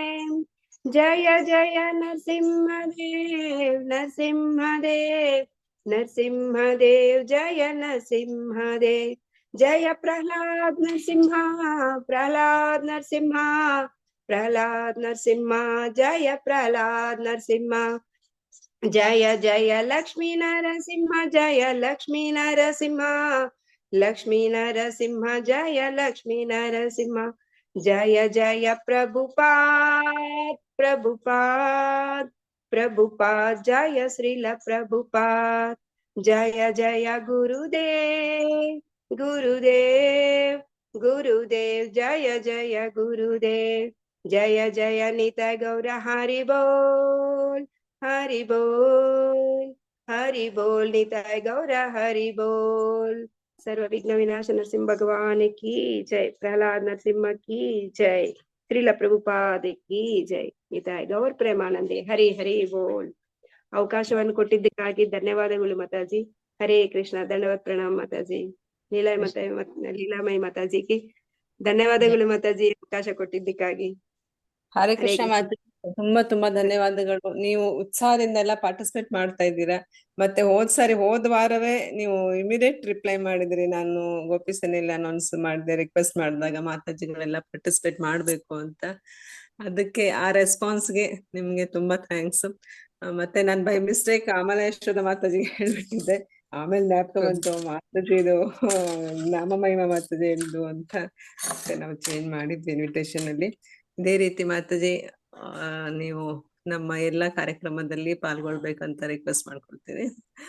ಯಾವ್ದೇ ಸೇವೆಯಲ್ಲಿ ನಿಮ್ಗೆ ಇಂಟ್ರೆಸ್ಟ್ ಇದ್ರೆ ಮತ್ತೆ ನೀವು ಫ್ರೀ ಇದ್ದಾಗ ದಯವಿಟ್ಟು ನಮ್ಮ ನೆನ್ನೆ ಹಾಕ್ದಾಗೆ ಒಂದು ಮೆಸೇಜ್ ಹಾಕಿ ಮತ್ತೆ. ಹಾ ಮಾತಾಜಿ, ಖಂಡಿತ. ಓಕೆ. ಹರೇ ಕೃಷ್ಣ. ನಮ್ರತೆಗೆ ಇನ್ನೊಂದು ಹೆಸರು ನಾಮ ಮಹಿಮಾ ಮಾತಾಜಿ. ನಾಮ ಮಹಿಮಾ ಮಾತಾಜಿ ಕಿ ಜೈ. ಹರೇ ಕೃಷ್ಣ. ಸೊ ಮಾತಾಜಿಯವರಿಗೆ ಒಂದು ಬಾರಿ ಹರೇ ಕೃಷ್ಣ ಮಹಾಮಂತ್ರವನ್ನ ಹೇಳಿ ನಮ್ಮ ತುಂಬು ಹೃದಯದ ಧನ್ಯವಾದಗಳನ್ನ ಅರ್ಪಿಸೋಣ. ಹರೇ ಕೃಷ್ಣ ಕೃಷ್ಣ ಕೃಷ್ಣ ಹರೇ ಹರೇ ಹರೇ ರಾಮ ಹರೇ ರಾಮ ಹರೇ ಕೃಷ್ಣ ಕೃಷ್ಣ. ಹರೇ ಕೃಷ್ಣ. ದಂಡೋತ್ ಏನಾದ್ರು ಇರ್ತಾ Mataji? Hare Krishna. Hare Krishna. Like every time, this is my personal, humble request to everyone. ಎಲ್ಲರೂ ತಮ್ಮ ತಮ್ಮ ಯಾವ ಟ್ಯಾಲೆಂಟ್ ಇದೆಯೋ ಅದನ್ನ ಪ್ರದರ್ಶಿಸಕ್ಕೆ, ಅದನ್ನ ಭಕ್ತರ ಒಂದು ಅಸೋಸಿಯೇಷನ್ ತಗೊಳ್ಳಿಕ್ಕೆ ಗೋಪಿ ಸೇನೆ ಒಂದು ಒಳ್ಳೆ ಒಂದು ಅವಕಾಶ ಕೊಡ್ತಾ ಇದೆ. ಅದಕ್ಕಾಗಿ ದಯವಿಟ್ಟು ಮುಂದೆ ಬಂದು ತಮ್ಮ ತಮ್ಮ ಹೆಸರುಗಳನ್ನ ನನ್ಗೆ ಪರ್ಸನಲ್ ಆಗಿ ಫೋನ್ ಮಾಡಿ ಹೇಳಿ, ಅಥವಾ ಒಂದು ಮೆಸೇಜ್ ಹಾಕಿ. ಮತ್ತೆ ತಮ್ಮ ಸೇವೆಯಲ್ಲಿ, ಭಗವಂತನ ಸೇವೆಯಲ್ಲಿ ನಾವು ತೊಡಗಿಸ್ಕೊಂಡ್ರೆ ಇರೋ ದಿವ್ಯಾನಂದನೇ ಬೇರೆ. ಎಲ್ಲ ಭಕ್ತರ, ಈ ಕ್ಯಾಮ್ರಾ ಆನ್ ಮಾಡಿರೋ ಎಲ್ಲ ಭಕ್ತರ ಮುಖಾರವಿಂದಗಳನ್ನ ನೋಡಿದ್ದೇವೆ, ಎಷ್ಟು ಸಂತೋಷವಾಗಿದ್ದಾರಲ್ವಾ. ಯಾಕೆಂದ್ರೆ ಅವರು ಸೇವೆ ಮಾಡ್ತಿದ್ದಾರೆ. ನಾವು ಬರೀ ಕೇಳ್ತಾ ಇದ್ರೆ ಅಲ್ಲಿ ನಮ್ದು ಗ್ಯಾಸ್ ಕುಕ್ಕರ್ ಎಲ್ಲ ಆನ್ ಇರ್ತದೆ, ಆಮೇಲೆ ಇಲ್ಲಿ ನಮ್ದು ನಡೀತಾ ಇರುತ್ತೆ. ಬಟ್ ಸೇವೆ ಮಾಡಿದಾಗ ಸಿಗೋ ಖುಷಿ ಇದೆಲ್ಲ ಇದೇ ಬೇರೆ. Until unless we don't engage ourselves in the seva, we don't get the taste. ಆ ರುಚಿ ಸಿಗೋದಿಲ್ಲ ಕೇಸಿಲಿ. ಕೃಷ್ಣ ಪ್ರಜ್ಞೆಯಲ್ಲಿ ಇರ್ತೇವೆ ನಾವು, ಓಕೆ ಕೇಳ್ಕೊಂಡು ಒಂದು ವೀಕ್ಷಕರಾಗಿ ದೂರದಲ್ಲೇ ಇರ್ತೇವೆ, ಅದಾಗೋದ್ ಬೇಡ. ಎಲ್ಲರೂ ನಾವು ಇದರಲ್ಲಿ ಇನ್ವಾಲ್ವ್ ಆಗೋಣ. ಈ ಸಾರಿಯೂ ಎಲ್ಲರೂ ತುಂಬಾ ಉತ್ಸಾಹದಿಂದ ಪಾರ್ಟಿಸಿಪೇಟ್ ಮಾಡಿ. ನೀವು ಯಾವ ಸೇವೆಯನ್ನು ತಗೊಳಕ್ ಇಷ್ಟಪಡ್ತೀರೋ ದಯವಿಟ್ಟು ನನ್ಗೆ ಫೋನ್ ಅಥವಾ ಮೆಸೇಜ್ ಮಾಡಿ ತಿಳಿಸಿ. ಓಕೆ. ಹರೇ ಕೃಷ್ಣ. ಹರೇ ಕೃಷ್ಣ ಮಾತಾಜಿ. ನಿಮ್ಗೆ ನೋಡಿದ್ರೆ ಒಂದು ಖುಷಿ ಮಾತಾಜಿ. ಚಂಪಾ ಮಾತಾಜಿಗಲ್ವಾ? ಹಾ ಮಾತಾಜಿ, ರಾಧಾರಾಣಿ ತರ. ಚಂಪಾ ಮಾತಾಜಿ ನಾನು ಕೇಳು ಇಲ್ಲ, ನಿನ್ನೆ ಕೀರ್ತನೆಗೆ ನಾನೇ ಹೆಸರು ಹಾಕ್ಬಿಟ್ಟಿದ್ದೆ. Okay, thank you so much Champa Mataji. Thank you for considering me, Mataji. Hare Krishna. ಕೀರ್ತನೆ ತುಂಬಾ ಚೆನ್ನಾಗಿ ಹಾಡಿದ್ರಿ ಮಾತಾಜಿ. Thank you, Mataji. ಅದು ನನ್ನ ಫೇವರೇಟ್ ಕೀರ್ತನೆ ಮಾತಾಜಿ. ಹರಿ ಓಂ. ಜೈ ಜೈ ಮಾತಾಜಿ. ಜೈ ಜೈ. Yes. So Mataji closing prayers ಹೇಳ್ಕೋಬೋದಾ ಮಾತಾಜಿ? ಎಸ್ ಚಂಪಾ, ಕಂಟಿನ್ಯೂ ಮಾಡಿ. ರೈಟ್. Yes ma'am. ಏಕಂ ಶಾಸ್ತ್ರಂ ದೇವಕೀ ಪುತ್ರ ಗೀತಂ, ಏಕೋ ದೇವೋ ದೇವಸ್ಯ ಪುತ್ರ ಏವ, ಏಕೋ ಮಂತ್ರಸ್ತಸ್ಯ ನಾಮಾನಿ ಯಾನಿ, ಕರ್ಮಾಪಿ ಏಕಂ ತಸ್ಯ ದೇವಸ್ಯ ಸೇವಾ. ತ್ವಮೇವ ಮಾತಾ ಚ ಪಿತಾ ತ್ವಮೇವ, ತ್ವಮೇವ ಬಂಧುಶ್ಚ ಸಖಾ ತ್ವಮೇವ, ತ್ವಮೇವ ವಿದ್ಯಾ ದ್ರವಿಣಂ ತ್ವಮೇವ, ತ್ವಮೇವ ಸರ್ವಂ ಮಮ ದೇವ ದೇವಾ. ಕೃಷ್ಣಾಯ ವಾಸುದೇವಾಯ ಹರಯೇ ಪರಮಾತ್ಮನೆ, ಪ್ರಣತಕ್ಲೇಶನಾಶಾಯ ಗೋವಿಂದಾಯ ನಮೋ ನಮಃ. ಕೃಷ್ಣಾಯ ವಾಸುದೇವಾಯ ದೇವಕೀ ನಂದನಾಯ ಚ ನಂದಗೋಪಕುಮಾರಾಯ ಗೋವಿಂದಾಯ ನಮೋ ನಮಃ. ವಸುದೇವಂ ಸುತಂ ದೇವಂ ಕಂಸಚಾಣೂರಮರ್ದನಂ, ದೇವಕೀ ಪರಮಾನಂದಂ ಕೃಷ್ಣಂ ವಂದೇ ಜಗದ್ಗುರುಂ. ಕಾತ್ಯಾಯನಿ ಮಹಾಮಾಯೆ ಮಹಾಯೋಗಿನ್ನಧೀಶ್ವರಿ, ನಂದಗೋಪಸುತಂ ದೇವಿ ಪತಿಂ ಮೇ ಕುರುತೆ ನಮಃ. ಶ್ರೀಕೃಷ್ಣ ಶರಣಂ ಮಮ ದಾಸೋಹಂ ಕೃಷ್ಣ ತವಾಸ್ಮಿ. ಹರೇ ಕೃಷ್ಣ ಕೃಷ್ಣ ಕೃಷ್ಣ ಹರೇ ಹರೇ, ಹರೇ ರಾಮ ರಾಮ ರಾಮ ಹರೇ ಹರೇ. ಹರೇ ಕೃಷ್ಣ. ನೆರೆದಿರ್ತಕ್ಕಂಥ ಎಲ್ಲಾ ವೈಷ್ಣವಿಯರಿಗೂ